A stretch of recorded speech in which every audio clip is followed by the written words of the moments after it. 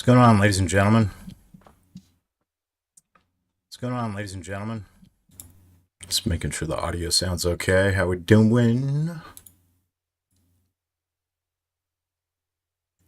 Camera angle can't hide the ugly. No, dude, it's there forever. It's there forever, dude. I can't wash that off. With all the soap in Australia. That is for sure. Sick. When did they add this feature to Steam? I can now manage the downloads on other devices. That's wild. That's really cool. I am a fan of that. Let me move this over here.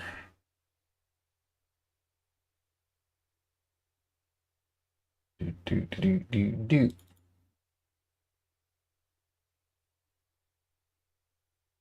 Okay. How we doing, guys? Let's see how the sound is. I hope this is loud enough. If it isn't, just let me know. Let me know. This came out on, must have been Tuesday. And I was stoked when I heard about it, and then life got in the way. I completely forgot it was a thing. And saw a post for it, and I was like, what? It's on discount. That's wild. And then conveniently, as a part of the discount, I actually had, there's a bundle in there, and I owned one of the other games. So if you already own this, you're gonna pick this up for like $17.50. Yeah, that seems totally legit, young 8641. If you already have, what is it called? Cryo something. It's cryo something. Cryofall. So if you already own this Cryofall game, I think that's what it was. You're getting another $3 off on Battlestar Galactica Scattered Hopes. Oh, Crying Suns. That's what it is. Crying Suns. My bad. You're just a young homie out here, out here grinding, securing that bag. Dude, I am the whitest guy you know. I'm not even gonna try to do any of that accent there. That's ridiculous. Was it? I was literally right there. Was it Crying Suns? I wonder what that has to do with. Maybe it's the same developer? That would make sense. Crying Sun. That looks friggin' sick. I love these games that are just chilling in your Steam library and you forgot where you got it from. But since Humble Bundle exists, you don't play a lot of the stuff that you end up getting. So anyway, we're going to try this out because the idea of this excites me beyond to no end. Crap ton of achievements too. Holy crap. Your one mod action of the week. Thank you. I appreciate that. Yeah, this is a pretty low effort mod channel. Just not gonna lie. And do not bother me again, bald man. I shall not. I shall not. If there's anything else, I will go to one of my other mods here. Holy cow, that's real loud.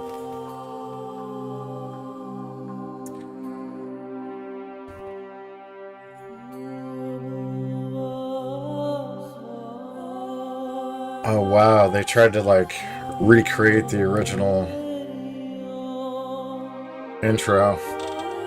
It's interesting.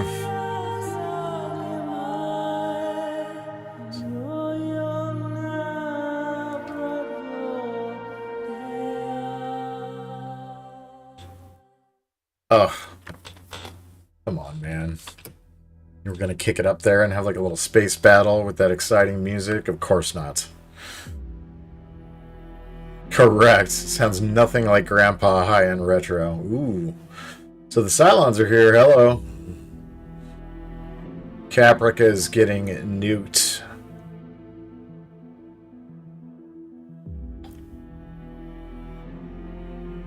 We got the Viper Mark 7s getting taken out right out the gate. Ooh. I'm excited.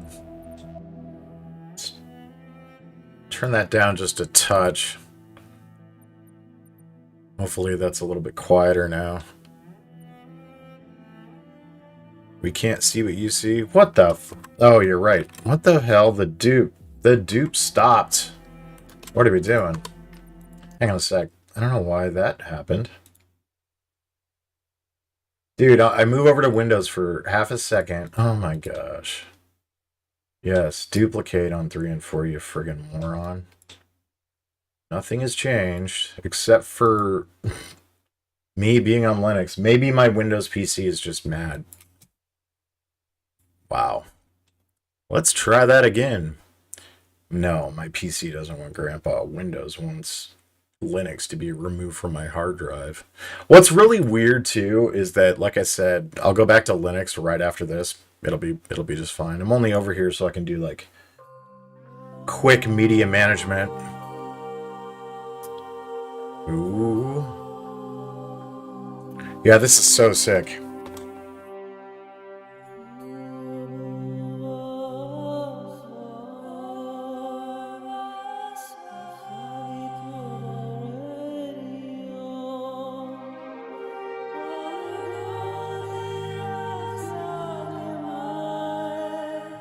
Oh, the horror! Thank you for joining.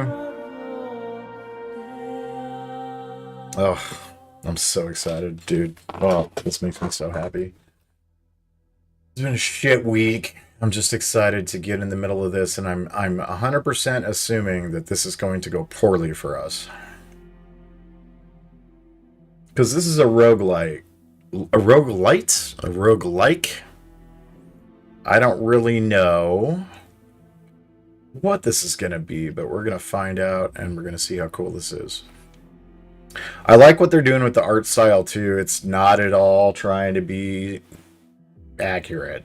It's like this pixel art style, which is really sick. All the ships look cool, but they're not, you know, like 100%. It's a grandpa, a rogue psych. I like that, dude. No, it's not a grandpa-like. I know that for sure.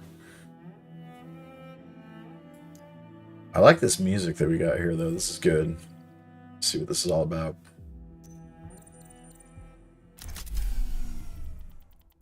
In orbit around Caprica, the captain of a scattered ship witnesses the last moments of his homeworld. What once was the capital of the 12 colonies has been turned into a living nightmare. Nuclear explosions scorching forests, vaporizing lakes, razing cities to the ground. Transmission from the Hippolytus. This is Captain Shiwu Yun. By the gods. Why is nobody answering our hails? Where's the colonial fleet? Those gun stars, why aren't they moving? Hippolytus to all units nearby requesting immediate assistance. As the captain speaks, he notices that the Dratus screen blips repeatedly. Yesterday, Cylons were almost mythical. Today...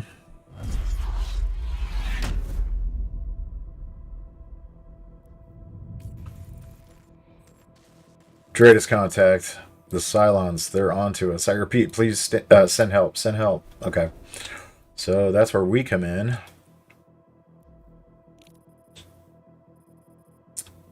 Rented Hippolytus, please report status. Thank the gods. I don't know what's happening. We just arrived in orbit around Caprica when I saw this. Now they're after my ship. Please help us. Hold still, Hippolytus. I'll take care of that raider. So this is the CAG, so we're going to select the Viper Squadron here. Left click, and we right click on the Cylon fighters here. A little bit of real-time strategy going on here. So this is the Dratus preview. Shows enemies about to spawn a few seconds before they do, and you can hover over this preview to get more information about the incoming enemy. Your squadrons can also target a Dratus preview. They'll wait for the enemy to spawn to attack it. You can now access the Tactical Pause. It's your most important tool to survive the overwhelming Cylon forces. It allows you to pause the battle to analyze the situation and give orders to your squadrons. Don't hesitate to use it as much as possible, especially when facing overwhelming or complex battle situations. Key. Alright, so it looks like we got Cylon Raiders here and here. Let's just make an assumption that we need to go check them out. We're going to hit pause there. Got to remember to select our guy and then right-click. Been playing too much Command & Conquer lately, apparently. That was almost a no-brainer. We just kicked the crap out of him. Bonk. Your main goal is to protect the fleet and survive. The Cylons can jump in anywhere. Get back to the defensive positions near the fleet when possible with your squadrons. Select your Viper squadron and move it near your ship. Nice. Boz, you're 6 foot and your feet's almost don't touch the bathroom floor. Wow. Oh my gods. Dreadus contact. Multiple raiders spotted ahead. They come in groups now, huh? The cowards. I'll give them a warm welcome, Hippolytus. Player and enemy units can have abilities that improve their efficiency. It looks like I have Hunter's Dash. Unit gains 60% speed for 5 seconds every time it destroys an enemy unit. That's pretty powerful. And then we have Hunter Instincts. While Hunter mode is on, unit automatically attacks and follows enemies within a 56 TU range if it doesn't have a selected target.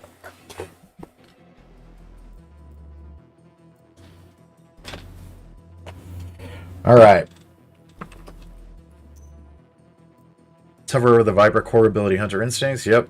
Automatically target. Yep, we already read that. It can be toggled off to have manual control. But most of the time it shouldn't be needed. We're going to keep it activated for now. Move the Viper so the enemy's Dreadus are within range of its Hunter Instincts auto attack ability and watch it handling them automatically. Very exciting. Let's see how this handles itself. Okay, now it's checked on. Okay, very good. So yeah, that Viper's just going to take care of business for us. That's really good. Now take advantage of your Viper's Hunter Instincts automatic ability to destroy the next enemy wave. That's the plan.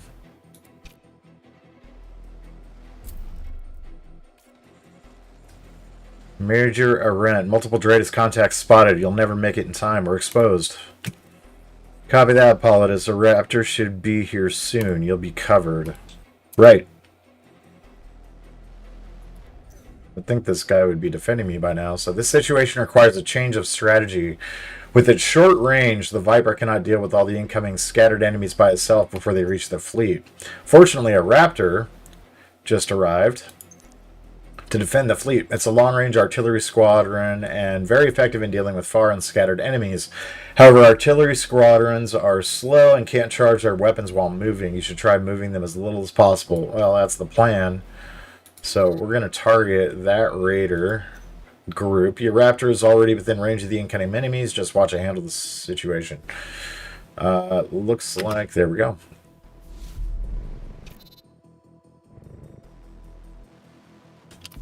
Hang on. I need to take him back to base. So he's just snipering all those enemy raiders, so that's really good. The Raptor's very efficient when positioned strategically. Always try to position them to cover a wide area, protecting the fleet from incoming enemies so you don't have to move them too often. Okay, so well, we want to put the Raptor like literally right next to this capital, the Hippolytus anyway. So we're going to take him back over here, take on these raiders. We're going to leave our Raptor close to the colonial fleet here.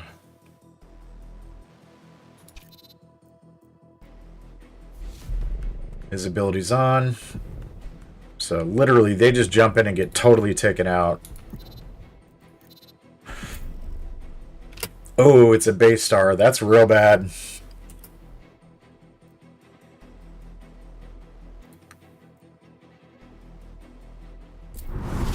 Yeah, I was afraid of that. What is this thing? A base star. Not good. A rent to Gunstar Scimitar requesting help. Cylon base star has tremendous firepower and carries hundreds of Cylon units.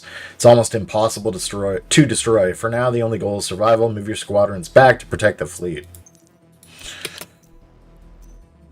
Like enemy squadrons, missiles launched by the enemy capital ship also have a preview with a cooldown. Like enemy squadrons, they can be destroyed once they spawn. but they are much faster. Prepare to intercept them by staying in defense between the civilian ship and the capital ship. Let's go take out that nuke. 3 types of missiles. We got homing, explosives, and nukes. While homing missiles are fast and always target a single unit, explosive missiles are slow, but target an area on the battlefield. Nukes are slower, explosive missiles with more hull points, dealing a lot more damage to a wider area. They can all be intercepted, but nukes should be prioritized at all costs. Understood. Destroy the incoming missiles with what you have learned. Yes, we know what we've learned. I think you just took that to the dome, if I'm being honest. Let's make sure that we target the nuke, both our ships here. Okay. Bidet attachment overnight from Amazon on the way. Nice, dude. Awesome. Gotta have goals.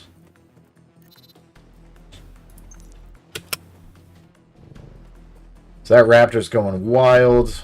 We took out the nuke, and we need to get back to the Hippolytus.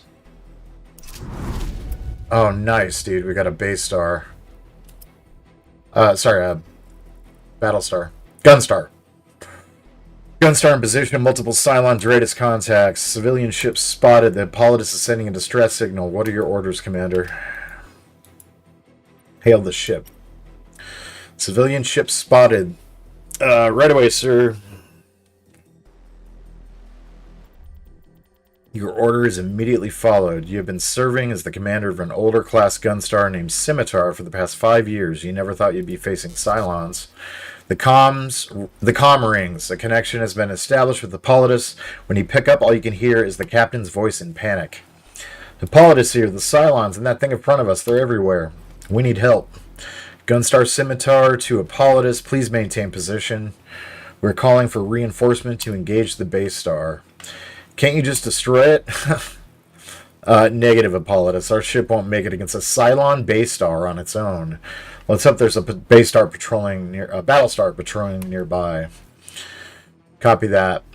Keep the ship safe, Major Arendt. Of course, sir. New toilet, new you.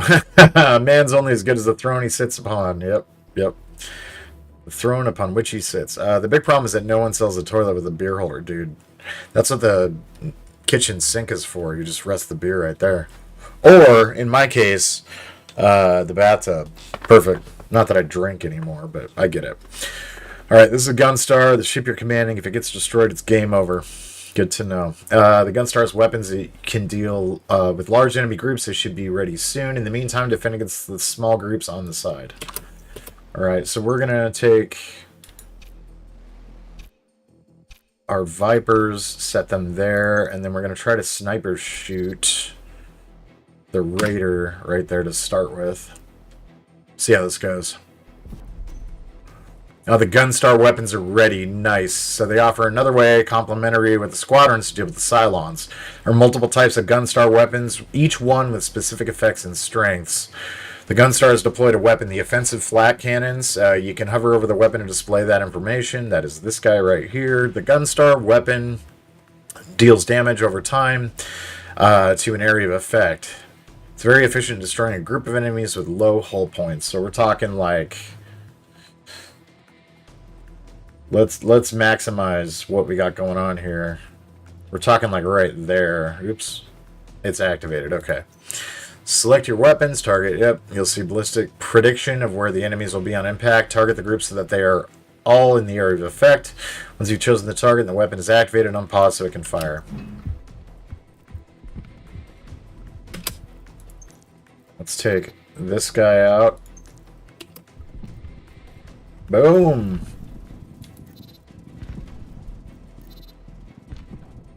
Very nice.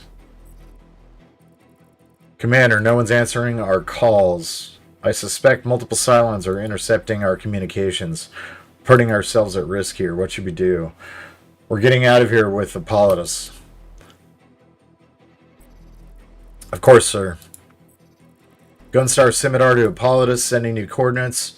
We'll cover you during FTL preparations and get out of this hellhole together. Copy that. Please don't abandon us. Defend the ship. It needs to get out in one piece. On it, Commander. So this is a game about survival. Cylon forces are overwhelming in the strength and number. Your goal is to protect the fleet and resist the Cylons long enough for the Gunstar to compute an FTL jump to get away. Protect the fleet and survive until this timer reaches 0 and then jump. We got 50 seconds. Let's head over there first. That's really far away. Let's get... We got time on our flat cannon. Cylon deployed a new type of squadron, the Sniper. The Cylon will deploy various types of squadrons to annihilate the fleet. Always take some time to hover over them to check strengths and weaknesses. This one is a Cylon artillery unit, like your Raptor. You can fire long range, but it will be weaker at short range and move slowly. The best way to deal with him, when possible, is to destroy them at close range with your Vipers before they can fire at the fleet. Nice. Let's take him out with that. Is that my Raptor? God dang it. I didn't mean to do that. That's what I meant. I thought this was my Raptor, unfortunately. Still don't have any time on our flat cannons, though. Let's get you back to base, dude. I don't know why you're all the way up there. Well, I do know why, because your freaking commander's a dum-dum. Alright, let's wait for these guys to jump in. Commander, we're a little outnumbered here. A little help would be appreciated. We're running out of options to help you, Errant, except for the nuke launcher, but use it. Launch a nuke. Are you sure? We haven't received proper clearance. Protocol demands... Forget protocol, Lieutenant. Look around. We have to get out of here alive. Launch a nuke. Of course, sir. The Dreadis previews a new type of squadron, Heavy Raiders. Heavy Raiders have many hull points. Your offensive flak won't be sufficient to get 7 of them. Might be the right time to use a nuke. Get your squadrons out of the way and wait for enemies to spawn. Will do. Alright, we need to deploy the Gunstar nuke launcher. First, we need to make room by undeploying defensive flak. Hang on. Undeploy. There we go. Now click on the empty dock sign. That's this? Oh, and select your nuke launcher. Got it. Okay, very good. Alright, launching a nuke. Pop. You're about to launch a nuke that will severely damage some of your units when it reaches a target. Are you sure you want to proceed? I most certainly do not. Nothing I can do here is going to work. Huh. Launch it at the base star? That would be funny. Alright, we can take out a good number of them.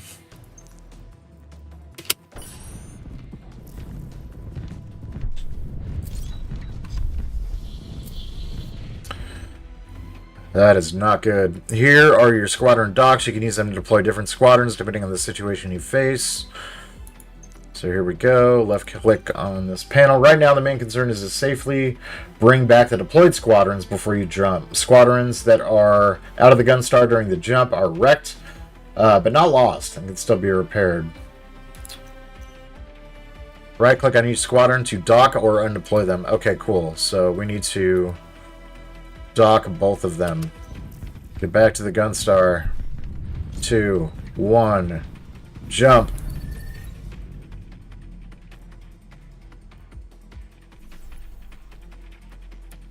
Okay, so I gotta wait. Now I can jump. Yoink.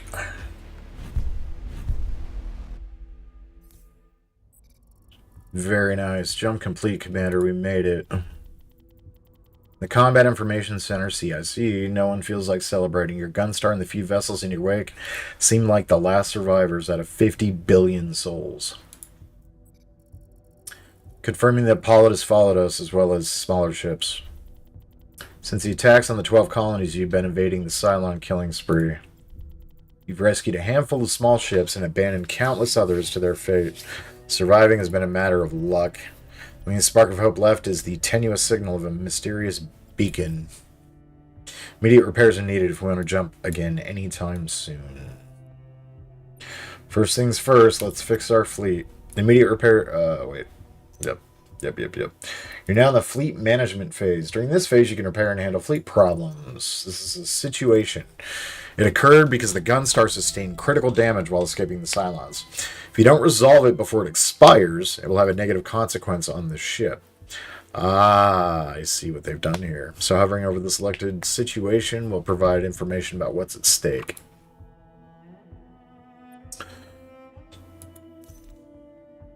The Scimitar was heavily hit by the Cylons. The hull's damaged, so I need to repair the hull.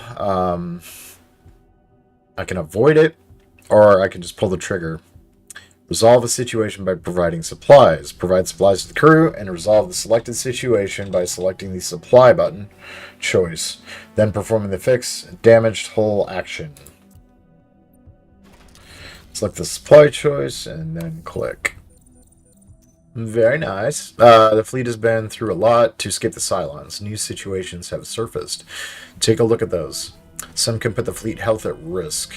So we got 3 of them? Damn. Okay. Let's look at the ones for the fleet first. Apply first aid to the passengers. We don't really have the resources for that. Or that. Or that, for that matter. The fleet health gauge represents the state of the population and crew in your fleet. Reaching 0 fleet health will result in a game over. Unfortunately, I can't resolve any other situation for now. The fleet is low on supplies. Commander, according to the latest reports, the fleet is running low on supplies. With Hippolytus and the smaller ships under our watch, we need enough water, food, and medicine to survive out here. Scouting party was sent to the area. We're expecting an update soon. Commander, scouts reported back. They found the wreckage of a civilian ship. It was on its way to Tauron when the Cylons attacked. There are no survivors, but the supplies aboard remain intact. A team is standing by to retrieve the resources.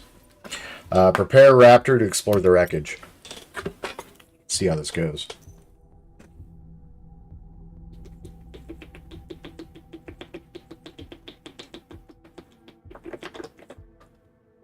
All right. We got Telium.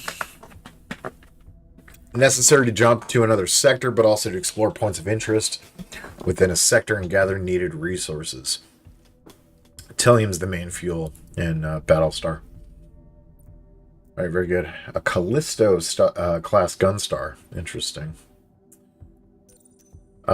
Sector points of interest or point of interest are nearby locations scouted by the Raptors, and they can provide resources needed for survival. Okay, so we got to click on that. We got the civilian cargo wreck.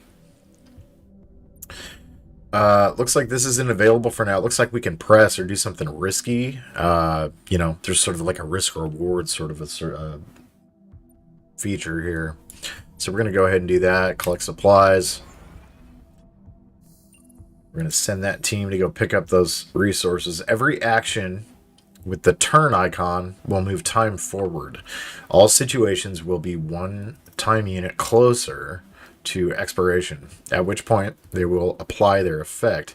The fleet currently has 3 situations, expiring in 2 turns. I won't be able to resolve all of them. Sorry, I'm going to make sure that my automatic lighting is not turning on in the middle of streams. I don't want that light to be on. Thank you very much. Okay, very good. This journey is about survival, and more often than not, you got to make difficult decisions and let some situations expire, keeping your scarce resources for later. So we're going to resolve what we can here. So we got 1 on the ship. Fix malfunctioning airlock. That's real bad. How much do I have in terms of resources, though? It looks like I have 8. I have 8, 2, and 4, so I have to decide which ones are more valuable than others. This is where things get really interesting. So the one on the Gunstar is a big deal. This one, I can avoid it for 2 turns. Both of them I can avoid for 2 turns. This one only requires 2, whereas this one is 4. So healing injured passengers or applying first aid to the passengers. So let's do the one for the Gunstar. We'll fix that malfunctioning airlock. And then in the second one, we'll do the most expensive where we heal the injured passengers.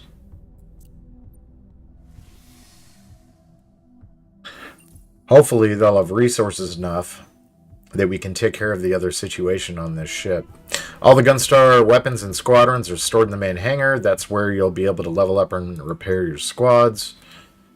Squadrons can gain experience during battles and be improved. Let's go to the Gunstar hangar to level up your squadrons.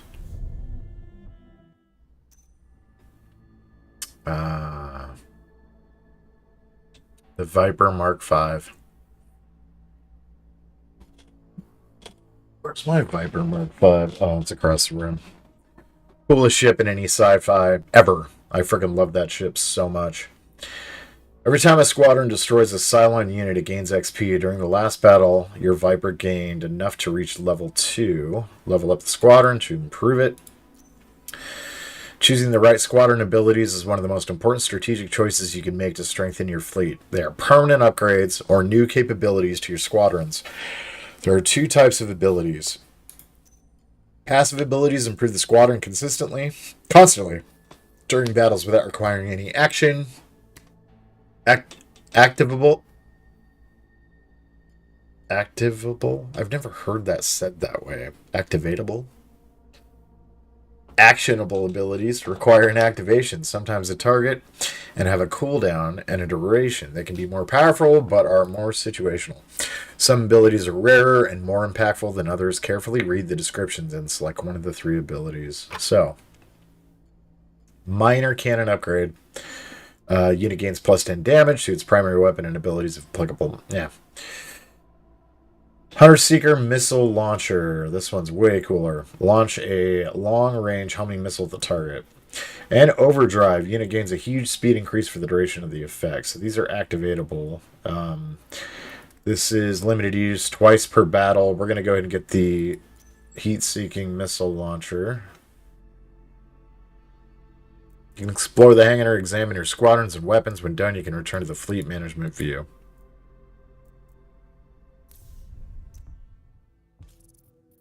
Well, you were right, Major Errant. Our new CAG really made a difference out there against the Cylons. Your XO has been with you for the best part of 2 years. You're glad to have her by your side. Also, someone on Hippolytus offered her help. She'd make a good Chief Tech. During the attacks, you've lost many people, including your previous CAG and Chief Tech. Her name is Yan Vazlinko, and she's starting as we speak. Okay. Great, we need her soon. Smile for the first time in a while. Your XO, CAG, and Chief Tech now form your inner circle. You can see them as heroes. Without them, this would be hopeless. Heroes are the fleet's elite. They've been chosen to take an active role and accept your authority. They can have a huge impact during both fleet management and battle phases. So we're going to get some more information about Vazlinko. Vazlinko? Yeah, that sounds better. Heroes once per sector can resolve POIs in situations increasing POI gains or avoiding situation supply costs that are essential to your fleet's survival. Like squadrons, heroes can level up and gain new traits, providing situational bonuses in various contexts, like resolving a situation, being assigned to a squadron, to a weapon, etc. You can hover traits to get more information. You can select them during fleet management to learn more about their traits and their current state. What is this opportunity you're saying we should take advantage of? Ooh, scattered hopes. A new opportunity. Your CAG barges in while you have your head in the reports. Commander, I know we've been busy, but that beacon. What about it? You observe Major Errant. It's his first time being questioned by your XO. I suspect it's been recently updated. Could be a Cylon trap. Toasters aren't exactly known for playing fair. No, it's the Colonial Fleet. They left something for us, and we have to pick it up. Do it, Major Errant. I'll get a shuttle ready right away. Let's hope it's worth it. crises and opportunities. Crises and opportunities are a thing. This section will show all current crises and opportunities in your fleet. Select the opportunity to show its file. So here we go.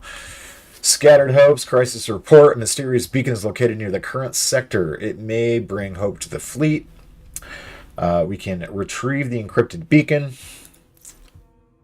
Heroes have one action point that can be used to resolve situations without consuming resources. Handle the situation by selecting an available hero to resolve it and then perform the retrieve encrypted beacon action. Let's do that. That's a thing. So we got to pick one. Doesn't look like anybody's better than anybody else here, but I think we're going to send our CAG. See how that goes. After the team explored the beacon, they returned to the Gunstar with a data set. Your CAG and Chief Tech have analyzed it and are reporting back. I'm confused, sir. It's just an old data set.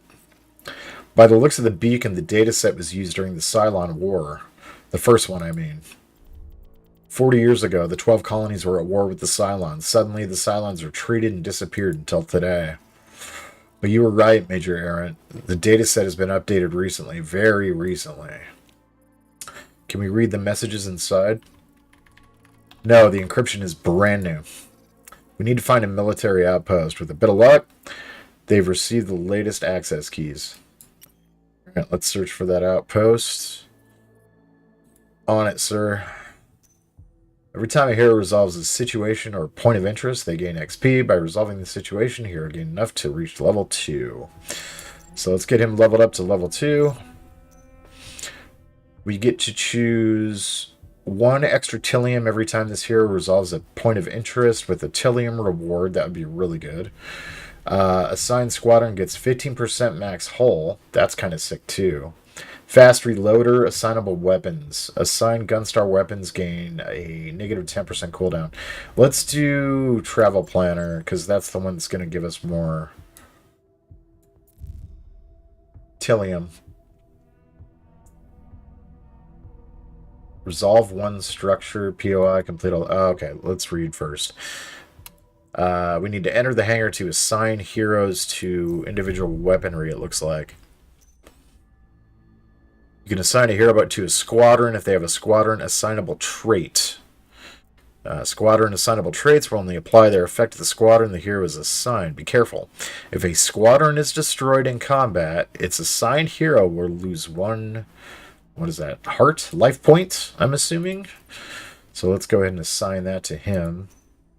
In the weapons tab, you can assign a hero to a Gunstar weapon if they have a weapon assignable trait. Be careful. If the Gunstar sustains critical effects, weapon assigned heroes will have a chance to lose 1 heart. Just said a chance to lose. It didn't say it will, which is interesting.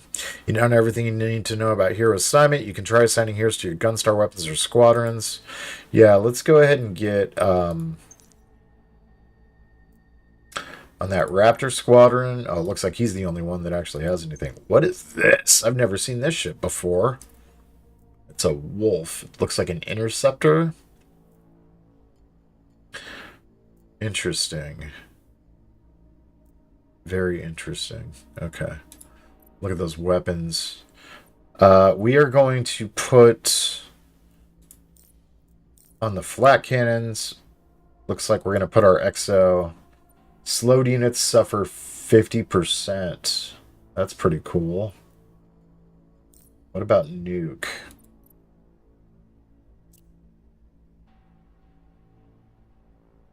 I don't see any benefit to having her there. Oh, wait, there we go. Yes. What did that actually give me, though? There we go. As long as the hero is assigned to a Gunstar weapon, the Gunstar gains +4 damage resistance. That's cool. Is that the same on the nuke launcher, though?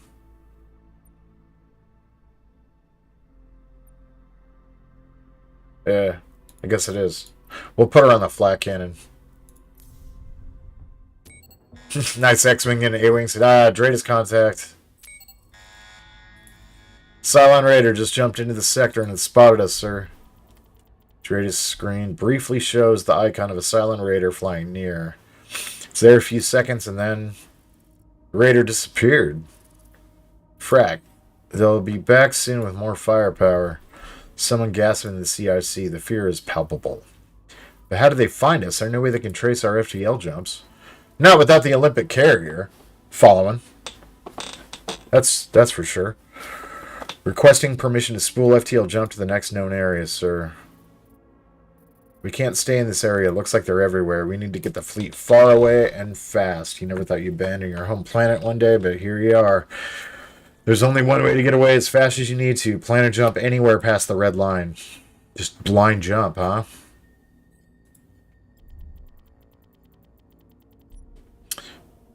The red line. Beyond the theoretical limit, all FTL jump calculations are highly uncertain. Any jump at this setting can be deadly. Sir, crossing the red line can send us crashing into a star. Do it. Right away, sir. CIC falls into silence. Your XO breaks it by shouting orders. Setting the fleet to condition 1, Commander. All systems are ready for battle. Here we go. Start the battle.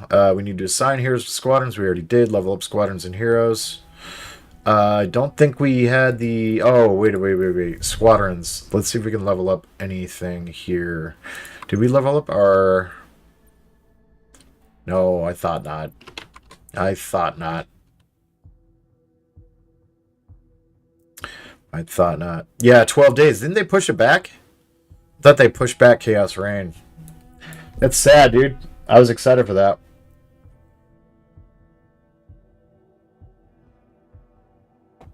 Okay. Yep, let's do this. Select squadrons of Gunstar weapons to deploy. Let's go ahead and get our Viper. I want to get this Wolf too. I want to see what that's about. Let's get our flat cannons ready.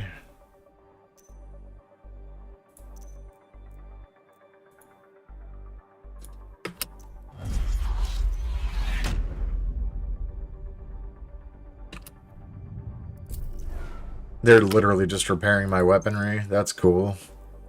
Let's get our Viper moved. Hunter Instincts is on. They got that missile launcher available as well. Multiple Dratus contacts.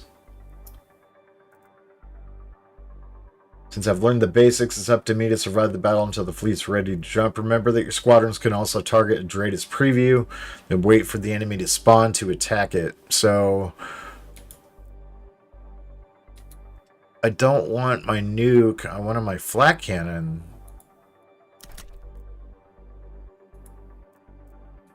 Oh, it's right there. I didn't see that I had this second field here, so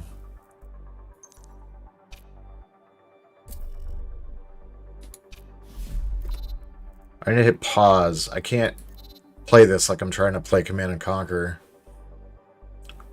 That should be no issue there.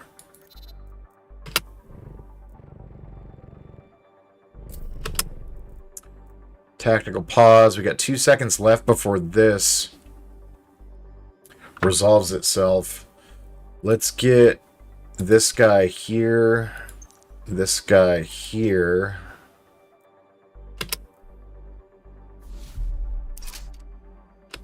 Wait, these are raiders. Nope, snipers. So we need flat cannons. Let's do that. Oops. Let's left click here. Keep screwing that up. Flat cannons there. We're going to pull him back. And not quite that far. I want to avoid the flak is the main thing. Let's go ahead and recall the wolf. I think I need the sniper more than I need the wolf, to be honest.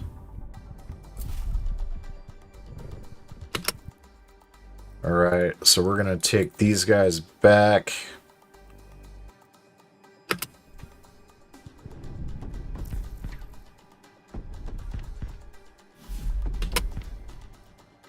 Heavy Raider. Drop the nuke there.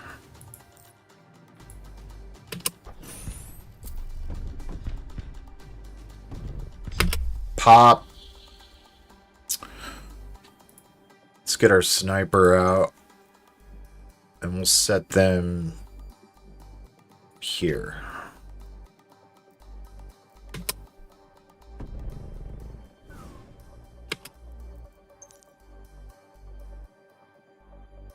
We should be able to take that sniper out so fast. Let's just set him here for now. There we go. Pause.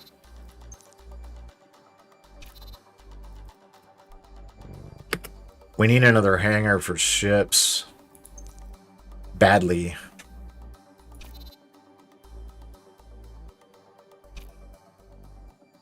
I got that Hunter Seeker weapon. I almost forgot about that. Can I launch this at anything? I can launch at the Heavy Raider, that's for sure. Very nice. Oops. I meant to target the Raider. Got the Raider. Very good. I think we got this. Alright, nice. The auto pause when the fleet is ready to jump. That is sick. I love that.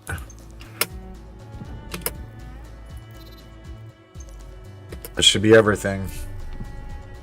Let's get these guys back in the tubes. 4, 3, 2, 1. Jump. Nice. Very good. Alright, after each battle, the fleet will be granted a blessing. Choose from 3 options. Depending on the battle, the options may include a mix of rewards to improve the fleet or aids to mitigate negative consequences. Choose carefully. So I gotta choose one of these blessings. Yes. Pop goes the diesel. The diesel. Squadron gains plus 30% experience points. Gunstar restores 600 health points. That's really good. Obtain 1 Tillium. I want the experience, if I'm being honest. Are the hull points permanent, or is it just health? Is the question that I would have.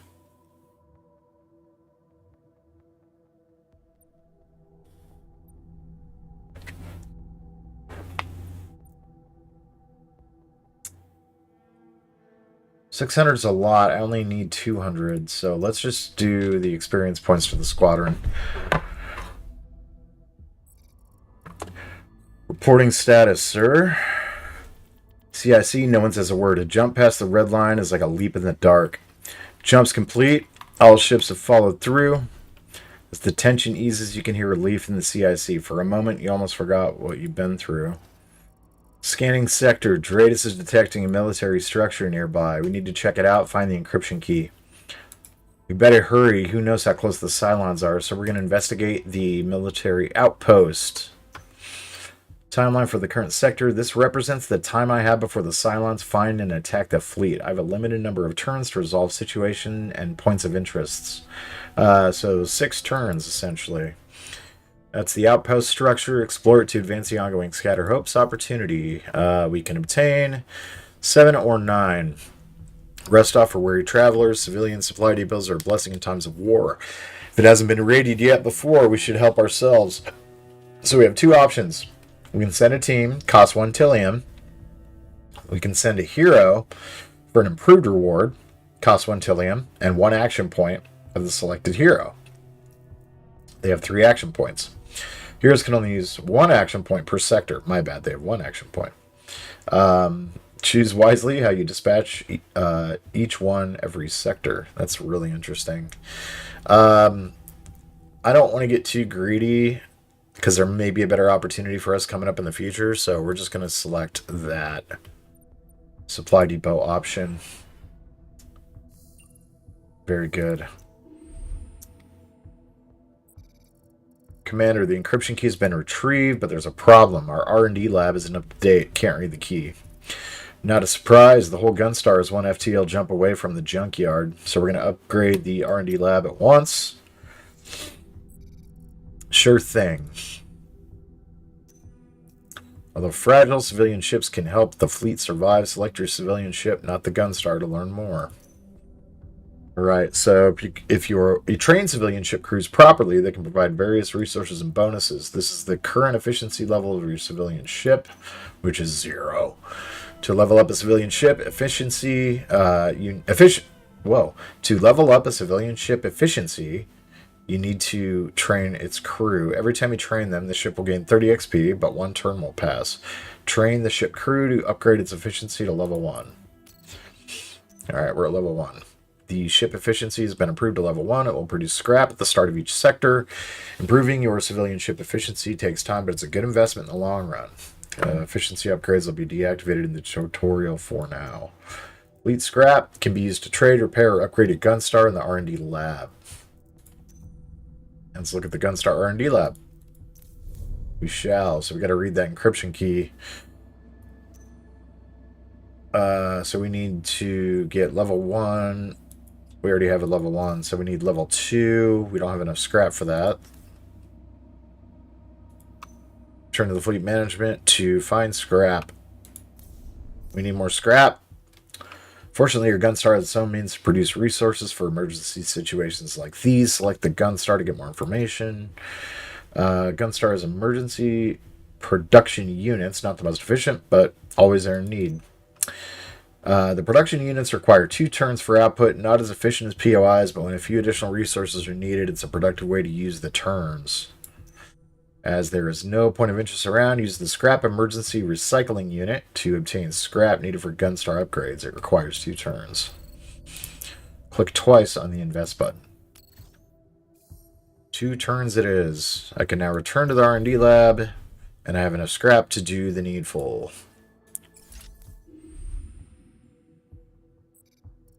Sir, the Gunstar's lab has been upgraded. We'll start decrypting the message at once. It'll take a few cycles. Let us know as soon as you have something. Sure thing, sir. Learn the basics of Battlestar Galactica's Scattered Hopes. You still have 2 turns before the Cylons arrive. Use this time to prepare your fleet. You can also assign heroes to Gunstar weapons or squadrons in the hangar. Resolve points of interest or situations. Level up your squadrons and heroes. Upgrade your fleet. Use the production units. You're now in charge. The fate of the fleet is in my hands. Alright, so we need to reach the end of the sector. Let's go back into the squadron and see if we can't assign heroes yet. We cannot. Nobody has the abilities yet that we need to look for here. We have 2 turns left. Drifting, ship, botanical cruiser, wreckage, radiological signature coming from a drifted civilian ship. No major damage reported, but it needs technical assistance to join the fleet. Yes, we are doing that. Mineral-rich planet. This mineral-rich planet would be an ideal mining colony until we can return one day. We should gather as much resources as possible. Yeah, we're going after the drifting ship here for sure. We do this. We also get uncommon or higher rarity item if the POI is resolved by a hero. We're going to do that because we only have 2 turns left. We should use them efficiently here. We should send... Let's send our XO. Probably should have sent our chief to that, but if something bad happens, I don't necessarily want to lose my fleet captain. So we got the Asham, which is a botanical cruiser. We obtain +5, what's that? Materials? It's not really scrap per jump. And +30% max hull. That's really good. Alright, the Asham. I can train the crew. That's going to take out 1 turn. I don't really want to do that. We don't really need to train the crew here. This one's already level 2? Dang. Okay. Well, let's see what this other one is. It's a mineral-rich planet. We don't have any turns left. We might as well use them. Let's send our CAG this time. Actually, you know what? No, let's even it out. Damn it. That's not what I wanted. This, change that to the chief. She'll go get some experience, which is good. And then we have to take care of this fleet battle opportunity here. All right. R&D lab's done. Messages description is almost ready. Just a few more seconds, Commander. It's from Commander Adama. What? The whole CIC falls silent. Commander William Adama is a war hero, but you thought he'd retired years ago. Put it on the speakers now. If they got Edward James Olmos for this, I'm going to die. Time comes to a standstill as the last message from the Colonial Fleet is being decrypted. Suddenly, a familiar voice can be heard. It's Commander Adama speaking. Oh, the absolute Chad. Today, after decades of silence, the Cylons have attacked our colonies. In a matter of hours, our homeworlds have been bombarded and destroyed. A gasp comes from behind you. Someone is crying. Our enemy has found a way to disguise themselves. They've infiltrated our society, our social circles, our crews. They look like us. To some, the situation might sound dire, but all hope is not lost. You've trained for this. You're ready for this. I have a plan. Rejoin with the Battlestar Galactica, and I will guide you to a refuge. So say we all. The message ends abruptly. A handful of officers repeat the words, an old saying, a liturgical sentence, and in a powerful voice, you shout, so say we all. So say we all. Okay. It's time for battle. We got to level up our guys first. Let's do this. So we have three options, 50% max hull on a squadron, obtain 1 extra Tillium every time the hero resolves a point of interest, or assigned Gunstar weapon gains a -10 cooldown. Let's do that. We're probably going to put her on the nuke, because I noticed that was ridiculous amount of time on that nuke. So we want to be able to fire those quickly. And then we're going to level her up as well. Assigned squadrons gain plus 15% max hull, obtain 1 extra Tillium every time. Let's do the extra Tillium.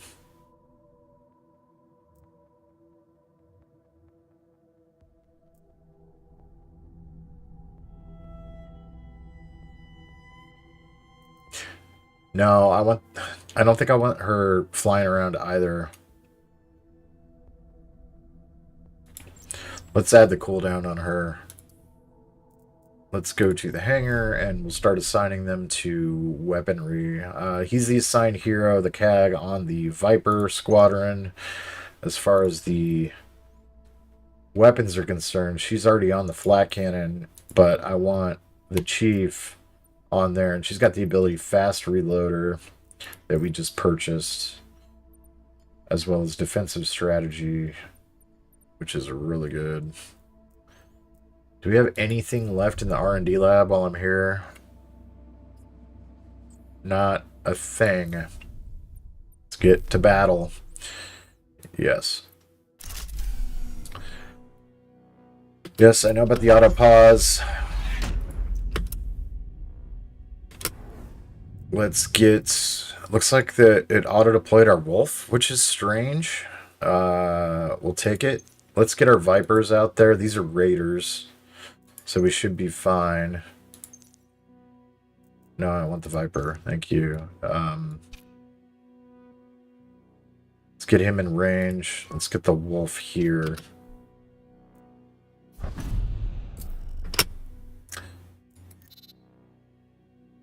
What kind of missile is this?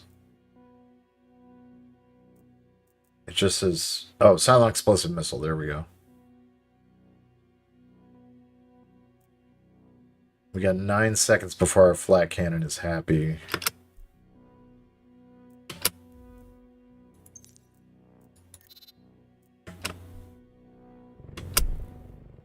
Damn it.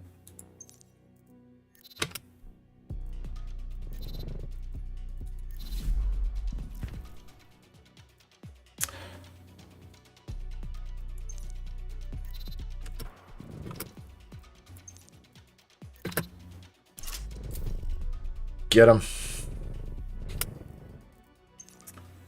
These are sniper units.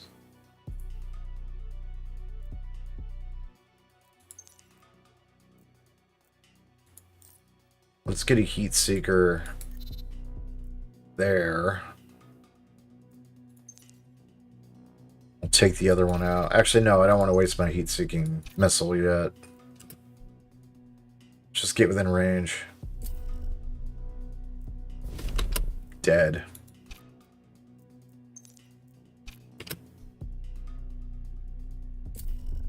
Heavy Raider. We're going to want that nuke sooner rather than later. Might be able to kill 2 birds with 1 stone here. Let's see what happens.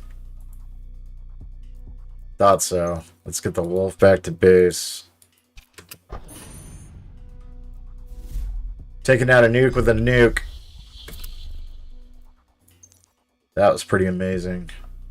Okay, sniper here, and then is that the heavy raider? It is a heavy raider. Let's get our flat cannon actually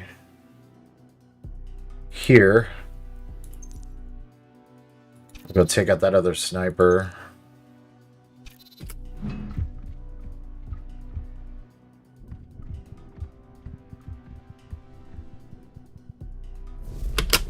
Done. Let's get you there. Get the Viper back to take out that heavy raider. Get him, boys. Pop, pop, pop, pop. Done.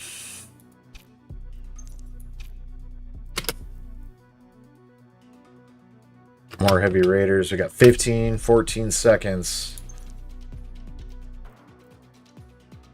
Regular raiders, sorry, not heavy raiders. Let's get you here.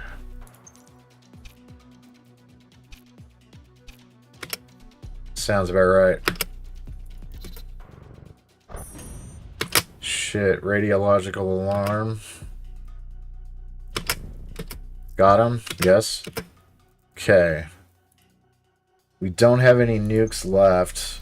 We really need to just alpha strike this thing and ignore these raiders. We've got a lot of time, 50 seconds before we can do anything. We've got 3 seconds before our flat cannons are available too, so let's get everybody over here to take these raiders out quickly. That did not go well. Let's put you here and let's have you help out.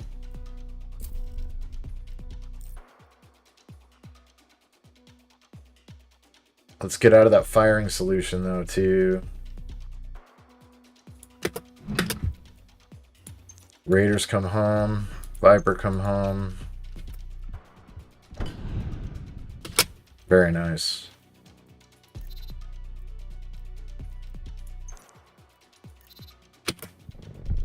Got him.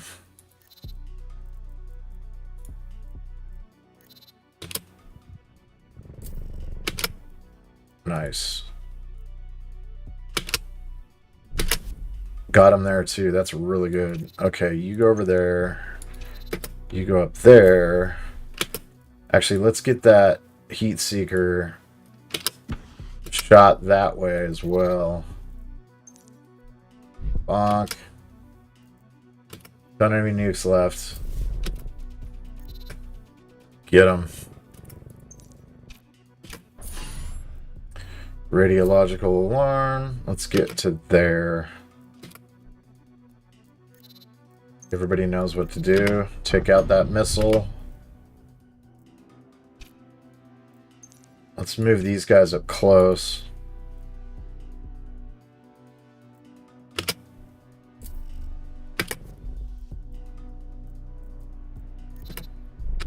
Nice. Heavy Raider. I'm going to keep them here. I thought that's how that was going to go. You take out the Heavy Raiders. Actually, that was very easily done. 2 seconds left before we can take on the sniper. I'm not worried about the sniper as much as I'm worried about the Heavy Raiders, to be honest. But everybody fly quickly. Got more nukes.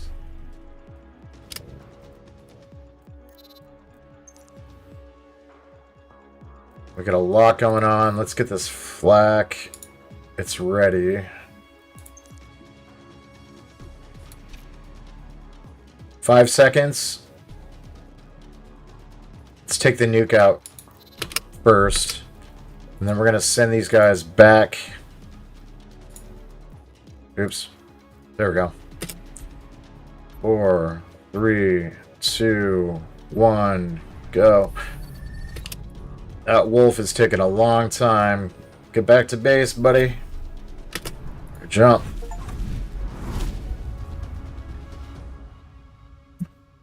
All of this has happened before, and all of this will happen again. We only have one blessing. It's only the beginning. Congratulations, you've completed the tutorial and saved the fleet for now. You can continue playing a regular run with this fleet and try to survive the 12 sectors needed to rejoin the Battlestar Galactica. You're about to start a regular run in normal difficulty. Please note that you can change the difficulty to enable assist mode. Yeah. Nice. This is very FTL. It reminds me of FTL a lot. I really like it. I think it's really cool. We have the bar. This is new. You step into the Gunstar bar. Sad faces and empty glasses all around you. Some customers wave at you. Happy, surprised perhaps to see you here. You wave back. Discuss a special perk with your XO. Commander, I've met an interesting fellow here, a scientist, expert in armament systems. She said she could help with an upgrade or even new systems for the Gunstar. What do you say? So we have options. We can either let her improve our weapons and squadrons, or a new system wouldn't hurt. 20% to all damage dealt by allied units, weapons, or effects, and 20% speed to all squadrons gained for 2 sectors. Wow. Or obtained auxiliary system can only be common. Yeah. 20% all damage dealt, weapons, or effects, and 20% speed to all squadron gains for 2 sectors. Yep, a lot for somebody's in level 1 for install craft. Yeah, absolutely. Yeah, I watched some videos. I don't think it's for me. I get why other people are into it, but that's the problem. If I get into a game like that, you know what's going to happen. It's all I'm going to be doing in my life. It's all I'm going to be doing. All right, let's go with the first option. Perfect. I'll let her know. This is the fleet summary. Here you can access all the fleet items as well as your current fleet upgrades. Click any one of them for more information. So this is where basically all of our stuff is at. So here we have old tech, Gunstar, civilian ship, and squadron repair costs are 33% cheaper. That's pretty cool. Offensive flak and nuke launcher. And we have these ships. Very cool. Okay, neat. I'm into it. All right. What is this sectors map? That's cool. Gamma Array, Zeta Conmara, Leshmet, Omicron Lucia. That's where we're at right now. Scouting for viable sectors. Now the Cylons own all that. What do we got going on here? We got a mining rig. We need Tillium. I do know that. Green planet. Okay. We really, really need Tillium. Let's send our... How many turns? 9 turns.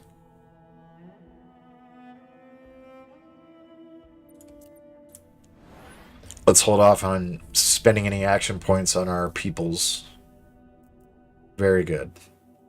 Alright, we got the Tillium we're looking for. We can at least jump the ship if we have to, so...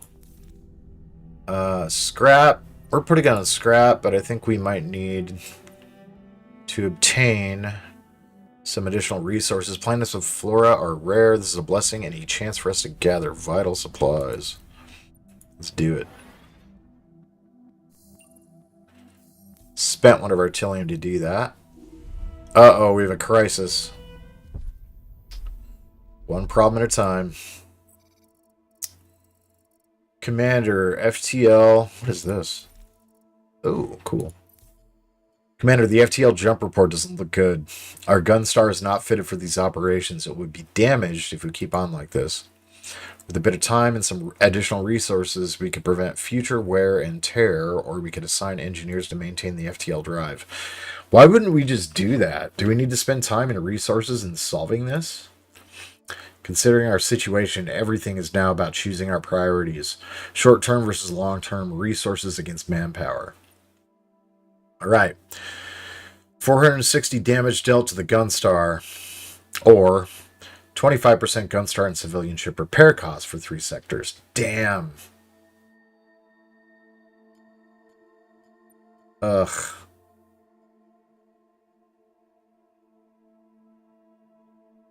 Enlist engineers across the fleet. We'll manage. Or you'll have your resources. Prepare a team to fix this now. This is what happens if it fails. We get 460 damage. I can't afford that. And if you bypass the crisis, you're going to suffer for it later. We got to do it. On it. Get it done, Chief. Alright, fix malfunctioning systems and calibrate the FTL system.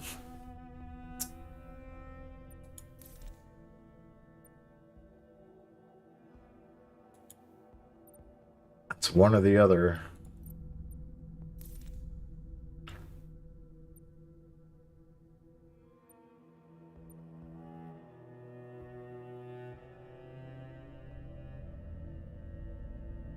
Seems pretty important. I think we need to... Yeah, we'll get the Chief on that. Considering we're at 7 turns, I think it's probably a good plan. And we can't really afford the resources. So, let's get those calibrations done. 6 turns left. Let's see what other opportunities we have. We can fix the malfunctioning system here. With another action or 2 materials. Supplies. Let's spend the 2. We'll fix those.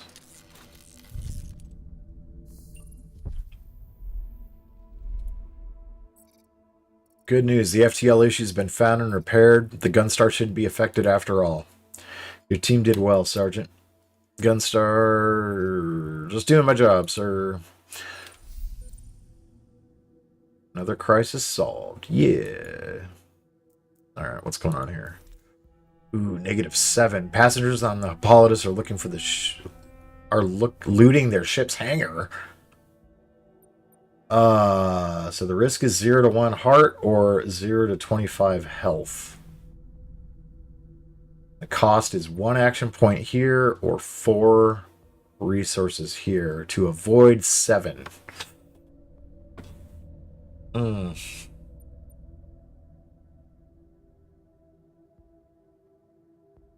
This is a hard one. This is a tough situation we put ourselves in.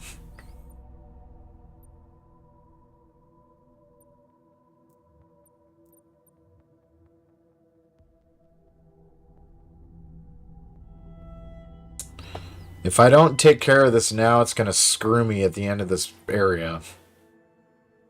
And it will mean that supply surplus goes down by a lot. So I can spend 4, or I could send my XO.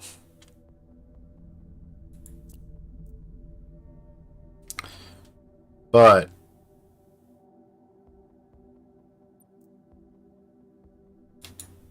I might actually end up getting them hurt in the process.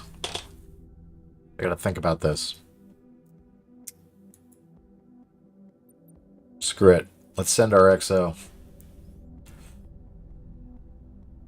It's a risk, but we're going to protect the hangar from looting. Cannot negotiate with terrorists. Okay, while we wait on that, let's get this mining rig situation squared away. We're just going to do that for the 1 Tillium.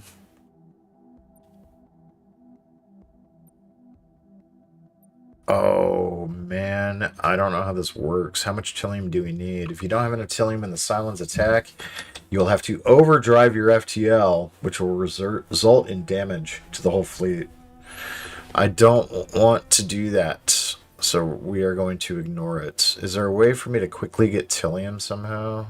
I don't think that there is.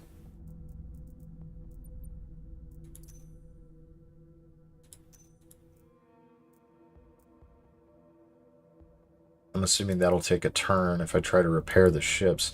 Let's repair this. This is bad. We need to get this thing repaired. 1, 2, 3.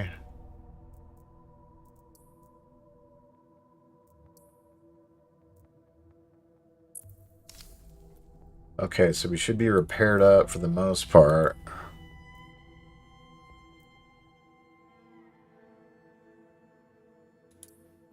Let's get the Hippolytus to level 3. I got 4 turns.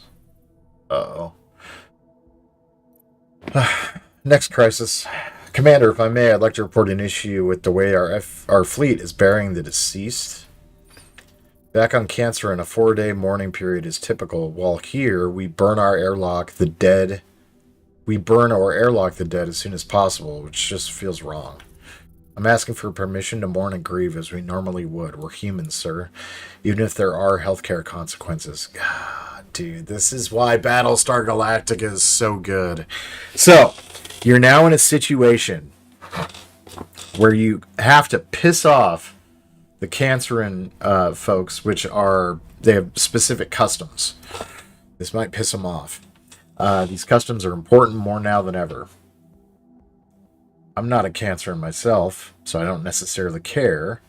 But I have to consider the needs of the people in terms of, you know, their faith as well as their custom, right? So, but we have healthcare rules to deal with as well. So the healthcare quality is going to improve, but the Cyrene, this character, their morale is actually going to deteriorate. So let's try to keep this in check in the future. Customs are important. Healthcare goes down a little bit. We'll try to recover the healthcare next time and make the other choice. That was rough. Okay, let's consider training the crew to level 2. I've got 2 more points left.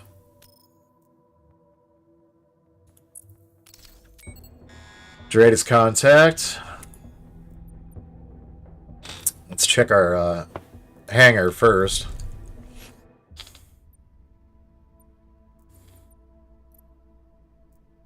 We're good there.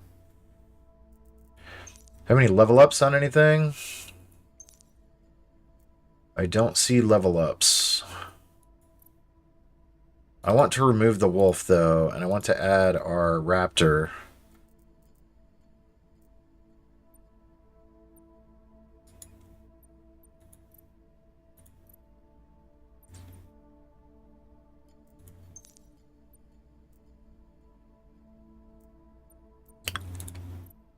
And these 2 are still deployed there. We should be good. I don't see anything here that we can do. The hangar we already talked about. I don't have enough stuff, scrap, for this. So let's just go back to the fleet and start the battle. Yep, we repaired. Ooh, I didn't repair squadrons. I didn't even think of that. Dang it. Let's get into our hangar and check those ships again. We got 170 there. We got 140 here. And we got 210 here. Okay, we're good. Phew. Could have been really bad. All right. Yes. So say we all. Let's jump to... Oh, yep. This is just like FTL. So we can jump here. We have wreckage, distress signal, and structure. That seems interesting. Biako. And then Sadar B. We have a crash site, another structure, and another distress signal. So it's sort of like it is what it is. Structure, wreckage, planet. Let's go to Biako. That seems good. Compute that FTL jump. We'll get that one ready. Typhon class frigate, type D Mauler.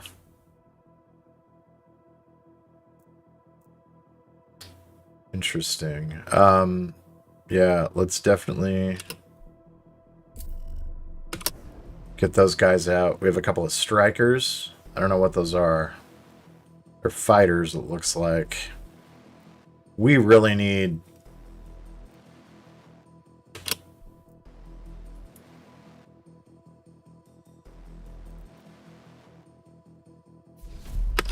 Okay, let's get our sniper here.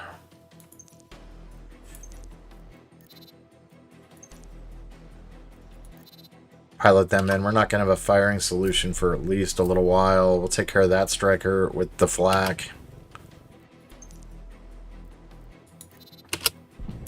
Got him. Popped him.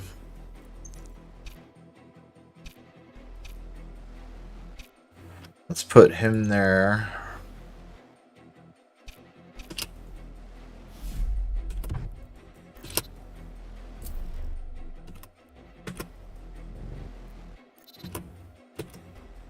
It's whizzing by. Got him. Heavy Raider. Let's move you a little bit closer so you can start firing at that Heavy Raider almost immediately.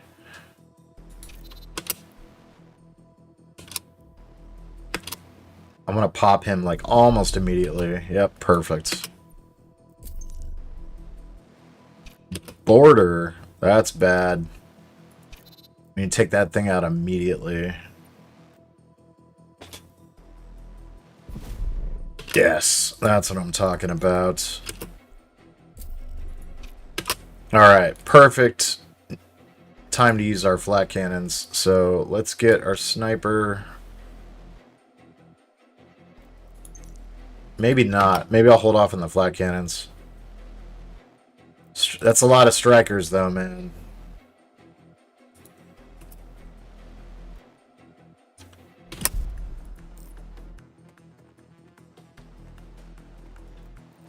Yeah, let's get him back to base. Pop.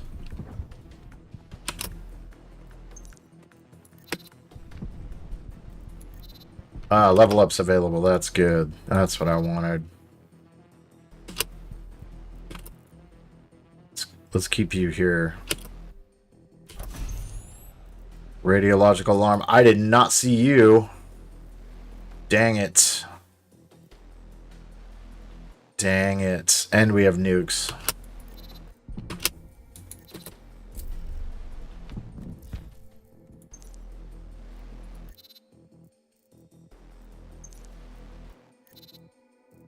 So much time before flak is available. Nice. Let's get you to move back. Right there, so you can start firing immediately. Get him. Get him. Nice. Very good. Okay. Let's get you there so you can start shooting. And we'll get our Vipers close to that border as possible. Hopefully we can take him out. Nice. Let's put you here. You keep firing at that. Pop him. Nice. You better be able to pop him quick. Very good. You stay here and start firing. And you're in the perfect spot. Got him.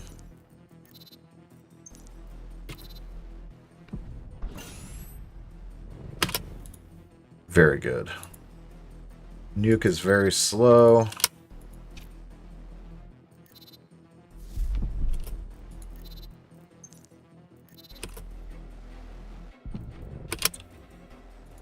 Not so bad. Head back to base. 10 seconds. No.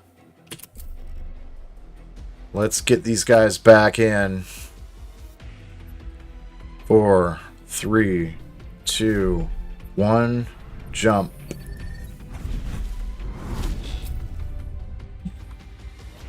Nice. 20% fleet health. That could be good. Siren Fernandez gains 15 experience points.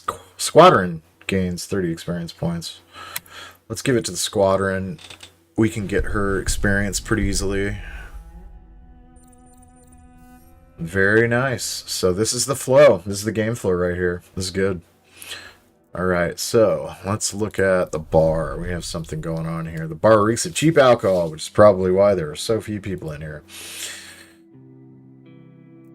Chat with some healthcare specialists. See what they have to say about our poor decisions. Taking a break at the bar, a group of healthcare specialists are eyeing you. You step forward, asking questions, listening to them before telling them how important their work has been. They want to thank you back and offer a service. Accept the service and leave. Buy another round and stay longer with them.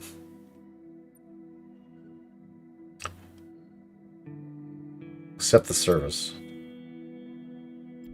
Once the discussion is over, you politely excuse yourself and exit the bar. Alright, what do we got here? Civilian cargo wreck. Need Tillium. We get a high amount of Tillium. There. That's good. This... What is this? Oh, it's a civilian ship. We definitely need to bring more civilian ships into the fleet. And we need more scrap. So let's prioritize Tillium. We're going to send Homeboy. He's our Tillium guy. He's going to give us +1 Tillium on top of the reward that we already had. So that's really good. Oh, and now we have a thing. While doing inventory, and Gunstar military officers came up with some supplies that were unaccounted for. That's cool. They'd like us to have them, Commander. Probably just a way to show their content with our current relationship. We maybe want to exercise caution. Ordinarily, I'd be reluctant, but we need supplies. Accept it. Or reject the deal. We don't want to get too close. But then your military relationship deteriorates. So let's go ahead and accept the reward. Your relation with the faction or its influence in the fleet has changed. To know more about the current status of factions in the fleet, you can have a click of the fleet status summary here. So we click on that. We have workers, military, and underworld. Ooh. It's hard to have the high ground when everyone's standing in the mud. Okay, so workers. Dude, what's up? Fair. Everybody's fair. But if poor relations go down, triggers a catastrophic confrontational crisis. That's not good. I love that. Okay, let's focus on getting our civilian ship, and we want the special civilian ship, so we're going to spend a point, and we're going to use Homegirl for that. We still have 8 turns. Cost us 1 Tillium. And this is the Viceroy. It's a botanical cruiser. It needs a lot of repairs. And it's at level 2 already, which is good. But let's look at the Viceroy. Let's put some repair points.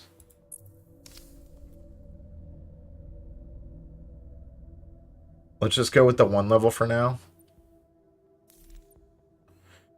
The civilian cargo wreck, a damaged agricultural... Yeah, okay. So we have 1 action left. I don't know if we want to spend it just now on that. The mineral-rich planet could be good. We do have a lot of scrap, so I think we're... Or not scrap, excuse me, supplies. So I think we're good, but I really want to try to go for the gusto here on this scrap program. Let's just get the regular one. I don't want to waste that last action point that I have with my guy. Uh-oh, I need to go to the CIC immediately. Pax Capricorna, new crisis. Alexander Samara says, the fleet is in chaos every day, every hour. Some lunatic from the workers, the underworld, or even the military causes an incident. Earlier today, 2 men from these factions fought to the death on one of my decks. My crew is petrified. You have to do something, Commander. I implore you. Captain cuts off communication before you can reply. And I appreciate Civ shouting at us, but the captain is right. The factions are out of control. We need to be reminded. They need to be reminded of your power, sir. I have an idea. We should stockpile as much scrap as possible. Then we repair everything on the Viceroy and make sure no one has any reason to complain for a while. Or we cut off all travel in the fleet. A blockade. That would show your might. What do you think, sir? Well, we're not going to blockade, dude. That's just going to piss people off a lot. Stockpile the scrap. Deteriorate the relations. If I let it go, this will deteriorate the relations with a random faction every 6 turns. That is awful. Make them happy. Lock all civilian ships for one sector. We move forward with the blockade idea. That's bad. So we're going to stockpile the scrap. Talk about it and spread rumors. I like it. Personally, I like my idea more, sir, but yes, I can see that idea working too. Of course you can. We need to reach at least 100 scrap, which is very close to what we already have, so we should be good. Civilian cargo wreck. Let's spend our regular... I don't want to use our point there. We'll collect those supplies. We have no situations or point of interest to resolve. You can still invest turns in the Gunstar emergency production or in civilian ship crew training. That's right, I forgot. We can go to the Scimitar, and then we can get some additional scrap here with our turns. That's how we're going to create enough scrap to get through this situation. We need you on this issue, sir. Some workers aboard the Apollos have prepared a package for us, sir. Supplies. A token to convey their hope as we begin our journey together, so they say anyway. Should we accept the gifts from the workers? Maybe they'll want something for us in return. We need to increase our relationship with the workers, so I'm on it.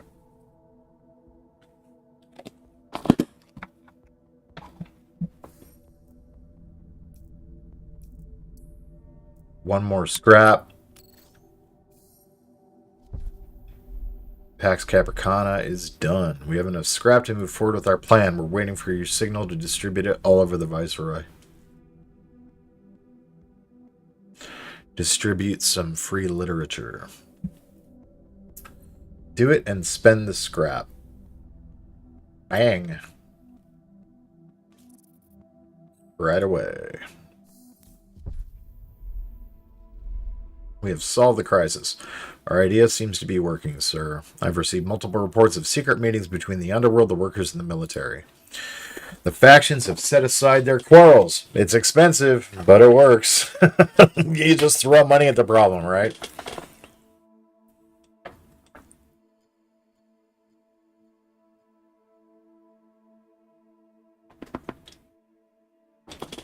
Just lucky we had gotten so much scrap from before.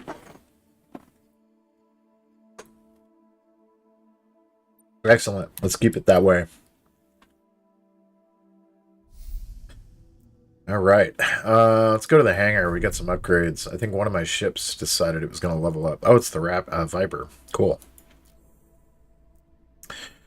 3 T's of speed. Every time the unit deals a damage with its primary weapons, there's a 5% chance that said damage is increased by 100%. Holy crap.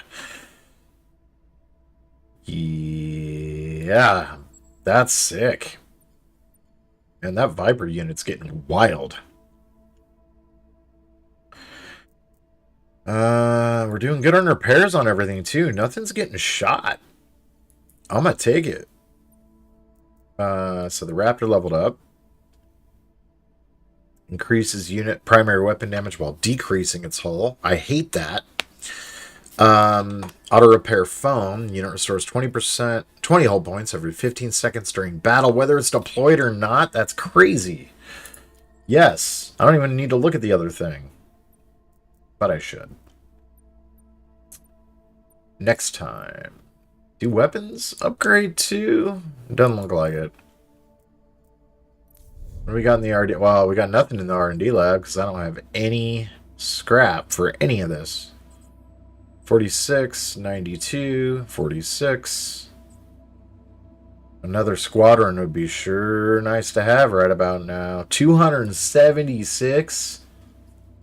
Ooh, boy. Rents. Oh, because we solved the crisis, his morale went up. That's good. All right, what do we got? I got a few more turns here. Shem got kind of kicked to the curb a little bit. We can train the crew. Level 2s on everything. We get some more scrap through emergency recycling. Get some more Tillium. Yeah, let's get some scrap. Might as well.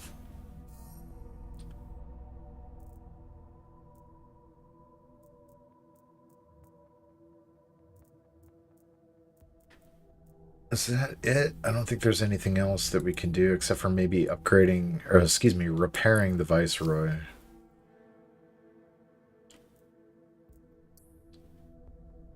You're out. 15? Anybody? No. Looks like it's static, so 16 scrap every time you want to repair something, so we'll roll with that. Let's just train the crew. That's the mining ship. Let's look at this. Do we have a Tillium ship? We don't.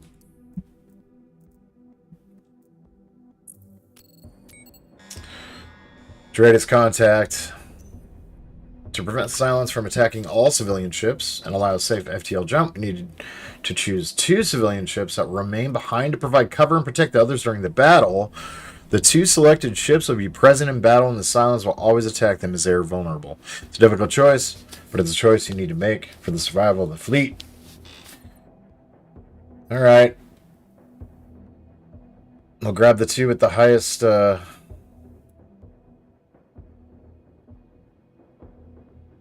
Oh, these are kind of even. There we go.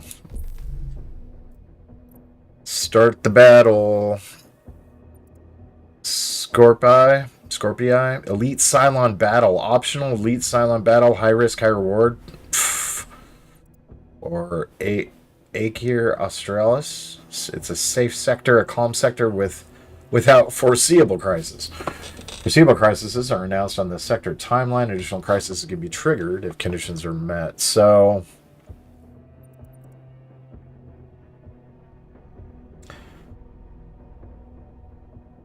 high risk, high reward. Sometimes you got to roll the hard 6. Typhon class frigate type B Blitz. Nice. Yep, we want a Raptor and our Viper.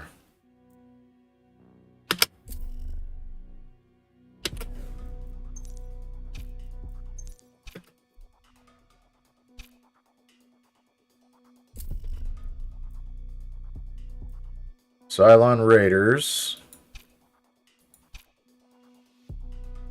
Let's see it. We gotta really pick one, don't we?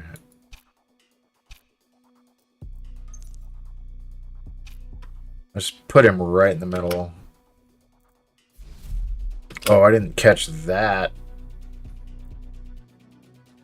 That's okay. We can do this. What does that icon mean? I don't know.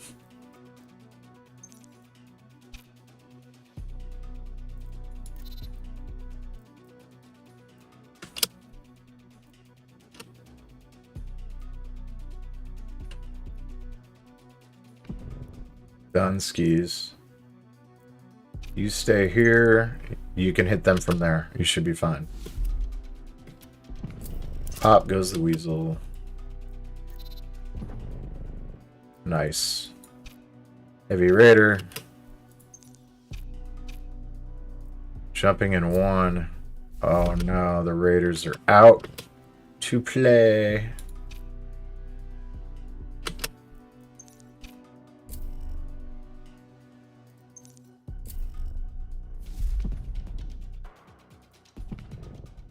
Get him. Nice. Oops.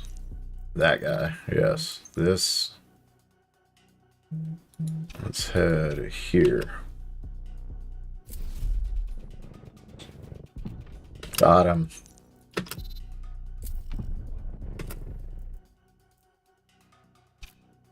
Let's pull you here so you can still hit him, and then we'll get that Heavy Raider like literally on the ass. Excuse me, get our Viper literally on the ass of that Heavy Raider.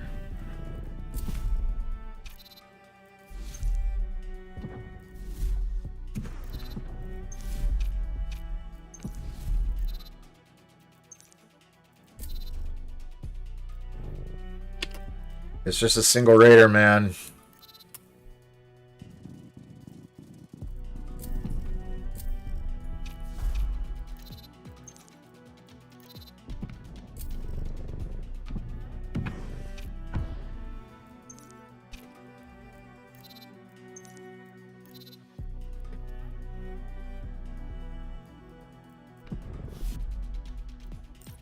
Black it is. Right. What?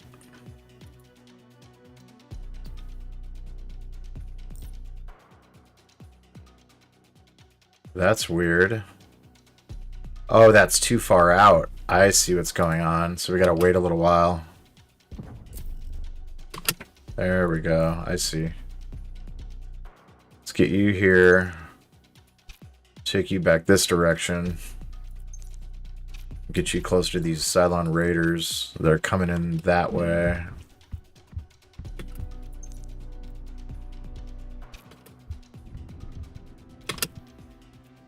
Got him. You head that way.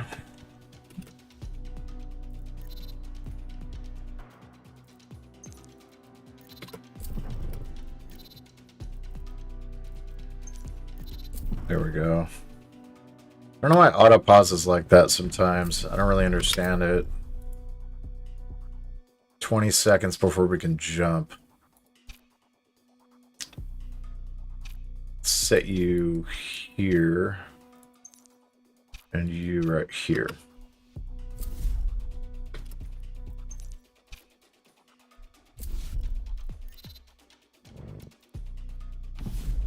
Get him. Nice.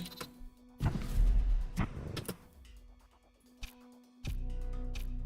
think we can get both of them if we just put our Viper right there. I'll bring that closer. Oh no. That ain't good. 2 missiles incoming. That was so fast. One of them's gonna hit. Not a damn thing I can do about it either. We need to get this guy. Actually, we need to get our Raptor back. And then let's take this out.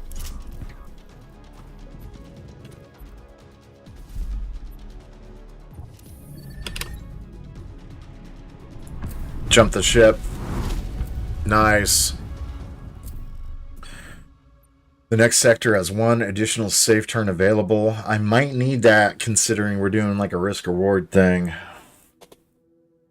Let's do it.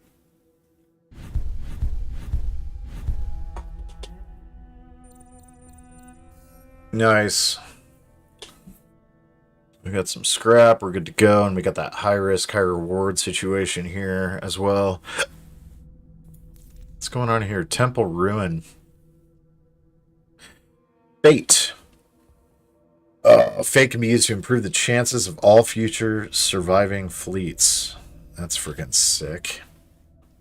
Human ruins detected on this planet. Probably a large temple.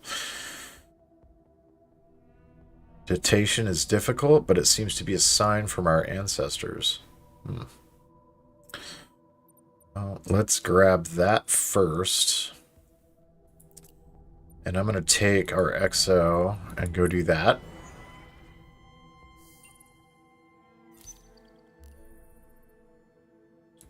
We need you on this issue, sir. We report that the Underworld plans to redistribute the belongings of those who couldn't join the fleet before our escape. Workers find the idea appalling and prefer the items to be passed to relatives or friends. What should we do with those belongings? This is where we got to piss somebody off.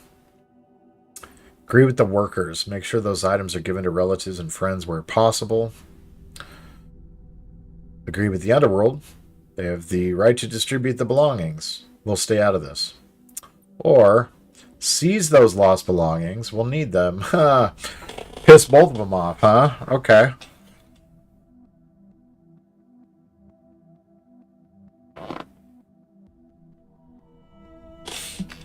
How's my relationship with these people? It's fair across the board, huh?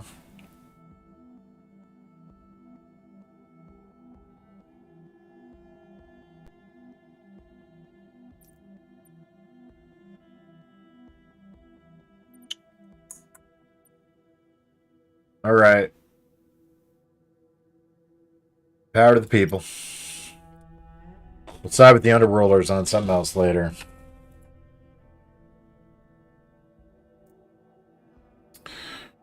All right, let's try to get some Tillium. We're in a gas giant, so that should be fine. Spend 1 to gain 4. Those are the kind of odds I enjoy. Send our XO.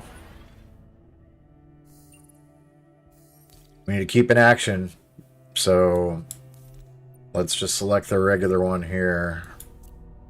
Because I'm sure this emergency jump is free anytime. That's sick. Or here, we get to add a squadron to the fleet. That's awesome. An elite Cylon battle. Well, maybe we don't need a hero then. Because it looks like the only option that we have is to spend Tillium here. So let's go ahead and use our last action point. Get that additional stuffs. Commander or word, there's some tension aboard the Asham. Dockers are using an empty deck, but Navy personnel warns it's off limits. You need to make a choice, sir, and fast. So this is where we sided with the workers before, and we got a benefit. So now we're going to have a situation where if I don't... where that's a net 0. Positive increase. But the military will be in our favor now. So we'll go with that. Military needs. Looks like she leveled up. Let's look at assigned squadrons. Plus 20. Damage resistance. Up 20 as well. Assignable weapons. Every time a crisis is resolved, the hero gains... is that an action point? Bypass doesn't count as resolving a crisis. Yeah, we're going to do that. That's friggin' sick. That's a really good ability.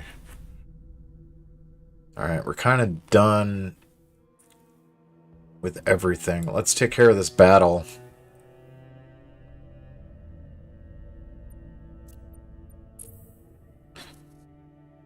Oh, I get it. It goes right to the battle then. Well, I'm going to resolve everything else first before I do that. Alright, so I have options. We can chat with healthcare, sit down with him and share a drink, or gamble scrap in a triad game. Ooh. Ooh. That might increase his morale. I think his morale's looking pretty good, so let's go ahead and gamble our scrap here, see what we can do. Gambling scrap, simple game. Do you want to bet? -10? Yeah, sure. Players are slowly sorting their cards. What's your plan? Look casually confident. Or collect all the red cards. It's 50-50, man. Casually confident. Game starts. It's going to go really well or really poorly. Not sure how, but you win the game. Nice. Collect the scrap. Players around the table ask for another game, suggesting higher stakes. Are you in? And let's see. Quit while we're ahead. We'll quit. Well, I'll quit while I'm ahead. If you won without knowing how, the opposite is also a possibility. You finish your drink and leave the bar. That's so true. 70 scrap. That's really good. Let's look at R&D now that we have that scrap. Let's see what we can do with it. We need another frickin' dock. We need another hangar deck so badly. Critical systems insulation. That's cool. Med bay, that's cool too. Oh, before I start doing anything, let me look at the repairs that I might need on my ships here.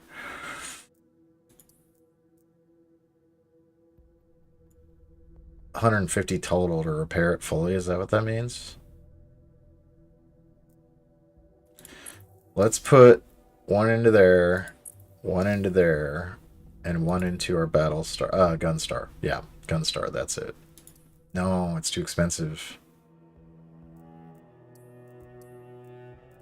We're doing pretty good. Everything's falling apart very slowly, but it's not that bad. We'll keep the remaining scrap. Yep. Let's do it. Should I assign... let me check the hangar first. I gotta look at my ships now that I'm thinking about it. So 70, 140, and 210. Okay, we're good there then. This guy's still really, really weak. We need to maybe assign a hero to that.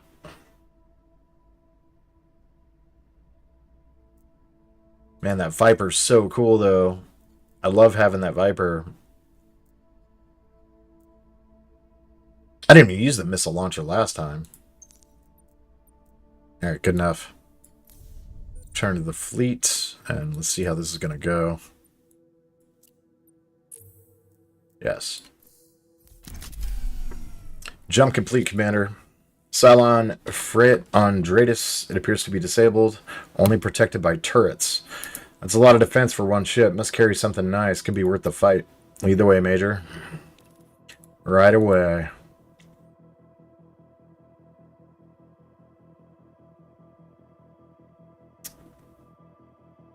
Cool.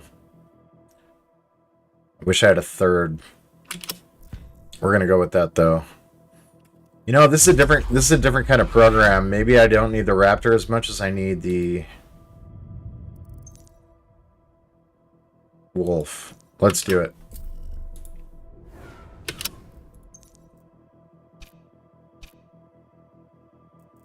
Well, first thing, these are the turrets. And I don't want to get hit by those. That sniper turret is brutal. Let's hold off. Let's put one ship here and one ship here. I just want to see how this plays out.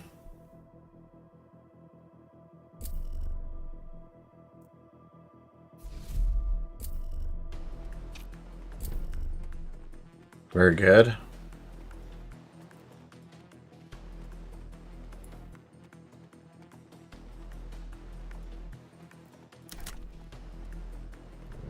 Am I out of nukes? Is that what's going on there? I don't know for sure. Let's see what this does.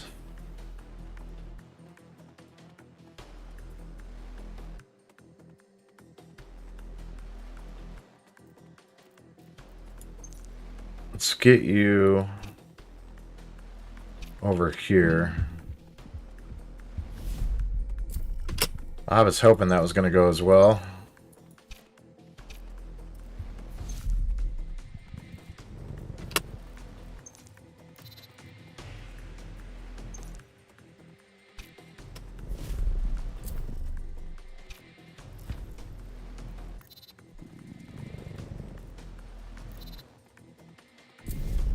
Get him fast. Okay, that turret's looking pretty haggard, which is fine.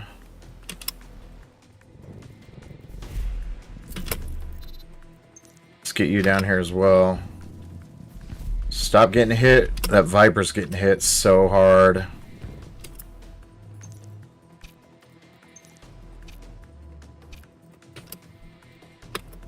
I need to turn off that ability. It keeps flying him in the middle of it. Let's see if I can get one of these missiles. Fuck, he shot it down. Damn it.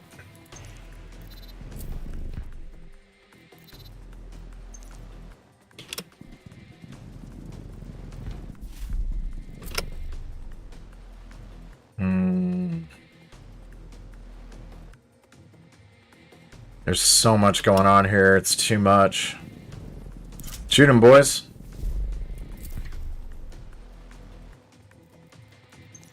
Man, that Viper's not looking good. Let's see what I can do.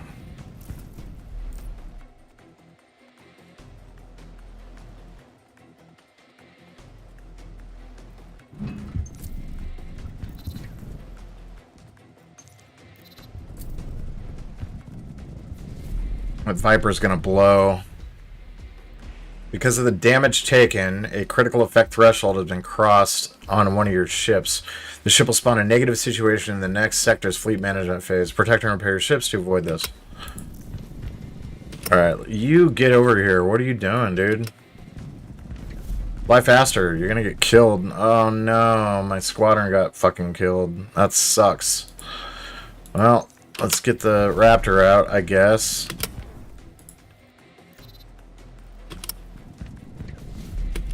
This is real bad. Real bad. Real bad. This heavy raider's kicking my ass, dude. Oh, well, they weren't kidding. This is brutal. Well, let's get that Raptor here. It's a sniper, so it'll be able to hit it.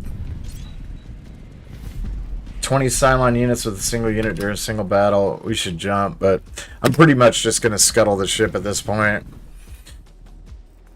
I don't think I can win. Well, they weren't kidding, man. This took it to a whole new level. Let's see how long it would have taken for me to kill that ship. 3,400? Yeah, there's no way. There's no way we would have been able to do that. That's crazy.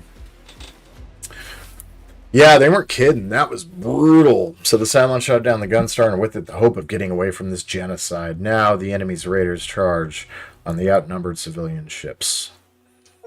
And these is dead. So we reached knowledge level 1. Forsaken fleet incurred game over because the Gunstar is destroyed. All this will happen again. Complete the tutorial. Hot dog. Destroy 20 Cylon units with a single unit during a battle. Yeah, that was good. Unlock decaying shot. Unlock Gazelle. Unlocked electromagnetic jammer. Unlocked refinery ship. Nice. So that is how far we took it. And now with all this, the fate that we got, we can spend these points, it looks like. Allow 1 squadron fate restoration for each run per rank. Hermes favor. Start with 1 Tillium per rank. Rank 1, you can retry 1 last battle up to Sector 4. Gunstar and civilian ships restore 200 hull. At rank 2, at rank 3, it levels up. Apollo Premonition. At rank 1, you can retry 1 last battle. Yep. Ares Touch. All civilian ships participating in battle gain plus 30 experience points per rank or plus 5 scrap if max level is already reached. That's pretty good. Start with 40 scrap per rank. That's really good. So we're going to do one of those.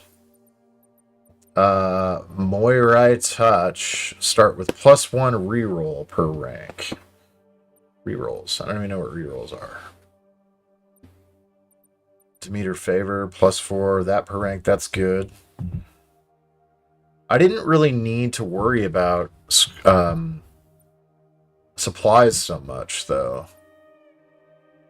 I was less worried about that. We're going to put 100 points into that so we get Hermes Favor. I did notice a huge issue with Tillium. Huge issue. Plus 30 XP per rank. I did like that.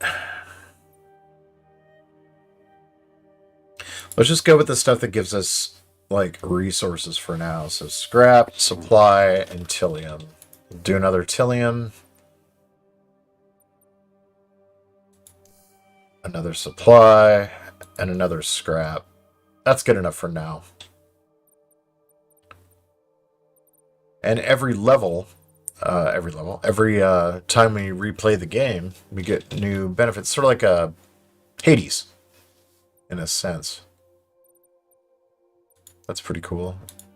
What's the compendium? Ah, this is all the individual things that I'm opening up here in the codex. That's cool. So these are all things that I have available or all things that I picked up. Like Galvanize, for example. That was a rare one, it was saying. So it is what it is. These are all the different types of units that I got in that run. Which is pretty cool. All the different threats. Or, I guess, pieces of equipment, if I'm honest. Refinery ship. Yep. Refinery ships are cool. I wish we would have gotten a Tillium ship. That would have been sick. Wait. Ooh. Ooh. I want a Battlestar, bro. Give me a damn Battlestar. I need it. That's cool. I like that. This is going to be good. I'm probably not going to stream it that often, but this is a really cool game that I can just play on my lonesome. I do love that. So that's pretty sick. I am into this. I think this is really cool. This is worth every penny, if I'm being honest. The $17.50 I ended up paying for it. So little. I'm going to uninstall it though, because this is my Windows OS. I do not want to have that running on my Windows OS. The only reason why, by the way, I have my Windows OS running is because I haven't spent the time yet to convert my new obsession over to Fagus, that I can run it in there. Fagus is basically a tool that you can use to launch Windows apps. It uses Wine essentially, so. But this is pretty sick. If you don't know about the EXO projects, I've been playing a lot in here lately. So what I'm going to do, because it's a lot of fun for me, I'm just going to roll through here, and we're going to take a look at some of these really, really cool games from back in the day. No, I don't want to feed that. Thank you very much. I got to upgrade those two. There's a way to merge all the EXO projects, by the way. So you have like the, EXO DOS, EXO Win 3.1, 9X, Apple IIe, Scum, Dream, all the different ones, and actually get them added to the same instance, so you can just migrate it, merge everything into a single thing. I'm probably going to do that. So that might be something that I don't want to focus on selecting favorites and stuff like that just yet on this platform. So I will ignore that for now, because I think the plan is to merge things and get it all in one place, which is really cool. So the neat thing about this is that you don't have to worry about configuring all these different games. They're already just ready to go right out of the box, which is really sick. I never played the Apple IIe, honestly, and I never played the version of Wolfenstein for the Apple IIe. However, I get to play it right now just by double-clicking. It asks me to install. We want full screen mode. Yes. And here we are, Wolfenstein 3D on the Apple IIe, which is really cool. I did see this when I was a kid, and I saw screenshots of it, and I was like, why does BJ look so crazy with, his artwork, right? Mission 0, original encounter, 30 levels. Mission 1, escape from Wolfenstein. Don't hurt me, bring him on. Let's do bring him on. Bring him on. Boy, keyboard is not, or mouse is not the way. Weird how there's no music. Sound effects are crazy, but they're only coming out of one ear. This is the weirdest version of Wolfenstein I have ever seen. I'm not doing that, dude, because it'll be all night that I'm messing with that. I'm going to play this for 30 seconds. I'm going to go to something else. It's just going to be really annoying. It's like, oh, let's change it every 4 minutes. Yeah, this is a psycho version, man, when you're really thinking about it. I'm down to 12 health. Yeah, let's get out of here. Oh, wait, how do I do this? F4? I just hit Alt F4. That's probably the better way to go. Yeah, there it is. Yeah, that's a weird version of Wolfenstein. The one that I was really wanting to see was Wing Commander, but it doesn't look like they have implemented that yet. I actually don't know if it was because of the Apple IIe, if I'm being honest. So, but I remember some of these games. My buddy said something about this one from back in the day. It's like a Lord of the Rings game of some sort. Battle for Middle Earth. He was never able to get this running because he had a PC and IBM, and there was a different game console that it was compatible with. I don't remember if it was the Apple IIe or not, but some of these games I've never even seen before, which is really, really interesting. I remember the Three Stooges, dude. This game was on Nintendo, and it looked like garbage, if I remember right. But I do remember playing it, so I'm going to open this up here, and we're going to see what's up. Yes, I would like to install it. No, I would not like to change any of those settings. Well, that worked for about a second. Hang on a second.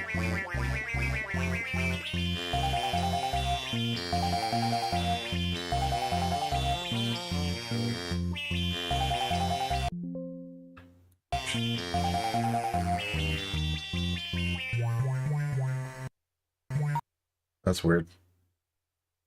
Try that again. Try it again. Oh, I've already got one running. Well, there's the Apple IIe. Bro. Windows, stop. Killing me, Smalls. There we go.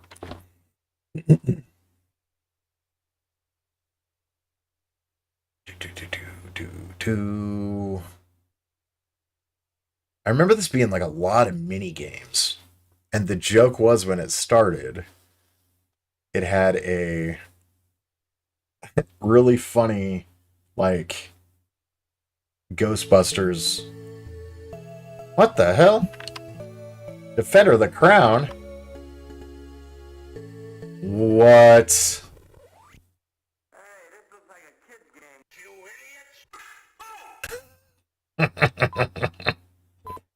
On the NES, it was Ghostbusters. That's funny. Oh, this is more like it.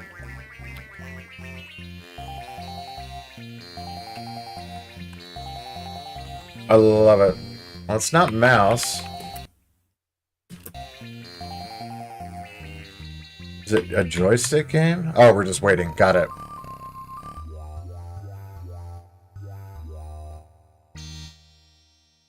Yes, sir. Good old Three Stooges, boy. A Cinemaware interactive movie. It looks really good. I like what they did here. So spacebar pauses somehow.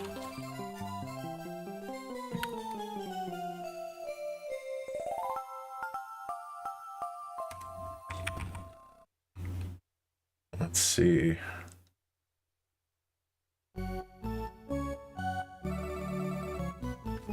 This is the orphanage.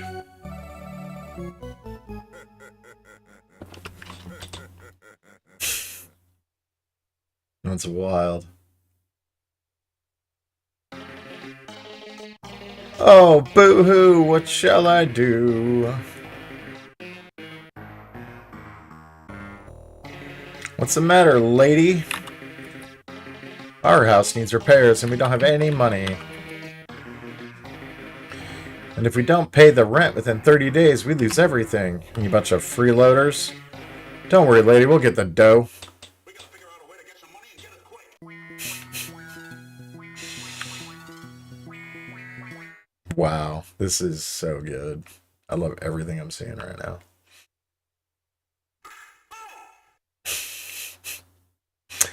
Okay, so these are the different options. We have to choose one.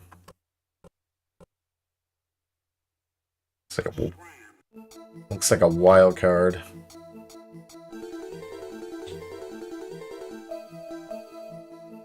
Oh, you picked up a wallet. That's random. They bump their heads together. $350. That's rent, bro. In those days? Come on now. $350. That was like a friggin' $20,000 in 1930. Or I guess 20. Alright, let's see which one's gonna be. Trivia! Ooh, this is gonna be tough. I don't know any trivia.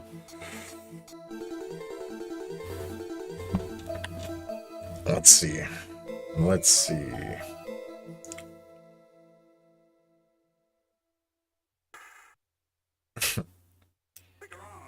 In what year did the Three Stooges sign with Columbia? Oh shoot, man. I'm assuming B.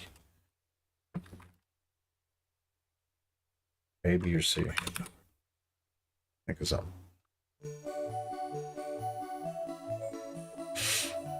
That's weird.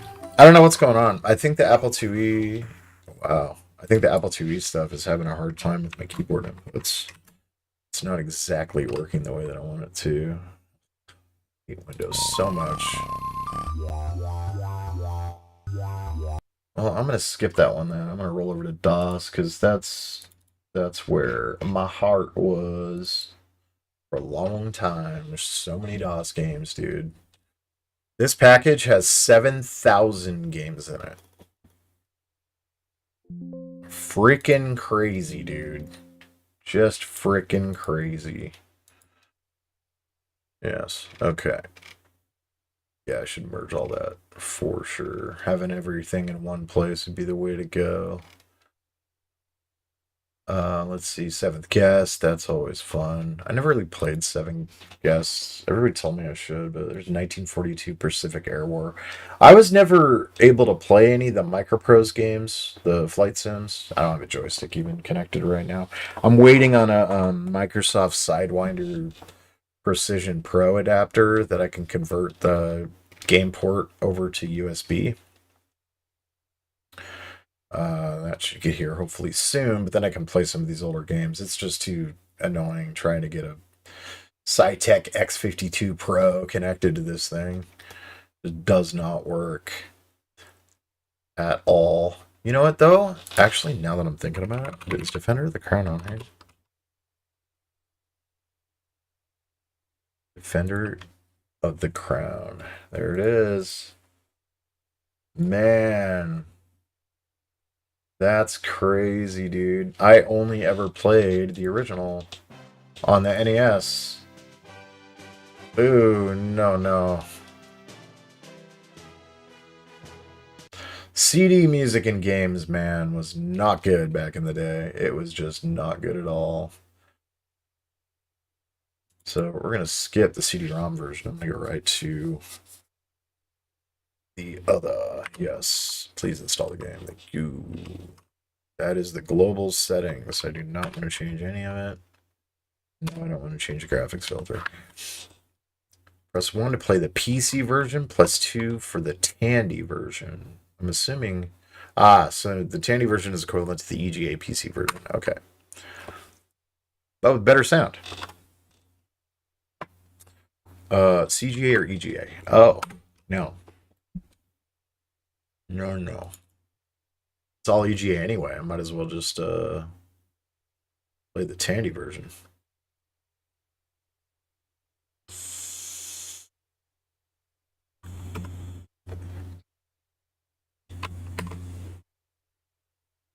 Press F1 to run in CGA mode or any other key to run in 16 color Tandy mode. EGA, baby. EGA. I gotta go back and configure the master settings for this. Another CinemaWare interactive movie. Man, I remember playing this.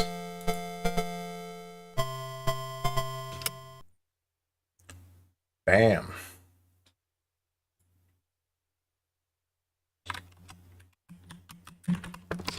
Tandy version doesn't like me either. What's going on, man? Dude, Windows, you are ruining my life right now. Yes.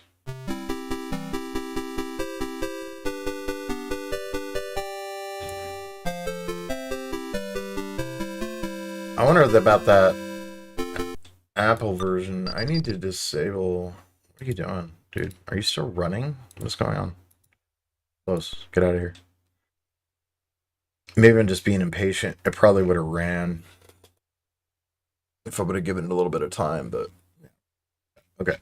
So, where was that? 7th Guest, 11th Hour, 1942. We'll wait in the flight sim stuff, because like I said, I don't want to do it unless I have an old school joystick connected, and the only joystick that I have that'll really work with that, it's like 2-button, and it's a little bit janky, so I'm not a big fan. Abandoned Places. I remember seeing ads for this. Let's see what this is all about. Very wizardry coded. Yeah, a lot of games got really popular right about the time Ultimate Underworld came out. Wizardry, of course. Seems kind of cool. A Baron.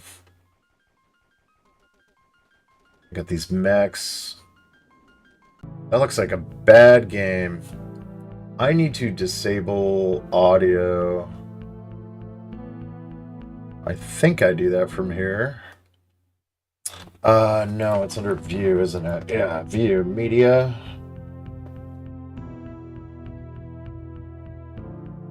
Autoplay music? No, thank you. I do not want the music to automatically play. It's really annoying. I like the music, but it is what it is. Okay. Arg. That looks like a caveman game. I think I'm good on that. What it looks like, honestly, is like a clone of Rampage. We got our big monster guy, and he's beating up that village. Villagers are sad. Give me the egg. That's how you win. Cool. AD Cop. What is this? Ooh, really bad first-person shooter, it looks like. I think we're good on that. A Baron, that looks interesting, though. Oh, Absolute Zero. I remember seeing something about this. Yeah. It might be what took out Europa City, so keep your eyes peeled. I'm gonna drop this part. Old school shooter. Space sim kind of a thing. So many good flight sims.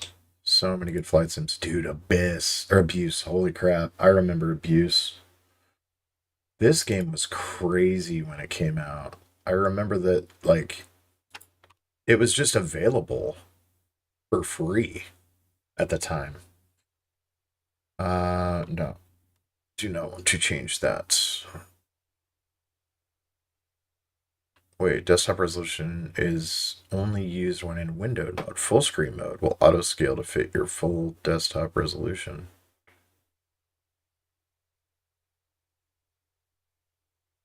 Yes, full screen. Primary desktop is 1080p. Aspect ratio correction and no filter. Thank you very much. Forza leaked? Bro, Microshaft, what are you doing? Oh, bro. Really? Wow. No, I did not hear about that. But that makes me kind of happy because I just what that company is doing in terms of preloading the game to Steam, and it was unencrypted. So people bought it already and they preloaded it and were able to play it like days in advance on Steam. If that's the case, that's so funny. Yeah, security warning. Yes. Allow for all. Mistake was rectified within 15 minutes, so it's out there. Yeah, I mean, you just get it on your hard drive and then you close Steam. That's stupid. Press 1 for abuse with Sound Blaster, but you don't have music, or you choose Sound Canvas or MT32. Oh, the whole game files. Wow, what dummy. I bet he's fired, dude.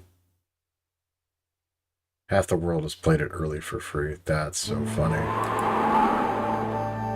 That's so funny.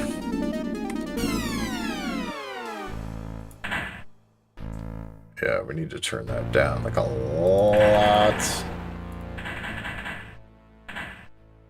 Yeah, let's go to there. That seems viable. This game, dude. Ammo increases firing speed. It's an elevator. Press down to move up. I don't know why he looks like the Predator, but he do. That's so funny. Well.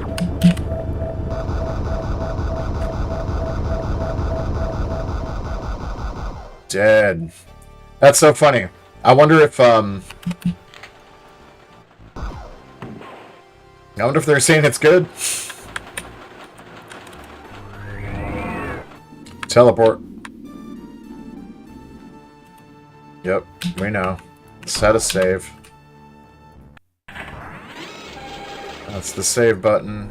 Oh, this is our special power. In this case, a run button.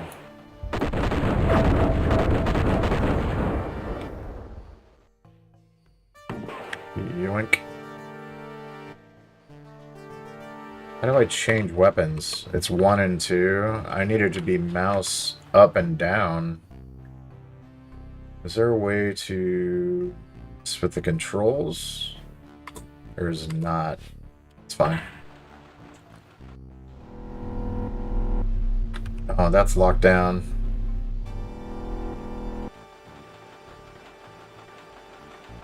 Yeah, Forza is kind of... You're right. Although Japan, if I'm going to be driving, like, cars anywhere, Japan is such a sick choice. It's the only Forza that I'm really excited for, but the problem that I have with the Forza games is when the characters open their mouths, I cringe so hard that you can hear it from your house. Like, if I could turn off the voice, that's probably the best way to go because it's so cheesy. It's as cheesy as it gets. Ooh, that's a long way down. Oh no, run fast!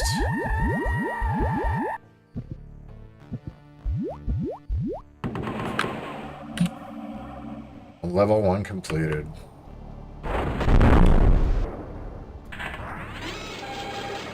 Very good. Yeah, this is a good game. I don't know if it's very streamable, but I love Abuse. Abuse is a really sick game. It just gets crazier and crazier. But I remember that being free at the time. That was really good. I'll favorite that one. Abyss of Pandemic. Oh yeah, so this is a total conversion? Or just a bunch of levels for Quake. Impel.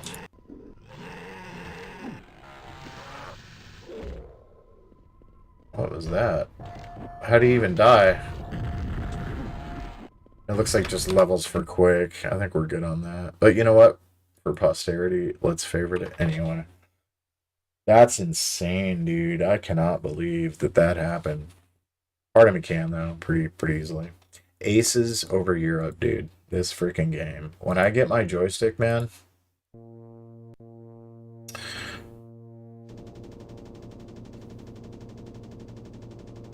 This be one of the games. Oh. Screwed that pooch, didn't you, buddy?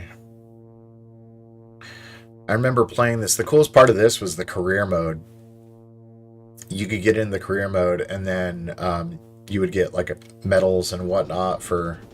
What are you even shooting at, bro? Are you just shooting for no reason? That's very interesting.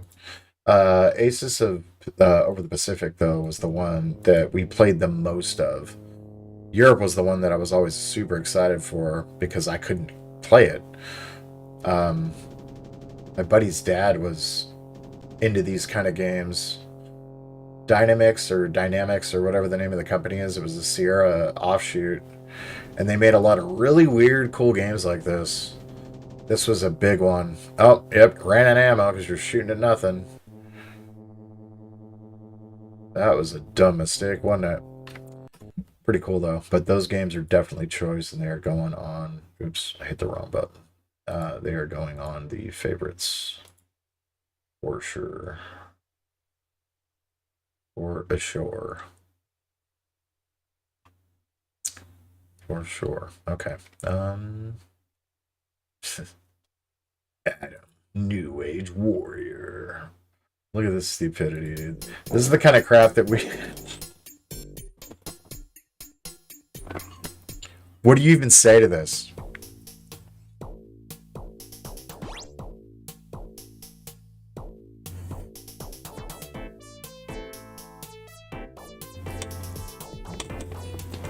ridiculous.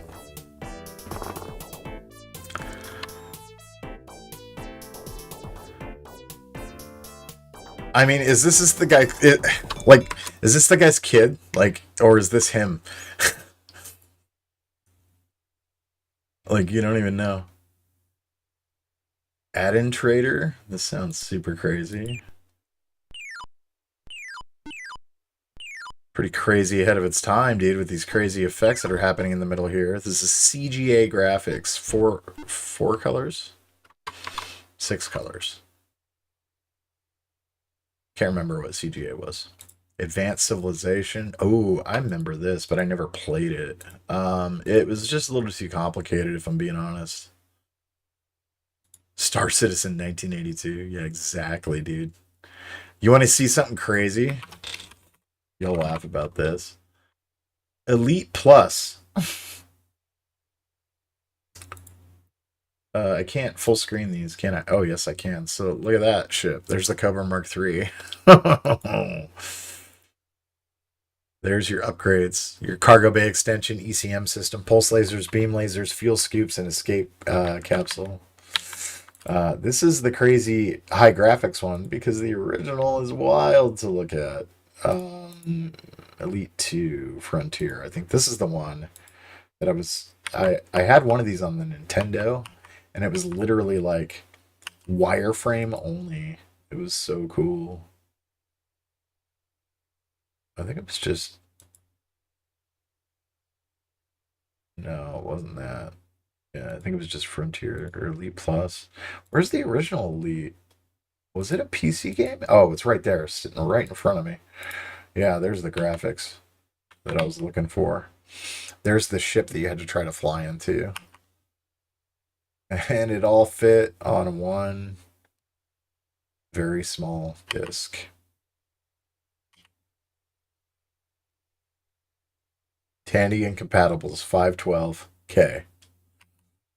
Wild. Command your Cobra spaceship in a fantastic voyage of discovery and adventure, a supreme test of your combat, navigational, and entrepreneurial skills. Oh, yes. Made in the UK. Good grief. Fate of the Old Republic, man. Honestly, dude.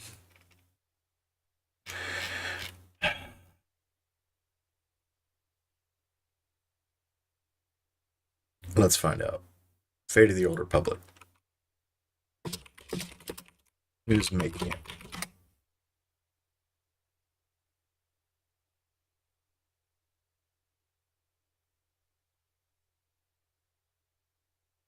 Who's the devs? Okay, Casey Hudson's back. Arcanaut Studios.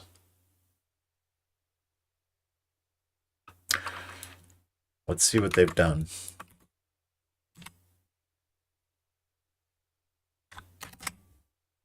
I know that name. Do I? This is their first game.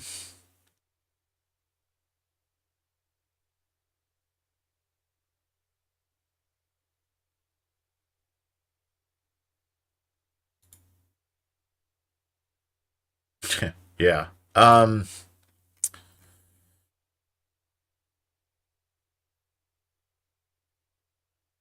It's tough, dude, because Casey Hudson was involved with some really cool stuff, obviously. Way back to MDK2, Baldur's Gate 2, Neverwinter Nights, the original Old Republic, Jade Empire. But here's what Casey Hudson did when he was working for these companies. The first game he was an actual director on, obviously, was Mass Effect. But before that, he was the director and producer on Knights of the Old Republic. He did art. He did programming and engineering at Baldur's Gate 2 and level design and art for MDK2. And then he started getting involved. Mass Effect Galaxy, Mass Effect 2, Mass Effect 3, I did not enjoy. He did some work on Baldur's Gate 2. Anthem was a total failure. The Legendary Edition of Mass Effect, he worked on that too. I don't know, man. I don't know what his management style is. A lot of times, a good leader will get you through it, but he literally made the studio for the game. I don't know, man. I am very black pilled about most things. I think most things will suck. Unless it's made by From Software,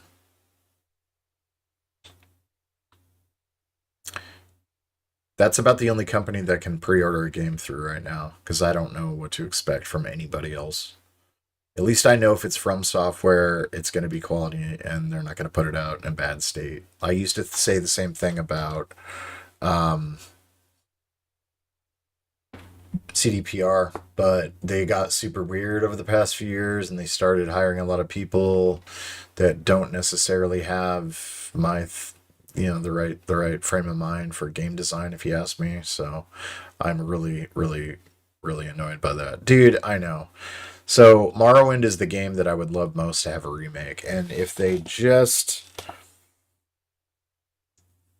need to fix combat,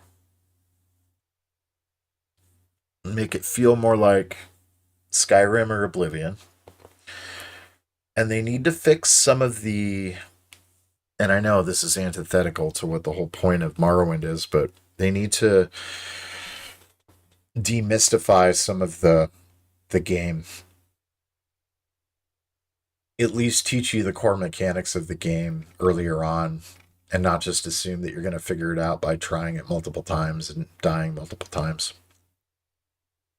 Kotor remake? That's never going to happen. If it does, it'll be probably next console generation, which I think is kind of annoying. So this game is really interesting, dude. This Robin Hood one, right? There was a game on DOS, obviously, called Rome Pathway to Power. It's really interesting, and it had like this isometric view, just like this. Um, and this is made by the same studio.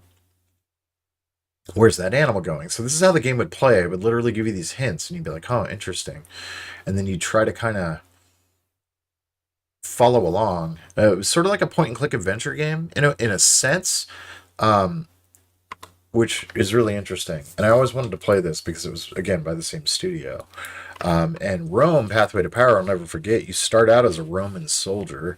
You end up getting through the first like battle, right? And then you end up going to, getting captured. And then you end up becoming a slave. And at that point, you have to try to work your way up the ladder, be like a serf or whatever. And, essentially not a serf so much as a slave, and help these people out and rank up, and people start giving you more responsibility and things like this. And yeah, it's just one of those games. Afterlife. This is another one that people used to talk about all the time, and I never actually played it, but it's a hell and heaven management system game where here's hell, here you have the underworld, and you have to manage all your buildings and the souls and what they're going to be doing, and it's sort of like Sim City in a sense. And it looks like he's coding different areas based on, like different types of buildings that you need to have. You got the river Styx going through here, so it was a game that everybody played at the time, and they said it was really good, but I never really got into it. I would love to see a tutorial of other people playing it to see what this is all about. Looks like another level pack for Quake there. We'll favorite that just so we have it on the list. Thunderstrike AH3. See, these are the kinds of games to me, like, they did not do well. If I didn't really hear about them, they probably weren't very good, is the reality of it. But what is this? Japanese real-time strategy with a rock and guitar soundtrack?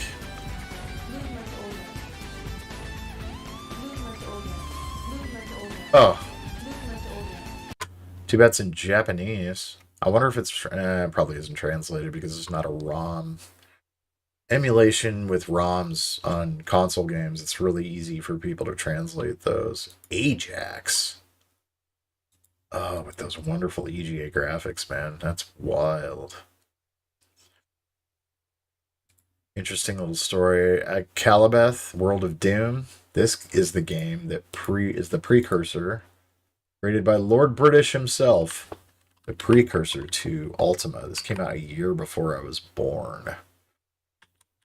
Very interesting. Why everything's wireframe. Super basic. There's all the commands. You can actually get that on free on GOG. I think it's in my library.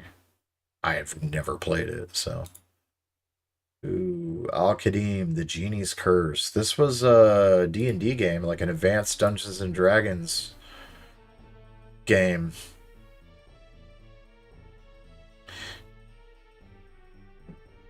Got murked, yes.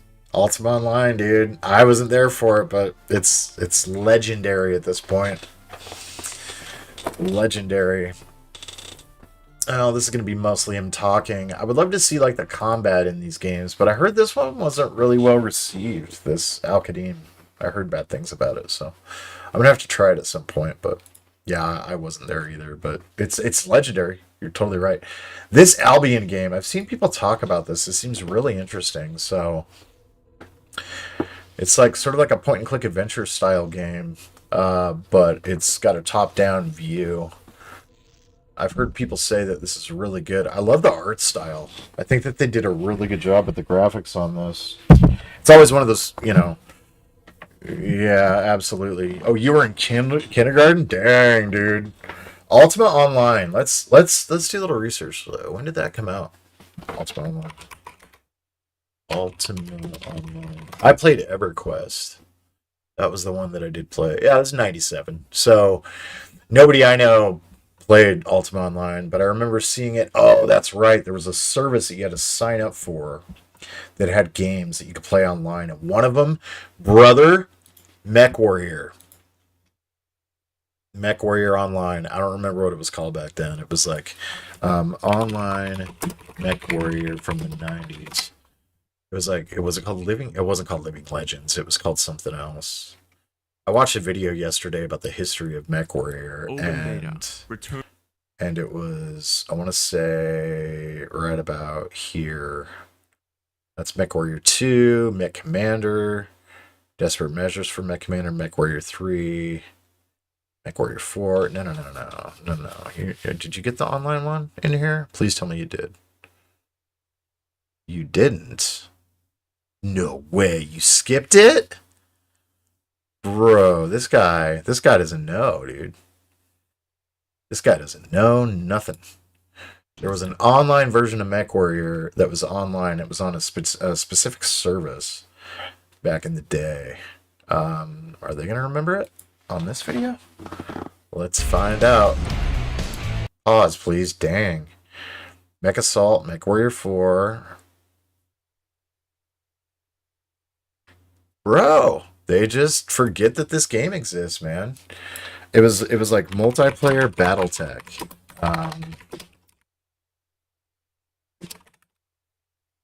That's what it was called, or something like that. No, it wasn't. That wasn't it. 3025. No. No longer lost media, dude. That's crazy. I think it was called multiplayer BattleTech. I'm not seeing any screenshots though that look like it. It was really weird. You only had like a single box like in the upper right hand corner because the whole screen could not be animated with what was going on. It was really, really good. You started with Mech Assault? Nice, dude. No, it wasn't Living Legends. Living Legends was using the Crisis engine. This was from 1990, like, I want to say 6? It's between 1995 and 1997. Let's do this. It was on a service that they used to provide. What was the online multiplayer BattleTech game in the 90s? AI's gonna know. Multiplayer BattleTech Solaris, 1996, dude. Yeah, this is gonna blow your dang mind open, man. This was so flipping cool back in the day. That's the problem, though, is that since the media didn't exist back then, you didn't really have. Oh, nice! They figured out a way to resurrect it. Ugh. They figured out a way to at least show it. Okay, so here's a guy that he's at least got. Oh, he's not gonna be able to get it running though, is he? Game Storm. That was the service, dude. Oh, there it is. Crashed immediately. Game Storm. Yep. Here you go. This is what it was right here. Yeah. So this is what it was. The frame rate was basically trash. I mean, it's no worse than MechWarrior 2, if you're really being honest with ourselves here. It's almost like a precursor to MechWarrior 2, so there's your jump jets. Looks like you have mouse look, which is really interesting. That they had mouse look even back in those days. But it was a browser game, so you had to have mouse look of some sort in order to get it to play.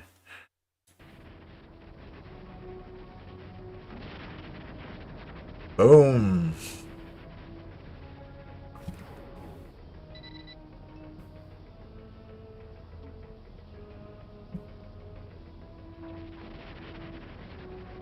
That's really cool. Yeah, man, that was an experience, dude, back in those days. And if I remember right, there was a really good system for like leveling up and whatnot, getting on uh, additional experience and leaderboards and all that kind of crap. So just thought it was kind of cool.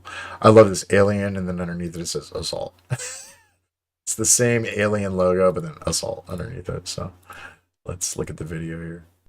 This is Alien Assault. Definitely not xenomorphs. Definitely not. Oh, that's rough. Back in them old days. Tower Assault. I remember that they remade some of these games on the PSP.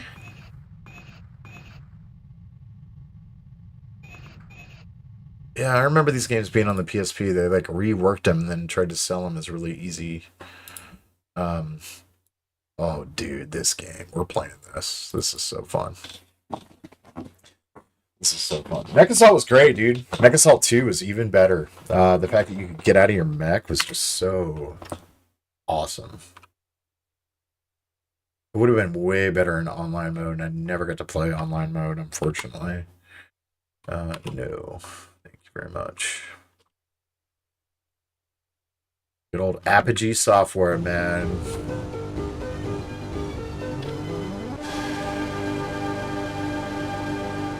These are the games you used to get for free, or you'd buy them on a shareware disc, and then you would install them and they would fail, and you'd have to learn how to get them working. But Binary Illusions, I remember this. I especially remember this iconic title screen.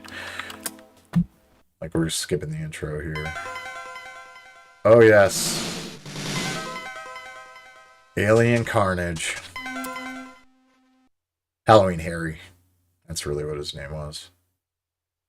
I don't know what they thought about that. What? Ooh, I wonder.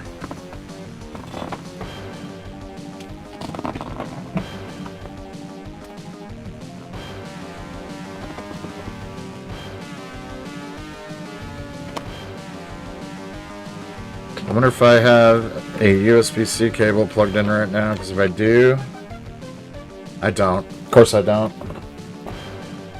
I got excited for a minute. I don't know why I'm missing my... Ugh.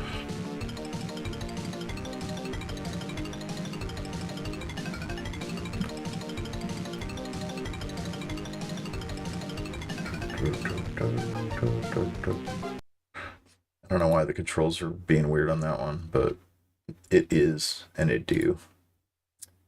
Alien Syndrome. But the whole point of that, just so you can see it in the video, I guess, is it's one of these style of games, and it was really smooth. It looked really good. Looked like it belonged on the Amiga, though, is the problem. You got a jetpack like this. You're saving the you're saving the ladies, and they get hearts around them and whatnot. But the monsters were sick. Like, not that one, but there were some of these monsters. This guy sucks. That were basically like full-on zombies and whatnot, and they'd crawl out of the ground and stuff. Is really cool. You know, one of those little arcade games from back in the day. They were fun. There's another one that reminds me of called SOS. It was a puzzle game. In fact, let's remember I'm an alien incarnate. S.O. Sink or swim. There it is, dude. This game. I got this for my birthday one year. My mom bought this for me. And this is pretty fun. This is one of those games where, yeah, we'll look to install it. It's like 5K. No. Very loud. No. Thank you, though. So, this was another Amiga game, if I remember right. And it had, yeah, absolutely. And it had all the Amiga games had a very specific like art style. It's actually kind of funny. My mom is probably Joan of Arc or something. Yeah, probably. No, I have pictures of her from back in like 1970. Let's see. She's born in 55, 65-ish, 70, somewhere in there. She might have been 15, 16 years old. There we go. Sink or swim. Yeah. It was a cool game, man. Oh, I remember that. Sink or swim. Dude, that's wild to see. Ugh, I hate Windows so much. Why are you doing this to me?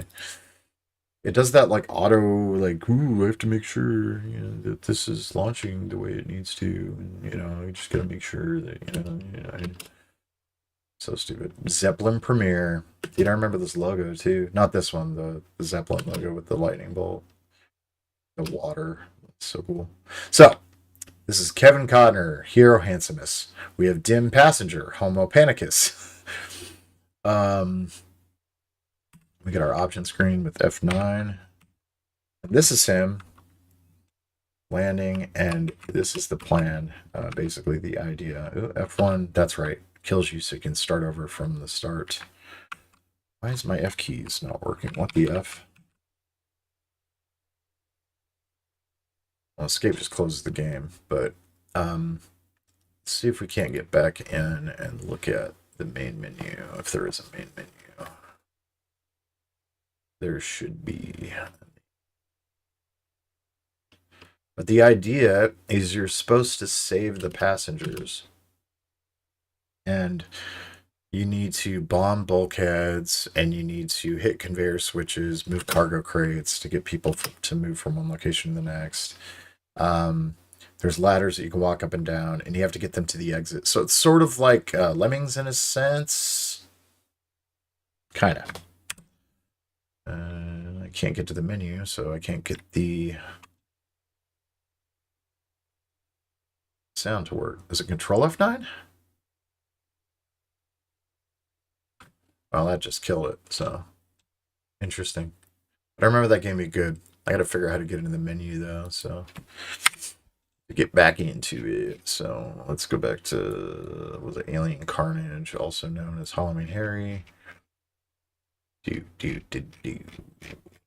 Scroll back up, scroll back up. Alone in the Dark, the big game people like would always talk about. I never really got into that, honestly, if I'm being completely 100% honest. This damn game, dude, scared the holy hell out of me. The music was so out of place, which was the weirdest thing about this. You would think that, with a game like this, you'd try to make the music a little bit more creepy, but it just sounded like smooth jams the whole time. I remember there being like a heavy metal like soundtrack at one point too. The version I played was obviously on PC, but then there was a version on PlayStation, and I don't think it had any music, if I remember right. It's been a long time since I even touched this thing, but the game is freaky, even though you don't necessarily have to worry about it. Getting a face hugger on your face doesn't kill you outright, like at all. Like it just takes life away. So there's like almost no reason to care or worry about it at all. It's actually kind of funny when you think about it.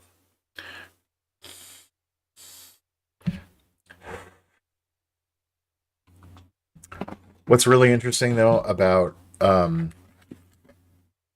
about this era, though, is that there were so many of these games that are just lost to time, right? Like the Aliens comic book adventure.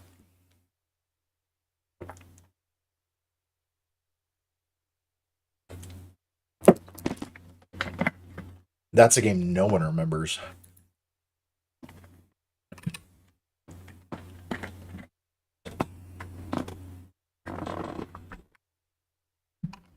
Oh, thank you.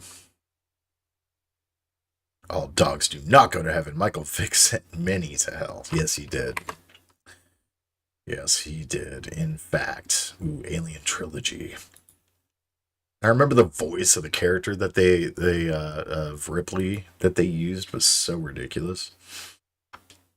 The voice of Ripley is like, eh. That sounds like a guy. So funny. Uh-oh, don't want to get demonetized because of a musical cue that might get me in trouble, so I'm just gonna talk over it. Yeah.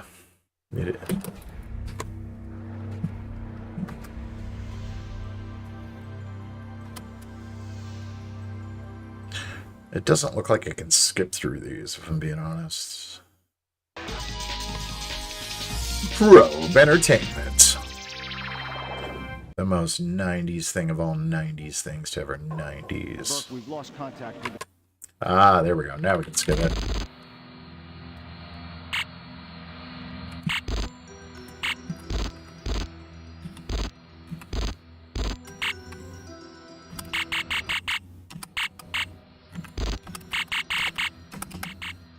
There we go.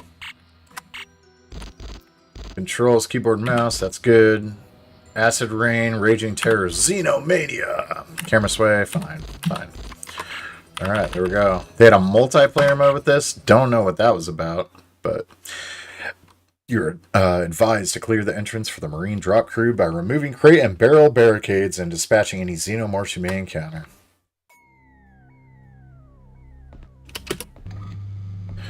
Oh yes. I remember the keyboard being the way to go because the mouse was really annoying. Take that. And she's got this weird voice. Boom. And the acid when you walk over a xenomorph is painful.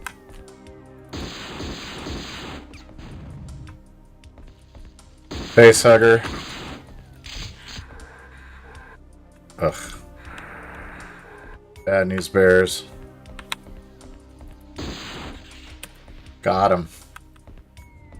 You can't kill the barrels at all with this pistol. So we have to do it with a shotgun. Power up the door.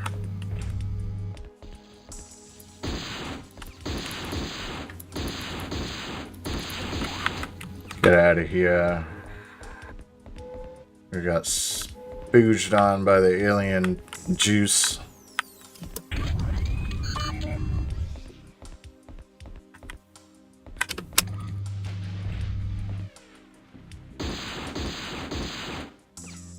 It's very slow and purposeful, if I remember right. There we go. Come on, dude. There we go.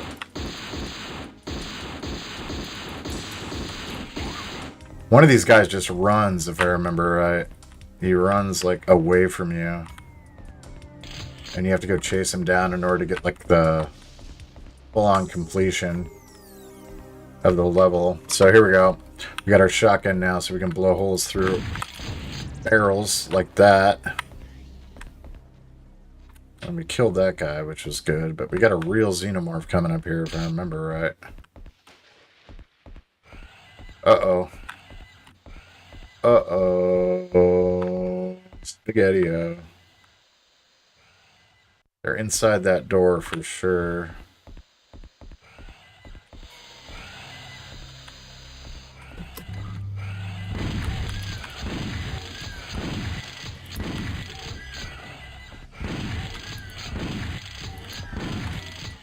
Get 'em. Those will hurt you very badly if you let them get close. Ooh, I can already see the facehugger in here. Get out of here, you face-hugging BS'd. Oh no! Wasting my ammo on face huggers. Not good. Switch back over to pistol mode.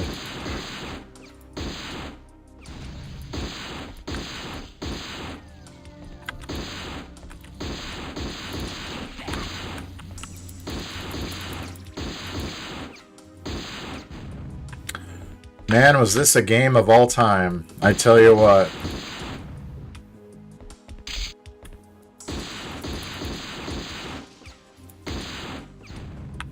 Picking up ammo. Building up our reserves. Ooh. Took 2 shots. That was kind of surprising, if I'm being honest.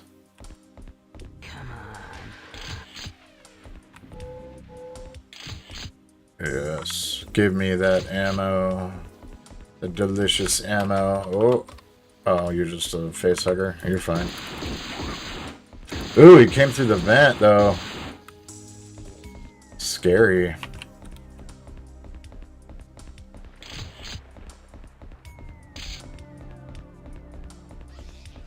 There's another one that comes through the vent over here, if I remember correctly.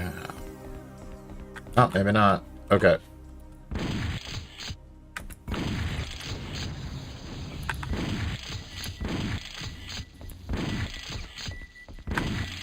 Yeah, that's the weirdest voice for Ripley, man. Just the weirdest.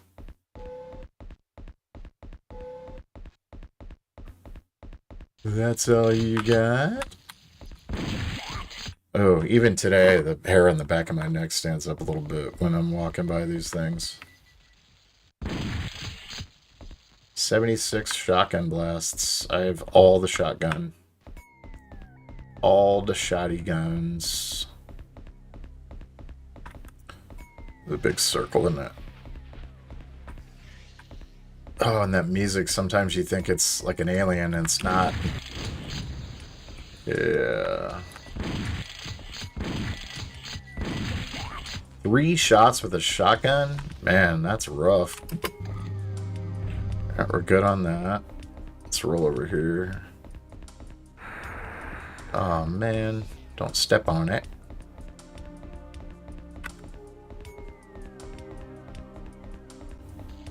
Yep, I knew it was going to come up behind me. I knew that one was too. We're just running now. This is our last stand.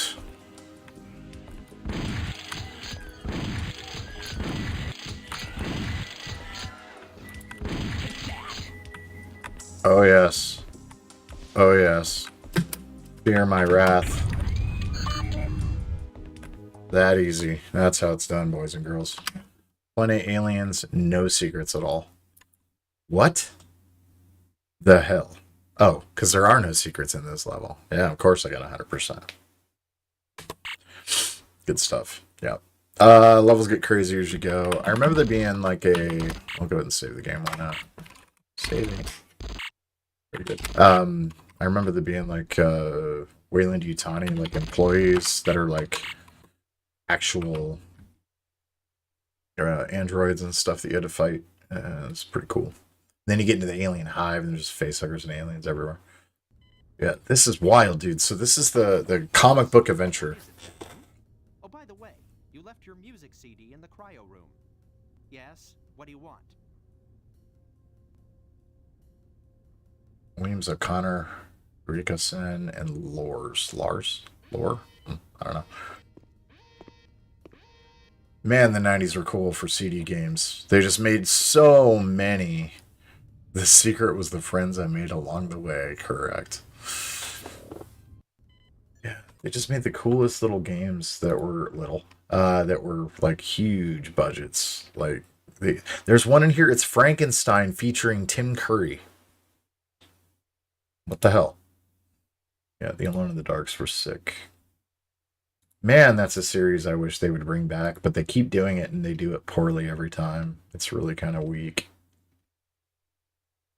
It's real weak, in fact. Amok. Wasn't that a mech game? I remember this. Oh no, this is the one in the ocean. This is the one that I couldn't,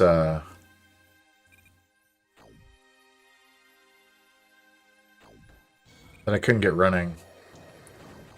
I think it was a little too crazy in terms of like the video. Like at the time, we only had video cards didn't exist. You had a certain amount of video memory that was on your motherboard back in those days, and I remember playing a game like Wing Commander 4 would have like severe, like maybe 15 frames per second. So to play anything like this at this quality was very, very, very rare. Very rare indeed. So I never really got to play anything fun like that. And some of the games I would play them, and then I'd go and play them years later and be like, oh, it didn't look like that for me at all. Angel Devoid. Dang, dude. I remember these. This is like a cyberpunk, another one of those cyberpunk CD games, full motion video. From multiple locations. May I suggest getting off this roof?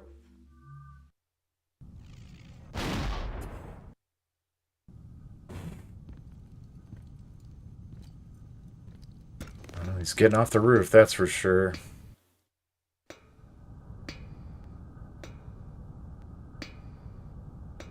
The longest ladder of all time.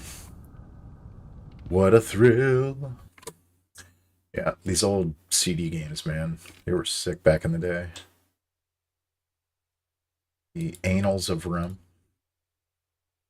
The Annals of Rum. Oh, this is one of those grand strategy style games from back in the day. Like, doesn't that look exciting? Mummy Tomb of the Pharaoh. No way, dude. I remember Mummy Tomb of the Pharaoh. That didn't have any actors in it. I have that. Right here. Mummy Tomb of the Pharaoh. I never played it, though. My mom had it in her stuff before she... No. I bought this from a pawn shop, actually. One false move, and his tomb becomes yours. So good. I don't know. I never played it. Maybe it is. I'll take your word for it. I will take your word for it. It's funny you even mentioned that. Anvil of Dawn. Dude, this game always looked interesting to me. And it was another one of these like wizardry style games. Like the box art looks so sick. First off, before I start going crazy on the game itself, the box art itself, I mean, look at this friggin' legendary box art, dude. It's so good. New World Computing. In a world besieged by evil, can a true champion be found? In the ultimate fantasy adventure, you are summoned to embark on a noble journey across the world called Tempest. By battle, skill, magic, and wits, you must rescue humanity from an evil fate. Malcolm McDowell's in Mummy Tomb of the Pharaoh. That's sick, dude. Oh, that's so good. I love that, man. I think that's is that a Scum game too? I don't know if it is or not, but Arachnophobia with not John Goodman. Dude, this is terrifying. Seriously? That's horrifying. He's all emaciated. Blech. Gross. Archimedean Dynasty. This is another one too. One of these sort of space games, but not. It's underwater, if I remember right. Yeah, see, you're all underwater, and this looks really cool. And then when you play the game, it looks like this. It's super dark. Blue Byte Studios. Man. All-consuming darkness has battle-scarred submarine in a vice-like grip. Lurking on Steam and watch the trailer. That sounds good. It does sound cool. I will take a look at that. Archon, dude. This is a game. This is like a funky, weird version of chess. I remember seeing something about this. It has completely different moves. Conjure spells, do all kinds of fun stuff. Weird, crazy abilities. It is a remake of the original Archon that looked like this. Wild. So crazy. Arctic what? Arctic Moves? Ah, I remember something about this. This is when most of these games were trying to be Super Nintendo.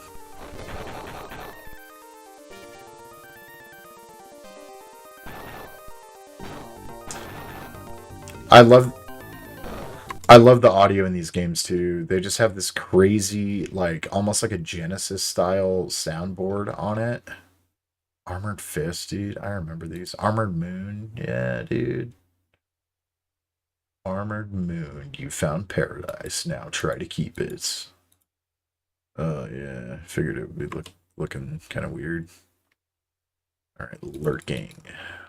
Let's take a look at this lurking thing before I forget. I will forget.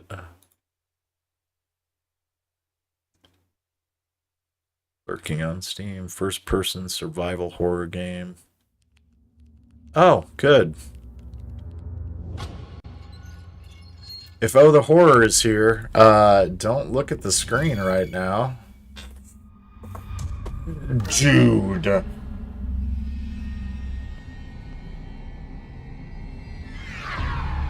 Nope. Burn it down. Burn it down.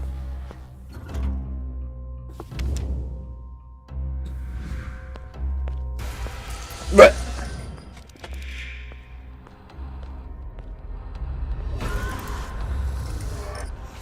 no, no, no.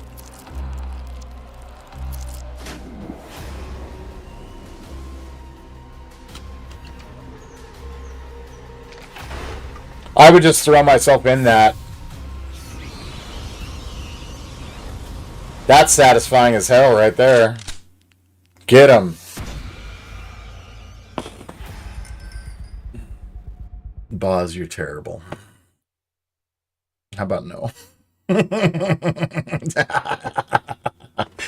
Yeah, I'm sorry for that. That didn't do any favors for me either, if I'm being honest. That's rough.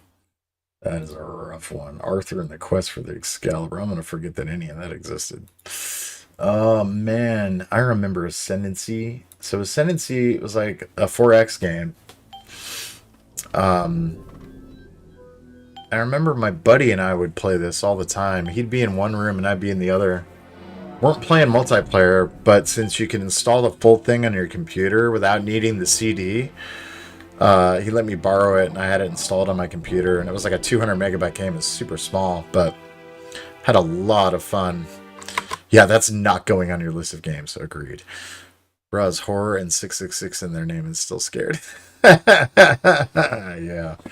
Oh, it's spiders, though. Spiders are evil. Evil little shits. Ashes of Empires. Oh, I remember that. Vaguely.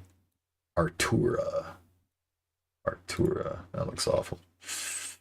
That's probably fine. Assault rigs. I remember this was a big deal. Entering arena. Entering arena. Yeah. Very Tron.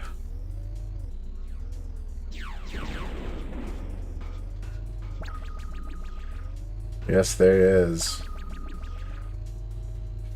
I don't think I ever actually played that. But I remember seeing box art for it, or it was like a demo on a PC Gamer demo disc or something.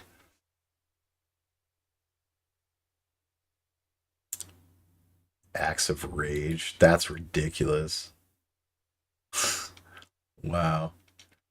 It's like a caveman for sure. B-17 Flying Fortress. I remember this was a big deal back then. They don't have a video of this one, unfortunately, but the graphics are about what you expect. Koshan Conspiracy, also known as Bat. This is... Oh, Bat 2. No, that's right. I remember these. These are really good adventure games. I never played them, but they had critical acclaim at the time. These are cyberpunk, sci-fi adventure games. I remember that.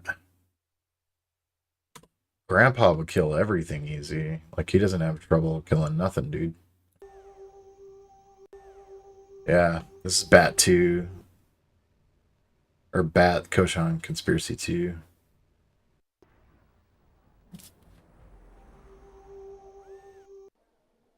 Yeah, you're walking around town, talking to people, getting into trouble.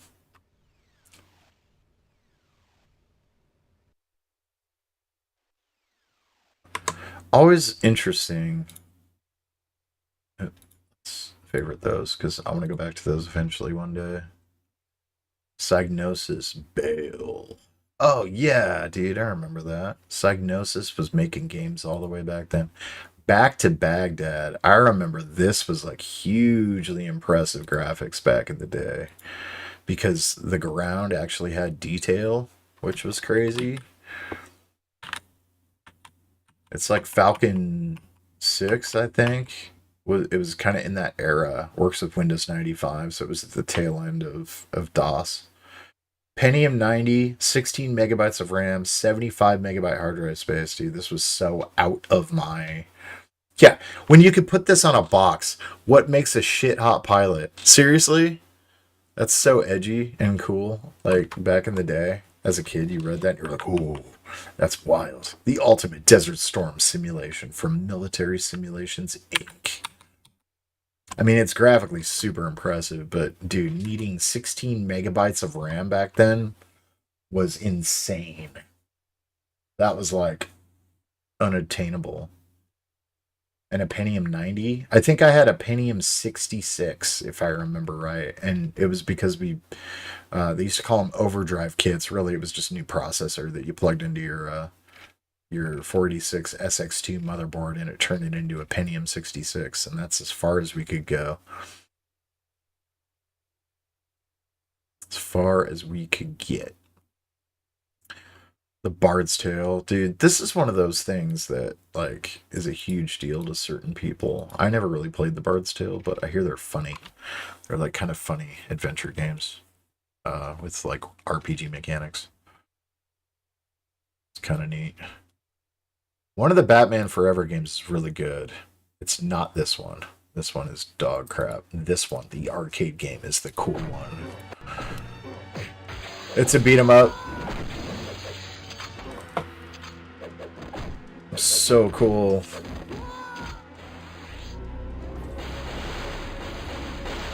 Roar. He punches him into the screen like that. Good old Acclaim. The guys that made, obviously, Mortal Kombat. Siberia, dude. I don't have that Siberia on this. I have the Siberia with the CY. That's a cool freaking rail shooter, man. I remember Siberia. Siberia 2 Resurrection. Siberia 1 was sick. It's sort of like Rebel Assault, right? There's your character and you can walk around. Everything's got that pre-rendered kind of feel.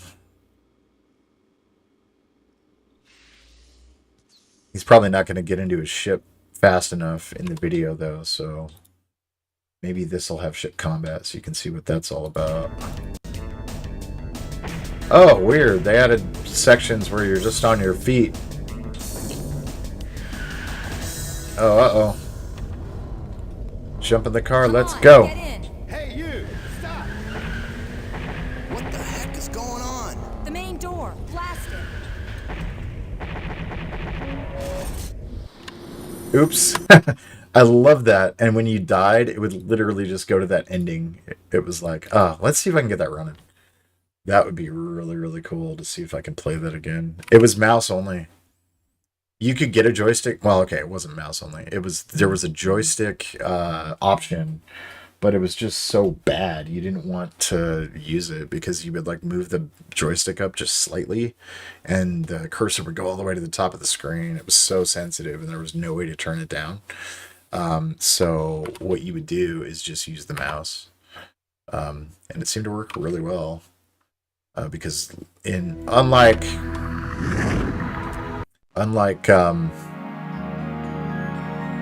Zatrix, unlike Rebel Assault, your mouse would point wherever your cursor was on the screen and it wouldn't bleed down to the center of the screen and try to auto resolve that.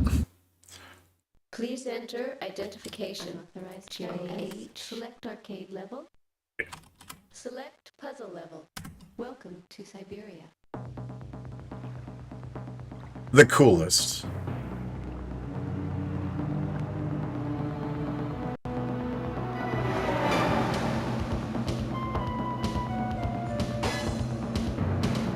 That guy wishes he was as cool as we are. Hey, Zach, how's the ride? Sporty.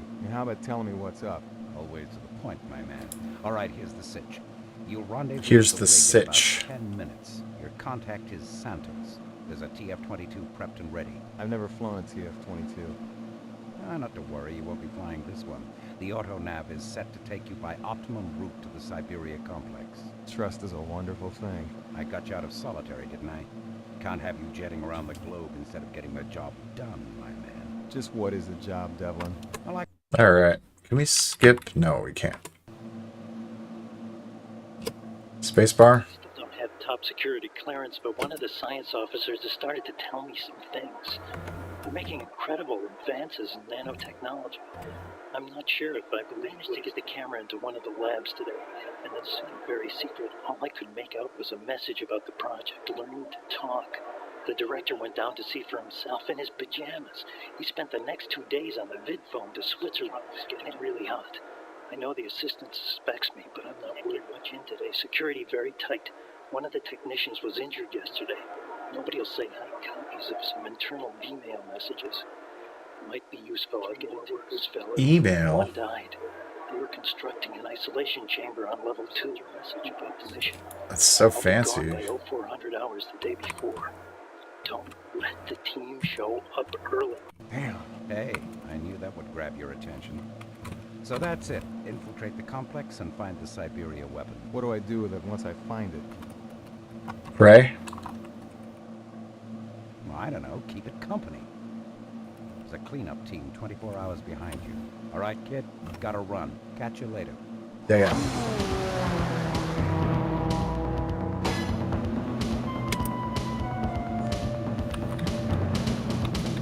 Back on the ship.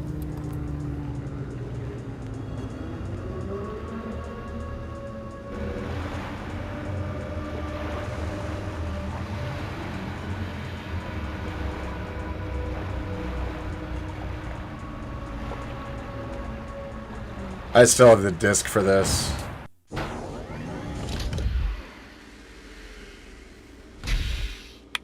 I remember this looked so good at the time. This is Santos. Report to my office immediately.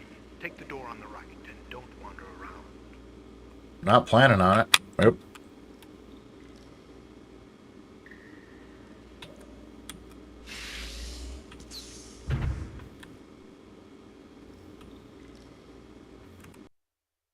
Hanger, L-Dock, U-Dock. I'm gonna say L-Dock. Nope. Hanger? Oh, that's right, where we were. Okay. What? Bro.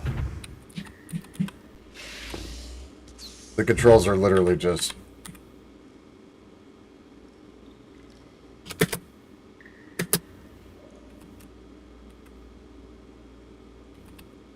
Oh, that's why. Once you hit the button, you gotta get in the elevator.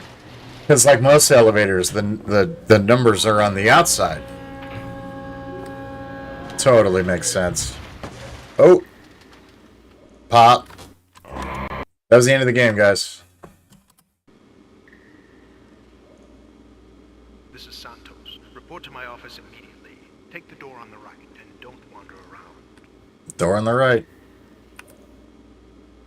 There we go. He said don't wander around. I should have listened to him. Should have listened to him. Turn around nice and slow and disarm the weapon. Oh no. Dun dun dun. Turn around nice and slow and disarm the weapon. Oh. She was on it. Turn around nice and slow and disarm the weapon. So I can't press left. No, I can't do that either. There's a trick to this. Turn around nice and slow and disarm the weapon. Ah, there it is.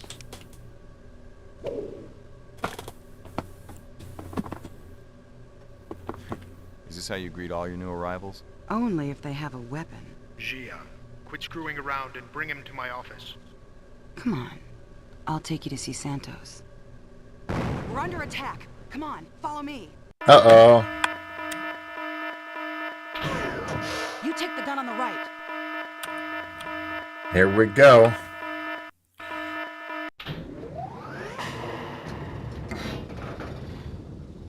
Nothing but video in these games. Just video and video and video. Oh yeah, this is the one where you have to like aim keyboard. Alright, you gotta look on the... Oh, they're airplanes, that's right. Nice kill.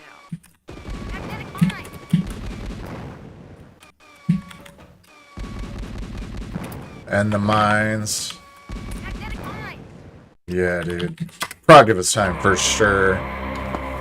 For sure, but it was so much fun. There was another one kind of like that, if I remember right, and I will be favoriting that, as well as the second one, because I'm sure that one's going to have some upgrades.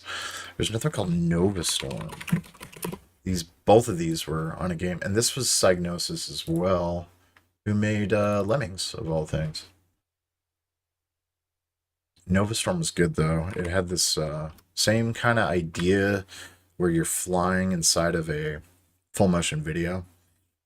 And there'd be ships, and every time you beat a level, you get upgrades and stuff as time went on. Your ship would slowly get stronger and stronger as you go.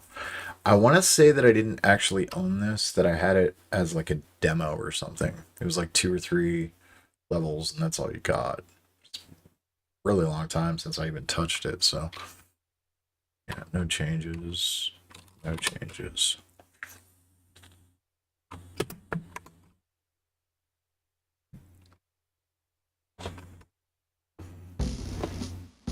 Star Corp headquarters. Oh, yeah. Okay. We'll go to 7 lives. Why not? Let's see what the keys are. Up, down, left, right. Fire. Smart bomb. Select. Pause. Skip cuts.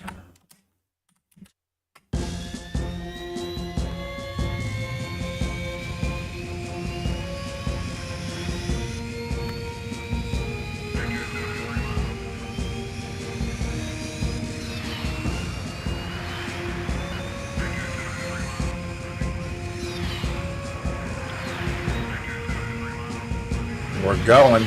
We're doing it.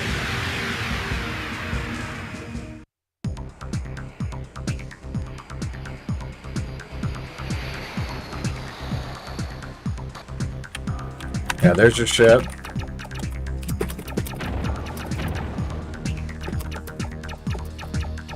Gamepad game. If I ever had a gamepad, I would have been so happy, but we didn't have gamepads on PC back in those days. So we did all this with a keyboard.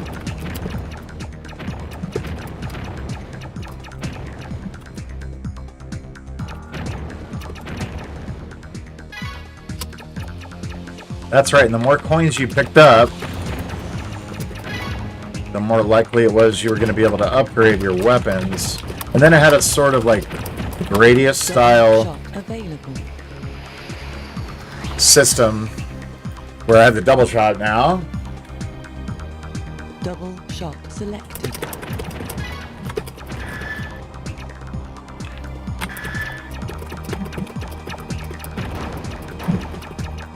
I remember the music being really good in this game, though.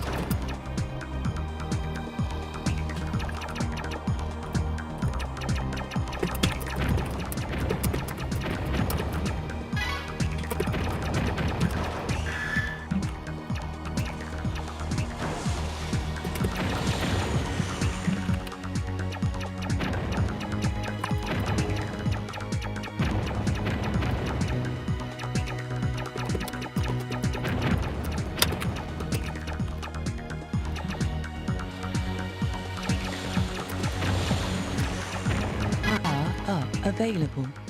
Oh, now we got the boss. Here we go.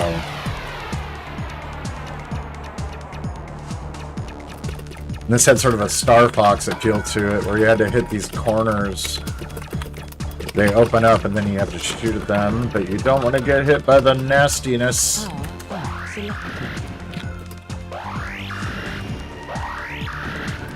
Get him.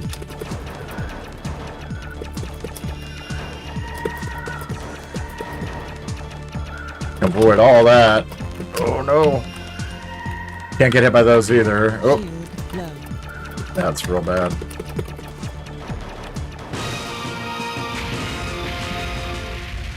And it's dead.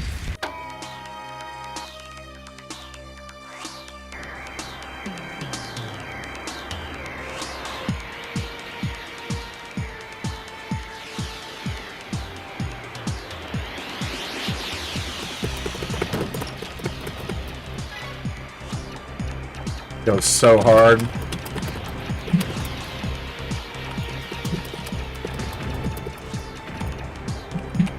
Shield critical. You know what? I might have actually owned this game, but I never got further than like the first or second section because it was so insanely hard to avoid bullets.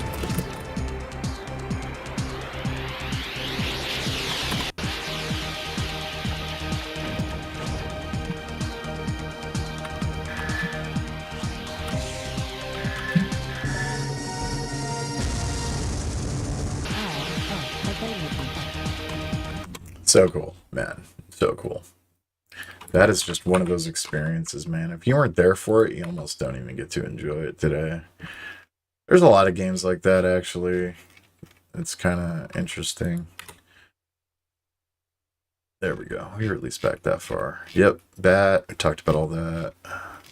That's when I went down my Siberia way. Yeah, I never really played any of these old school, like the Bandit Kings of Ancient China and the Three Kingdoms games and stuff like that. Yeah, okay, I remember this. Battle Chess, dude. This was freaking wild back in the day. It didn't look like this.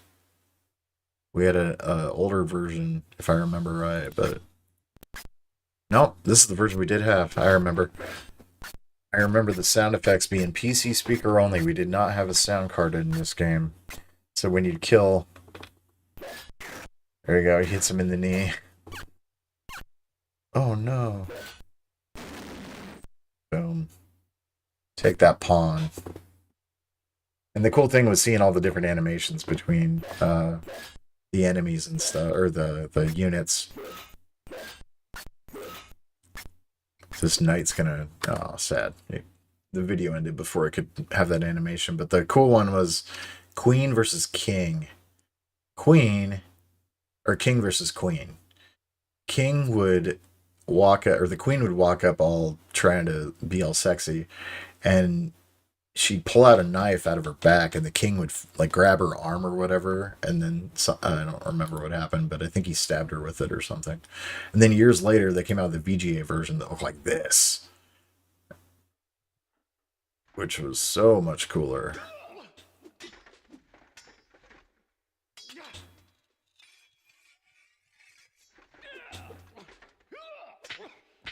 Uh-oh.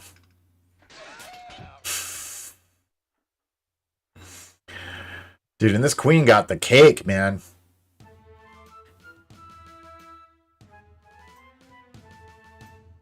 So exciting. Oh, and then he got taken by the pawn. Well, that video's gonna end before... Yeah, I figured. They had multiple versions of this. This is like the Chinese chess one. Totally different rules. Battle Chess 4000. I remember there was like a 3D chess one. Yeah. These were pretty cool. Battle Chess for sure. Enhanced CD-ROM. I love it. Battle Master. Which one was this? My buddy had this. Battle Master.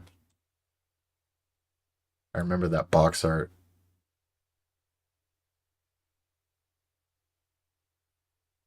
Yeah, man, that's old.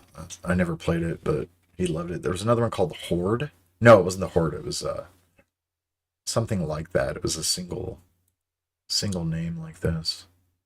Battlecruiser 3000 AD. Another space game. So many space games.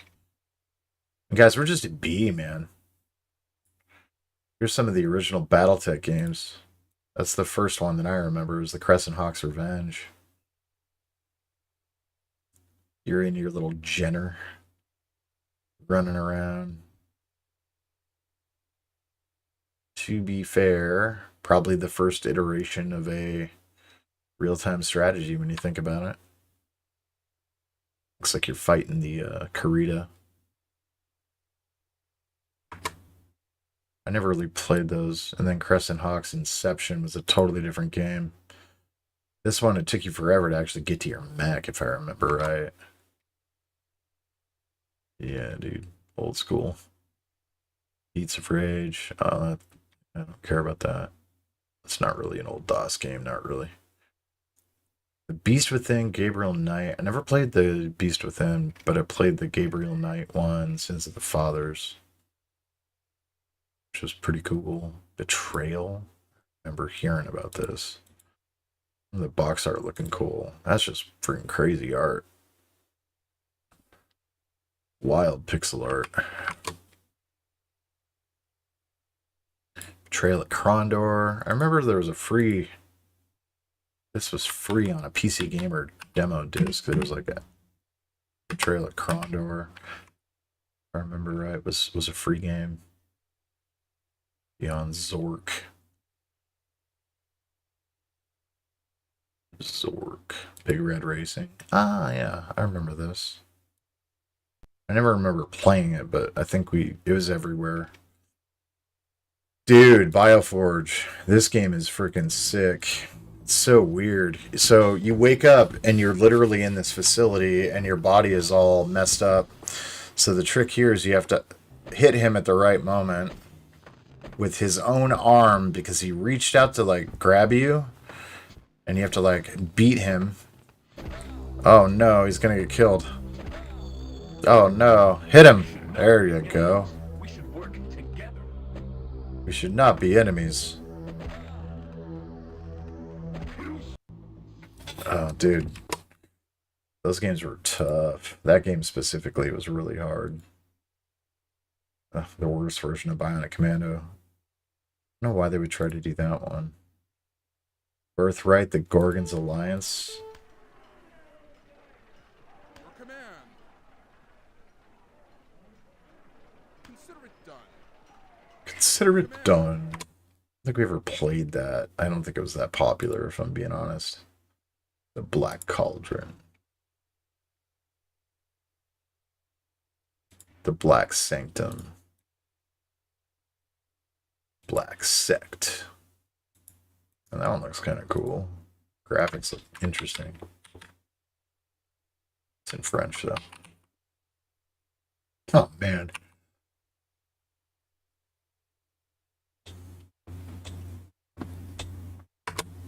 Very French.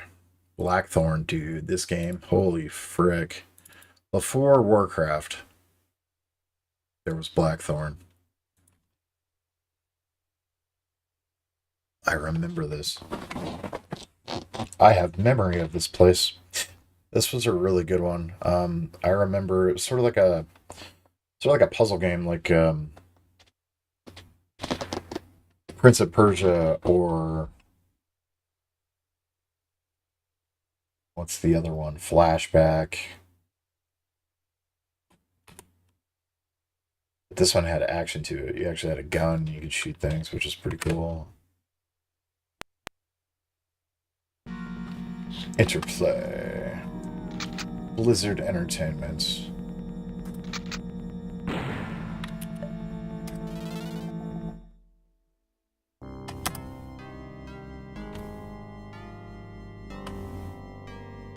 What is your bidding, sire? King Vlaros makes his last stand tonight at Stonefist. Go now. South of the Borderlands. Alright, we're skipping through it. There we go. Shoot with space. We have to put the gun away.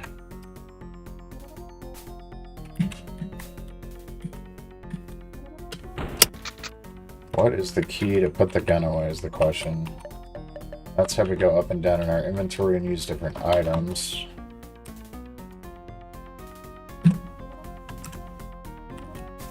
The idle animation is him just reloading the gun.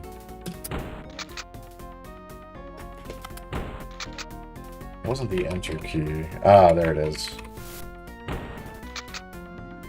Huh.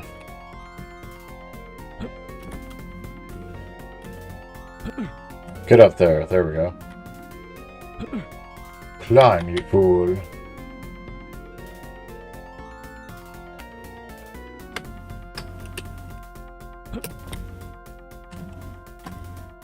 Save yourself while there's still time. What's the run key?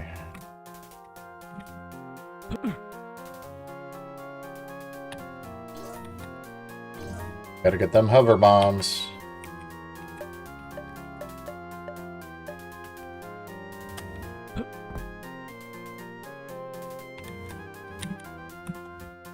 Which button was it? Alt? Oh, no, it was the window key.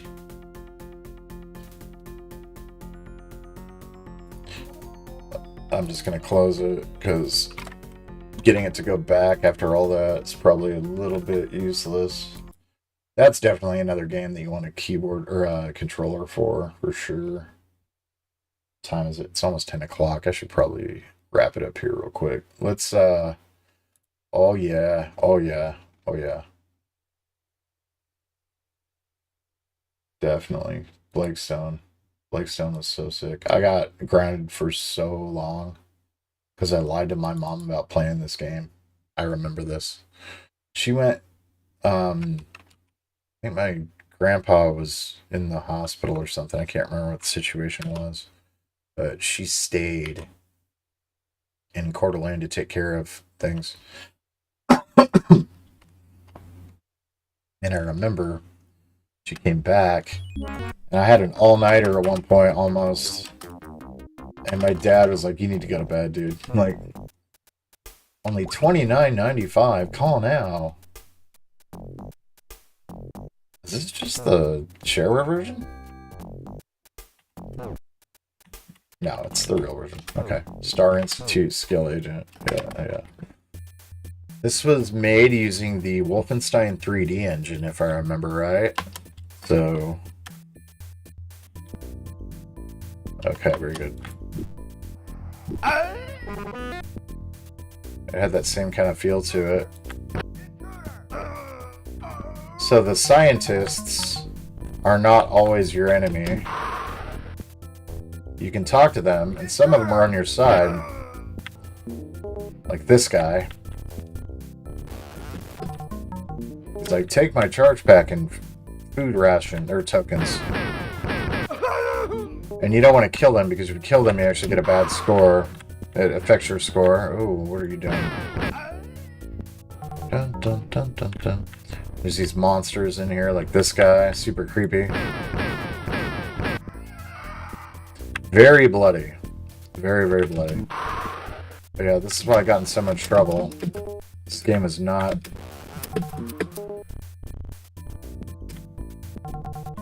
not for kids. And how she found out is the goofiest thing ever, because it was in the high score screen. Intruder! Like, just shooting somebody, and, like, it opens a hole in their chest like a deer. Oh, so good. You're dead. Medic! Get that first aid kit.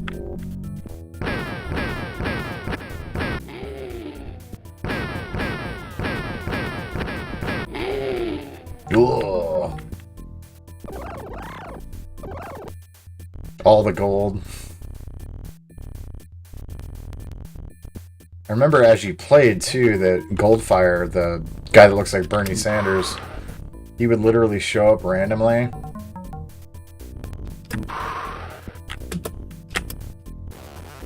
Not me! So you literally kill him and he's like, not me!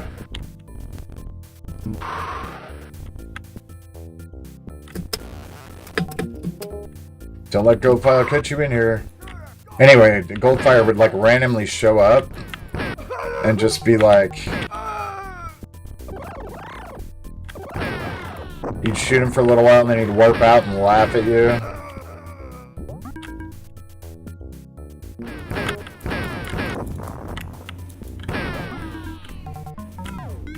Now I get the red level key card and we can get out of the level.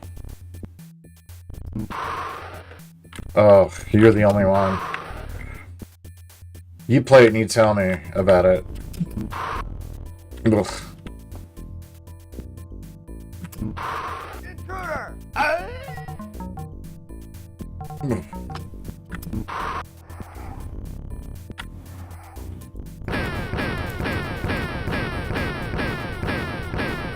Oh, that's right. I can't shoot through those. I have to do that, and then I have to turn it on again, and it kills them.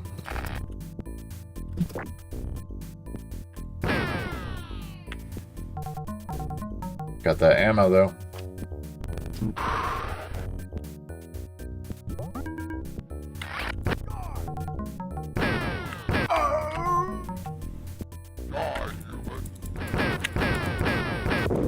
I haven't looked at it yet. I kind of want to, but...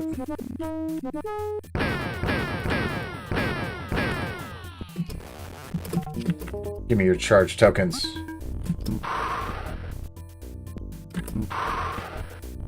Yeah, I haven't looked at Jesus' game yet. I have to see what the context is. If it's disrespectful, I'm kind of like, meh.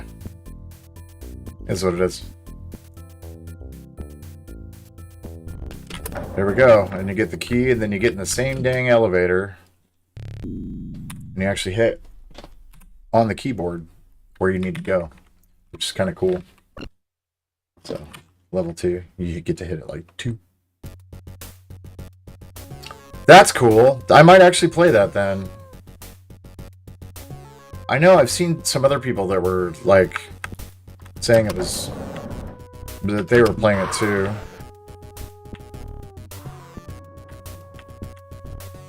This music slaps, dude.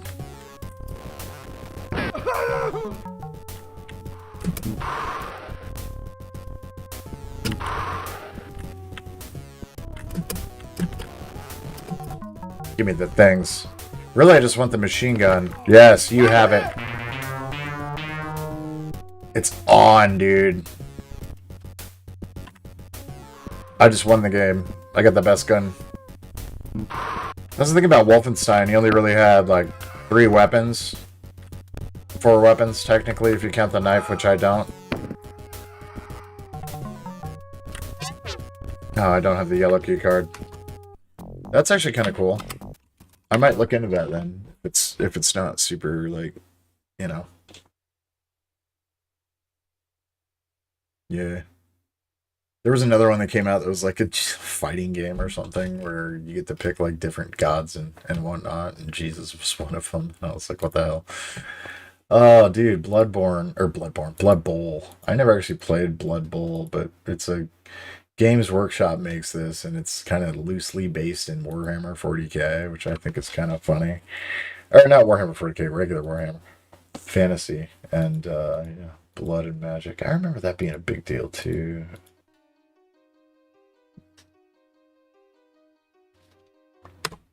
Strategy game here. Let's get to the end of the bees. How about that? Oh, this one's interesting. Blood Wings, Pumpkinhead's Revenge. You know Pumpkinhead, the movie. His creepy eyes.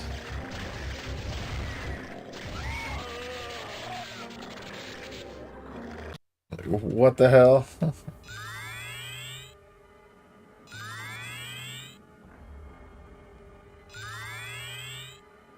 Are you just grabbing the crystals? Is that what's going on here? I remember this being a terrible game, actually. But it had Pumpkinhead. So I remember us all just kind of being like, oh, that's creepy, because there's Pumpkinhead looking all scary and whatnot. Bloodstone. Epic Dwarven Tale. Bloodnet. That was another one of those games where you play as a vampire or whatever. And it was like a point-click adventure game. Blue Force. Blues Brothers. Yeah.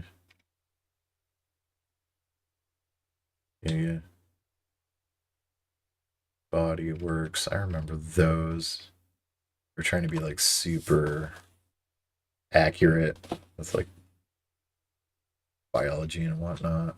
Anatomy. Boulder Dash. This was a big deal. Boulder Dash was huge. It's funny because it's just this little game, but that was a big game. Bram Stoker's Dracula, dude. This is a bad game.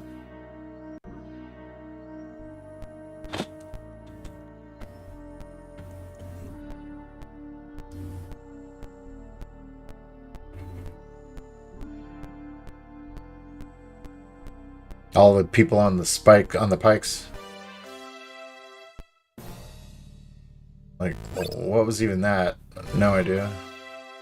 You shooting these things or are you praying at them? It's weird.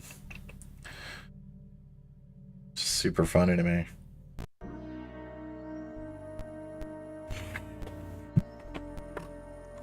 There were a few different versions of Bram Stoker's Dracula, and none of them are good.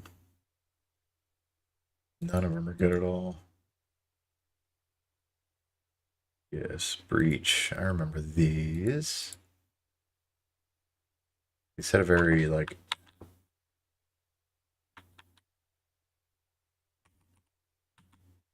Yeah, experience the ultimate futuristic squad level combat, sort of like XCOM. Reach, Brett Hill Hockey 95. Games on PC looked really good, but they ran like crap. Chicago wins the draw. Up to 27. That's not bad. Blocks it. Deflected. 7 picks up the puck. Intercepted by 91. 20 blocks it. Passes to 27. He's in all alone. Takes the shot. Great stop by Vernon. Picked up by 27. He scores! Yes, sir. Bridge Deluxe 2 with Omar Sharif. What a weird game. I remember seeing this screenshot and just being like, who's this weird old guy? And then I found out he was an actor, and I was like, oh, okay. Bricks. I remember the Bricks games. They were like Puznik. Brimstone. Text Adventure. Brutal Paws of Fury. This is when like fighting games were a thing. Like everybody was like trying to be Street Fighter. And it was all animals. He's just literally winning with one move.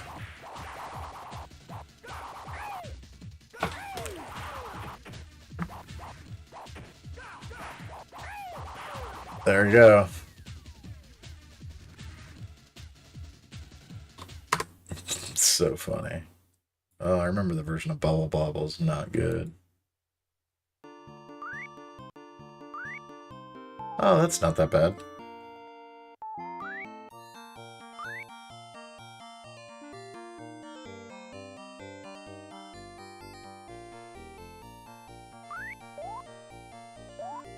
So good.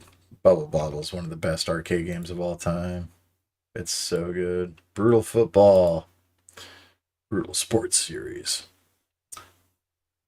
Buck Rogers Countdown to Doomsday. These were like nerd games, like really nerdy, like more nerdy than I've ever been in my life. Nerdy. I remember these. They were the Gold Box series. Matrix Cubed was another one. Wow. Kind of old. Old school, man. A lot of these edutainment games like Bumble Plots.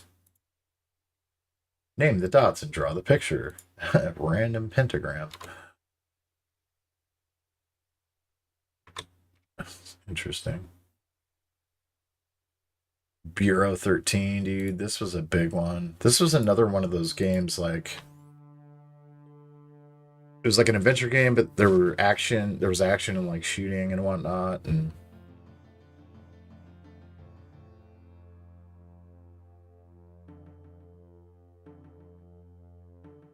I never really played that. Burnout. That's the old Burnout logo, man.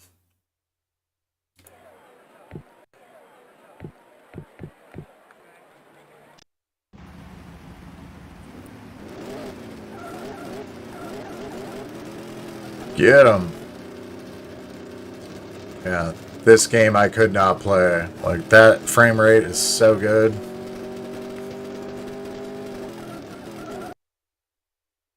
Yeah. Nothing like driving in a straight line and stopping it really quickly. Cadaver, the payoff. Such a weird name for a game. Like, your parents were never going to let you have this. And then they see the game and it's like this. You're like, oh, this is not that bad. Could be a lot worse. Those isometric style games. Caesar 1 and 2. Oh, Cadillacs and Dinosaurs, the second Cataclysm. This game sucked because basically it shouldn't have been called Cadillacs and Dinosaurs. It should have literally just been called Cadillacs. Because all you did was drive around and shoot things. Caesar 2 and Caesar were like 4X games. I remember Caesar 2 was a big deal. A lot of people were playing this one. That's a series that's still kicking around, if I remember right. Call of the Cthulhu, Shadow of the Comet, and there's another one called... Oh, I can't remember the name of it. These were really cool. Probably cooler as an adult than it would be as a kid, because there's so much here. But the artwork was really good. Who does that look like, by the way? Jack Nicholson in The Shining. Cannon Fodder. Oh, let's end it with Cannon Fodder, man. Cannon Fodder was sick. Cannon Fodder was so sick. My mom actually didn't mind us playing this game, even though it was pretty bloody for a kid's game. But I remember playing this, and she was fine with it because it was kind of World War II coded, I guess. You have the British poppy there.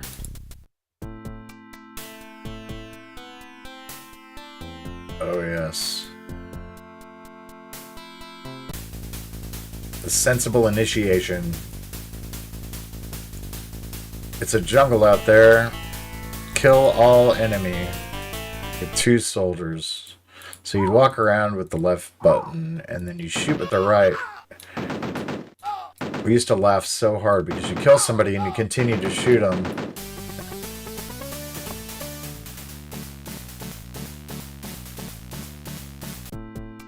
Alright, so those 2 guys are considered heroes in victory, and they got, you know, experience points and leveled up. So now these guys have their little chevrons there. Now when you go into the next level,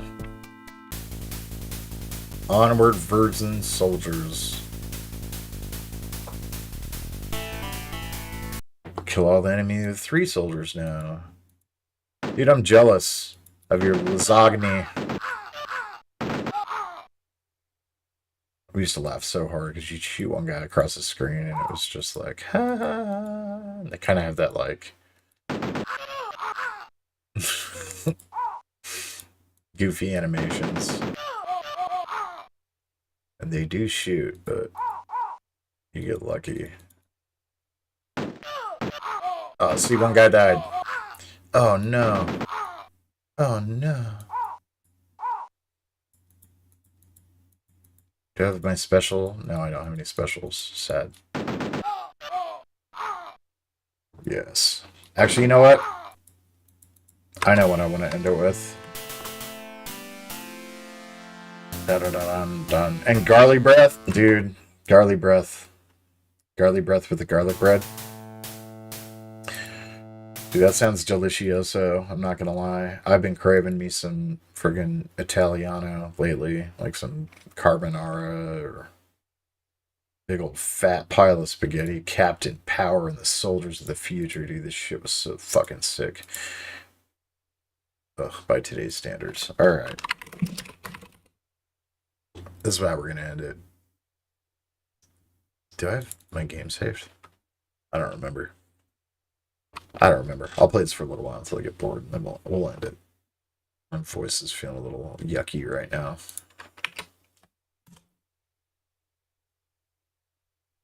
A Battlestar Galactica game forced me to talk a lot. Yes.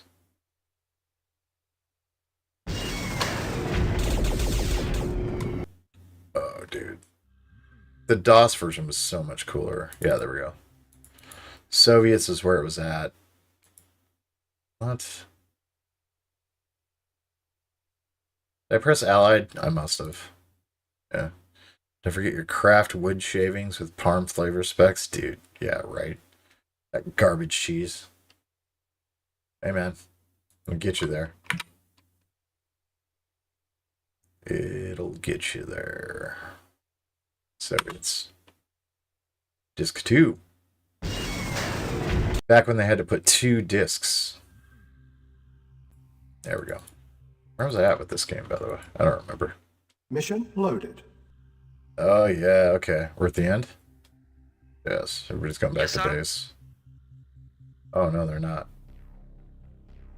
Ready and waiting at once. Agreed. Oh, man, that's way too sensitive. Seriously? Damn, I gotta go in and change the cycles a little Very bit. well. Shoot him! Shoot her! Unit lost. Get him! Unit lost. At once. Oh, Mission accomplished. that was it? Really? Okay, good.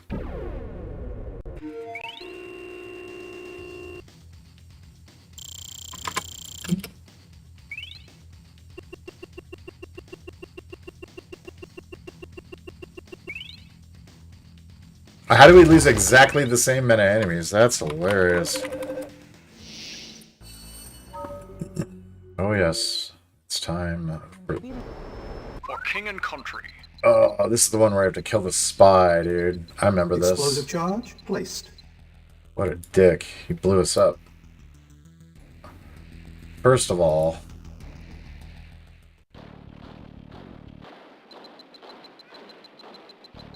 Our base is under attack. Oh yes, that jerkbag. Reinforcements have arrived. Timer started.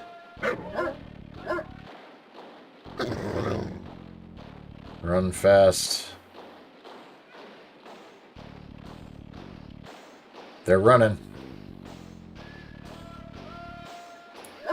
We gotta stop here because that pillbox will wreck your life.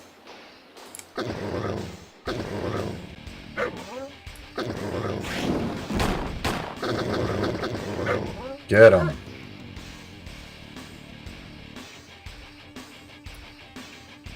Mission saved. Reporting. Very well. Very well.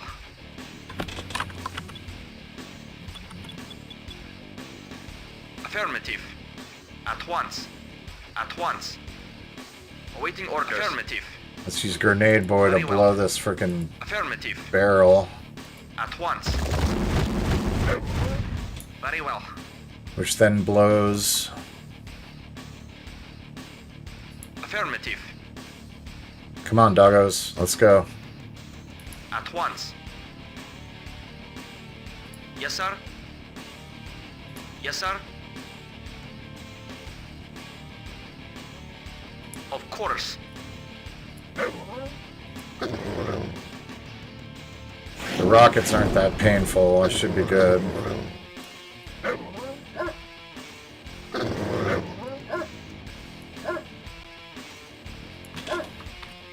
Oops. I thought F10 was the menu, but I guess not. Mission saved. Yeah.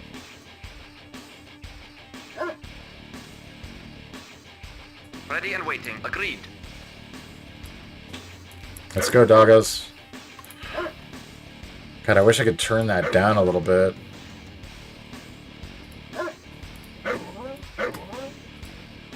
Oh, he's right there? Nice. That's super easy. Go, go, go.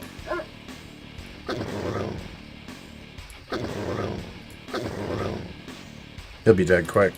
Reporting. Affirmative. Oh, he went into one of the houses. That's right. Affirmative. Agreed.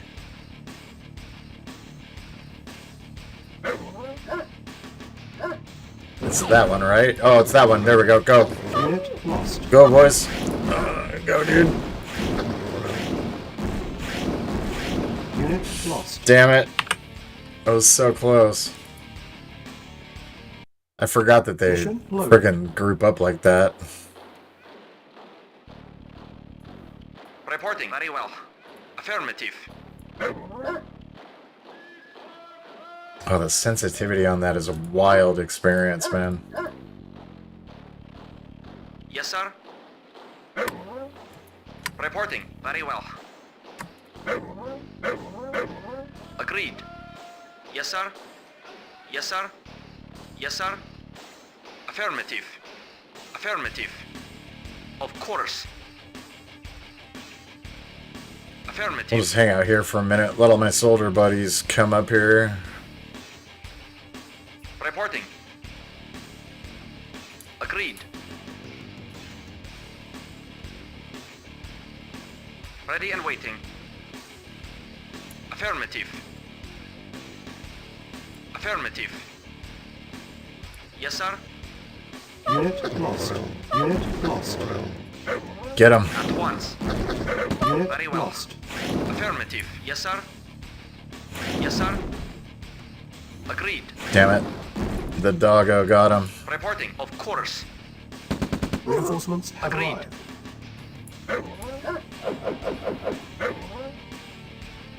He got on the transport, and now he's going over here. Yeah. I know. Dude, they're Soviets. I mean, they're not the smartest human. You know what I mean? At once. I think these buildings do something too. Yes, sir. I don't remember. Yes, sir. At once. Heals? No. Agreed. Ready and waiting. Affirmative. Affirmative. Yes, sir. Oh, yeah. Agreed. Acknowledged. At once. Back way off on that. Yes, sir. Gotta keep that last dog. At once. Oof. Reporting. 10 Awaiting units orders. remaining. Reporting. Yes, sir. Affirmative. Affirmative. Now, before you start going too crazy, let them catch up. Agreed. There it goes. Yes, sir. Better. I'll take it. Alright, doggo. Yes, sir. Unit lost. Yes, sir. Unit lost. Yes, sir. Get him. Agreed. Yes, sir. Affirmative. Yes, sir. Yeah, that guy can shoot that barrel. Affirmative. Very well. Unit lost. Yes, sir. Yes, sir. Reporting. Very well. Of course.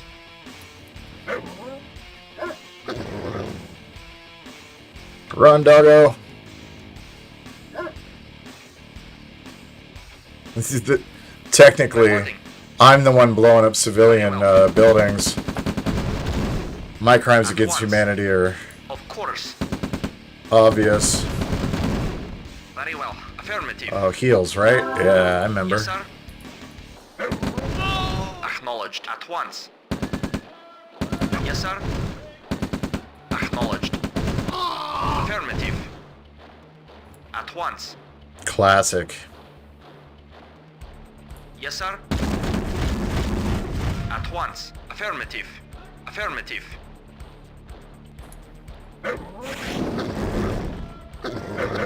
Get him, doggo. Oh, you're done now, dude. Got the spy. Mission accomplished. Love it. What a worst. What? It's just the worst. Trotvaznia. This isn't Ghost Recon? No, it is not. I remember playing a little bit of Ghost Recon, actually. I don't think I had it on Steam, though. We're the Georgian ultranationalists. Good question. Yeah, dude. I think the bottom one is the one I wanted to pick. Good work dealing with that spy. Yep. Acknowledged. Construction options. Acknowledged. Yes, sir. Building. Ugh, it's so rough to play like that, though, because it's so fast. Mission saved. Ugh, Control it's too much. terminated. The Tim Curry, yeah, we'll do it. Frankenstein. Dude, this is so funny. Like, I just saw this and was like, I totally forgot about this. What? Oh, it's in the Windows one. That's right. It's in Win 31X. XO Win 3X.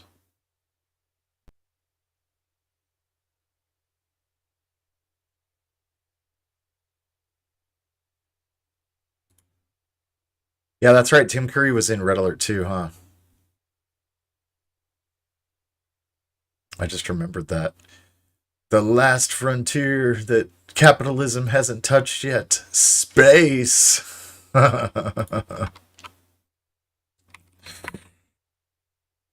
Oh, man. There it is. Through the eyes of the monster. Yes, we will install it. I know. Yeah. It's so good. That's Red Alert 2. I don't have that one. I have it on like Origin, I think. Yes, he did. So did Stalin in Red Alert 1. Like the blonde that was earlier. Yeah. There's a scene where she's like putting her shirt on. You're like, okay. Tim Chatty. Yeah. That's full screen.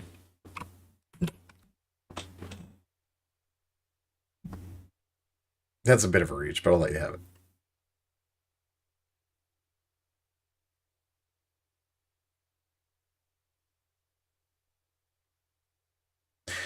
There was another one that had Christopher Walken in it. What was the PC game with Christopher Walken?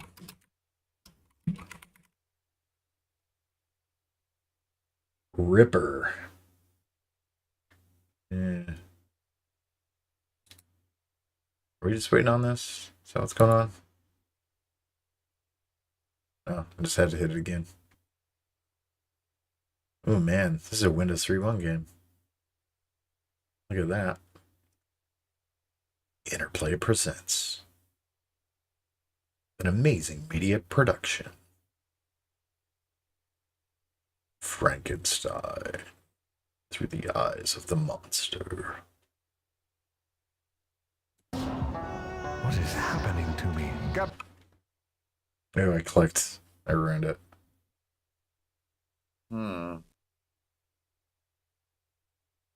He's alive. Alive! I have created life. There. That will make you feel better. A toast. In celebration. I have made a man. What the hell? You have made a man.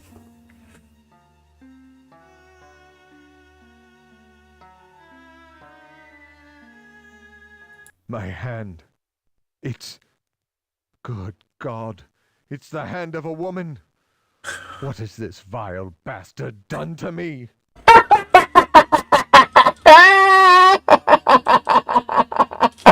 Truly, there's nothing worse. Although, I don't think I can make that joke on stream. You can stand, and you're walking. No residual dizziness? Excellent. Can you hear me? Anything? Perhaps you can read lips. Exactly, boss. Exactly. You must be able to hear.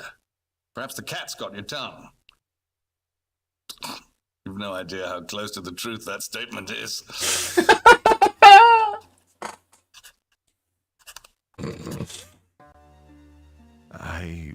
I remember I was hung, put to death, and now, in a laboratory? I'm an experiment.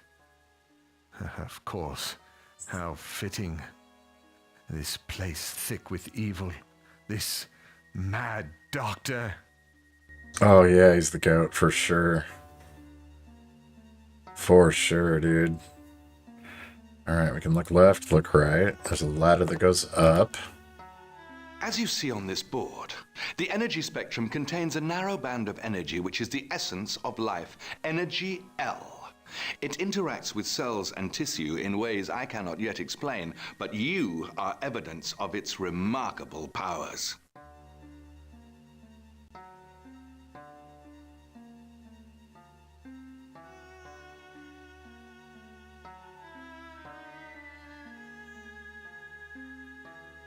Put that back where it belongs. Bunch of machines. Periodic table. I have uncovered a new material, an undiscovered element, number 86 on this periodic table. I call it Lifestone.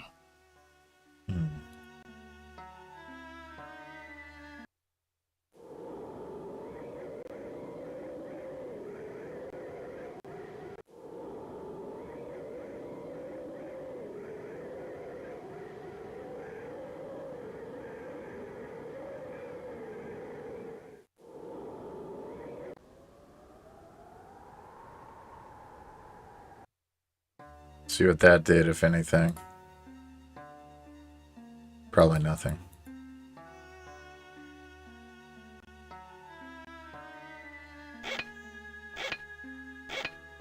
Just turn them all in the opposite direction.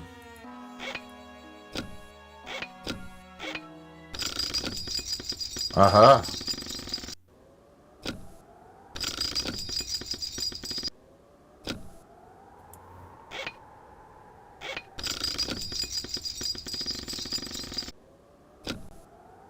I love how the doctor's like, no, you can just play with stuff, dude. You're good. You're alive. You're good. Just go have fun. Go have fun. Don't get wet. Oops.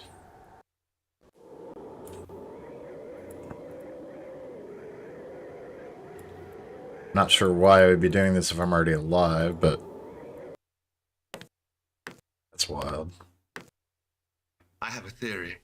No, it is more. Energy moves, it flows like waves, mixing, shaping, affecting matter. Visible light is a particular energy wave, as is sound, electricity, and heat. Ergo, life itself is also an energy wave, a specific vibration. It is that simple. The mystery of life exposed.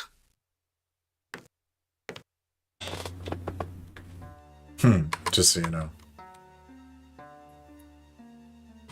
I love it. One of these days, I'm going to have to actually get through here and get down on some of these old adventure games and stuff. I never actually played that one. I want to throw on Ripper real quick, and then I'm going to end the stream for reals this time. Ripper's not here. Is that DOS?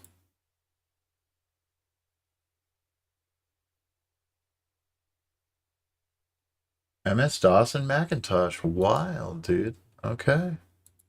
DOS it is. Back to the DOS box. That's crazy. Yeah, no. Yes. Hilarious.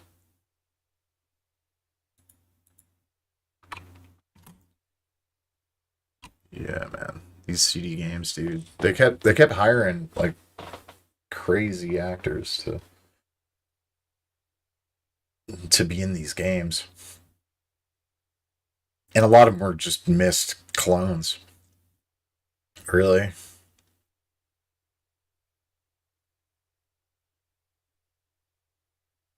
I just got to hear that Christopher Walken voice. It's crazy. Who knew?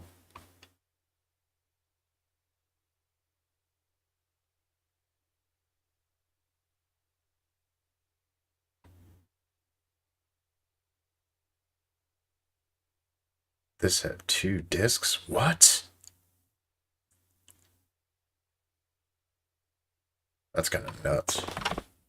That was very uncommon. Even Myst, I think, only had 1 disc to start out. Riven had 5. That was craziness. So much video in that game. I heard they're remaking 3 discs. Damn.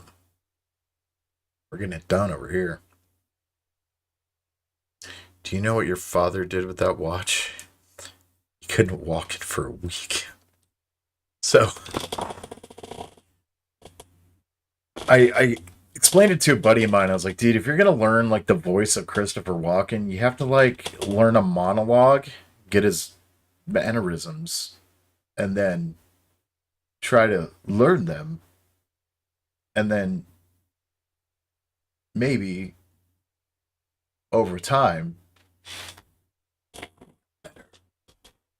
I'm still not very good. Like, I have to really play around with it a little bit. I kept that watch up my ass for years.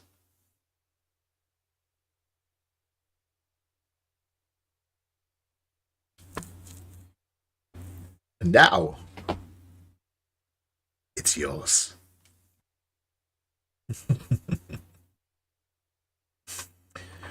4 discs? What is this game, dude? 5. If it goes above 5, that's going to be shocking to me. If it goes above 5.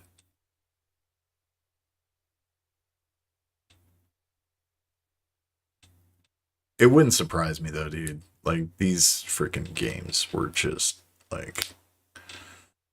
This is Take-Two Interactive. Think about it. Take-Two would become what they became. 6 discs. Disc 7 of 19. Exactly, dude. Let's read up a little bit about this while I'm waiting. Oh. It uses the song Don't Fear the Reaper. That's cool.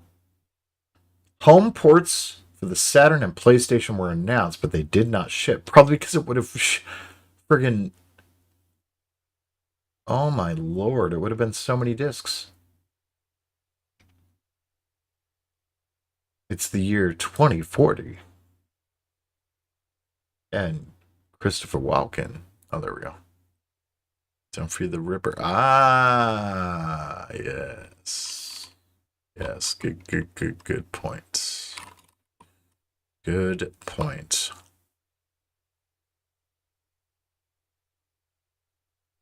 Oh, we don't have enough available memory. You know what that means.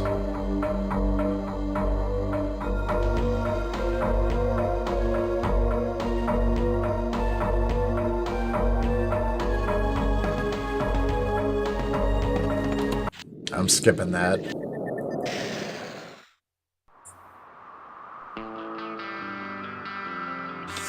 Oh, this is definitely not going to do anything. Well, I'm definitely not going to get demonetized for any of this right now. Karen Allen? No way. It's crazy. Just Meredith and John Rhys Davies. It's wild. What are we doing? It's crazy to me. I'm walking here. Featuring the music of Blue Oyster Cult. I hope you haven't eaten yet, Quinlan. What are the cops here doing already? Oh. Here we go. Figured you'd get here sooner or later, Quinlan. You can't get enough of this story, can you? I think everyone's had enough of this story, Magnata.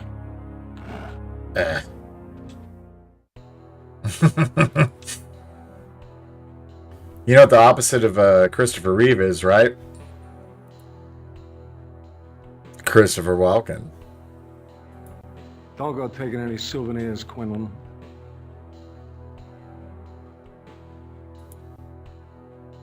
Same MO as the others? You got it. Look around you, asshole. If anything, this is more gruesome than the other two. Hell of a lot more splatter. Who's the victim? Name's Stein. Renee Stein. Age 43. Stein? Book editor over at Knopf. Any connection to the other two? Well, let's see. Estevez was a programmer. Mendler a dry cleaner. It'll take me 48 hours to run it down, but there's no connection here. You have any clues? No sign of forced entry, nothing's disturbed. 2 sets of prints, hers and her mother's. The only thing not where it should be is this woman's insides. But what about witnesses? I mean, this guy must have been a bloody mess, even if it's 3 o'clock in the morning. It's Greenwich Village. Somebody must have seen him. As far as I know, he left us with 1 witness, and she's feeling a little fragmented at the moment. This guy is fucking believable.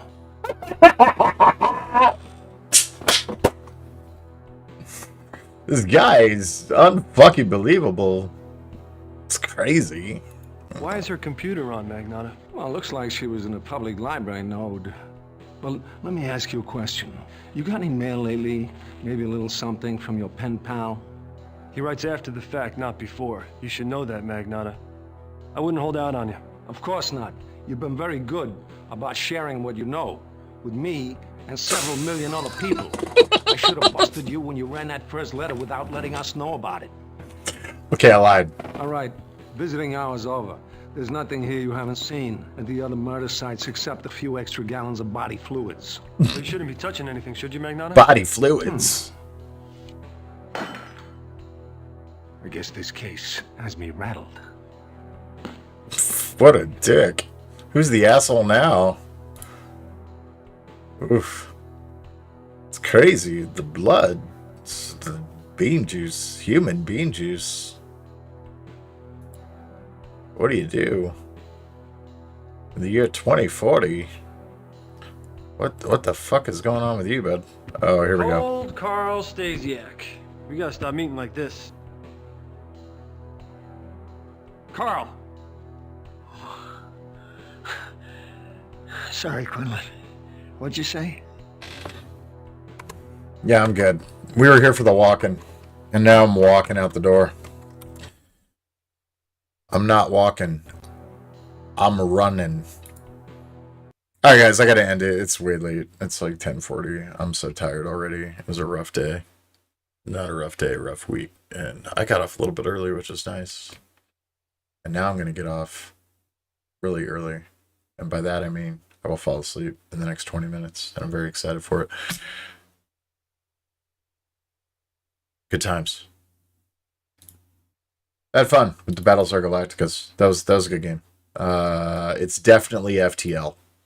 It feels very much like FTL if you don't know what that is. Yeah, I'll be interested to see if this runs on Linux. It should run fine. I mean, it's been out for 2-3 days. By now, it's usually pretty good. Alrighty, have a wonderful evening. I will talk to you guys again on the next episode of whatever the hell it is I end up playing. But have a good night. And remember, the opposite of Christopher Reeve.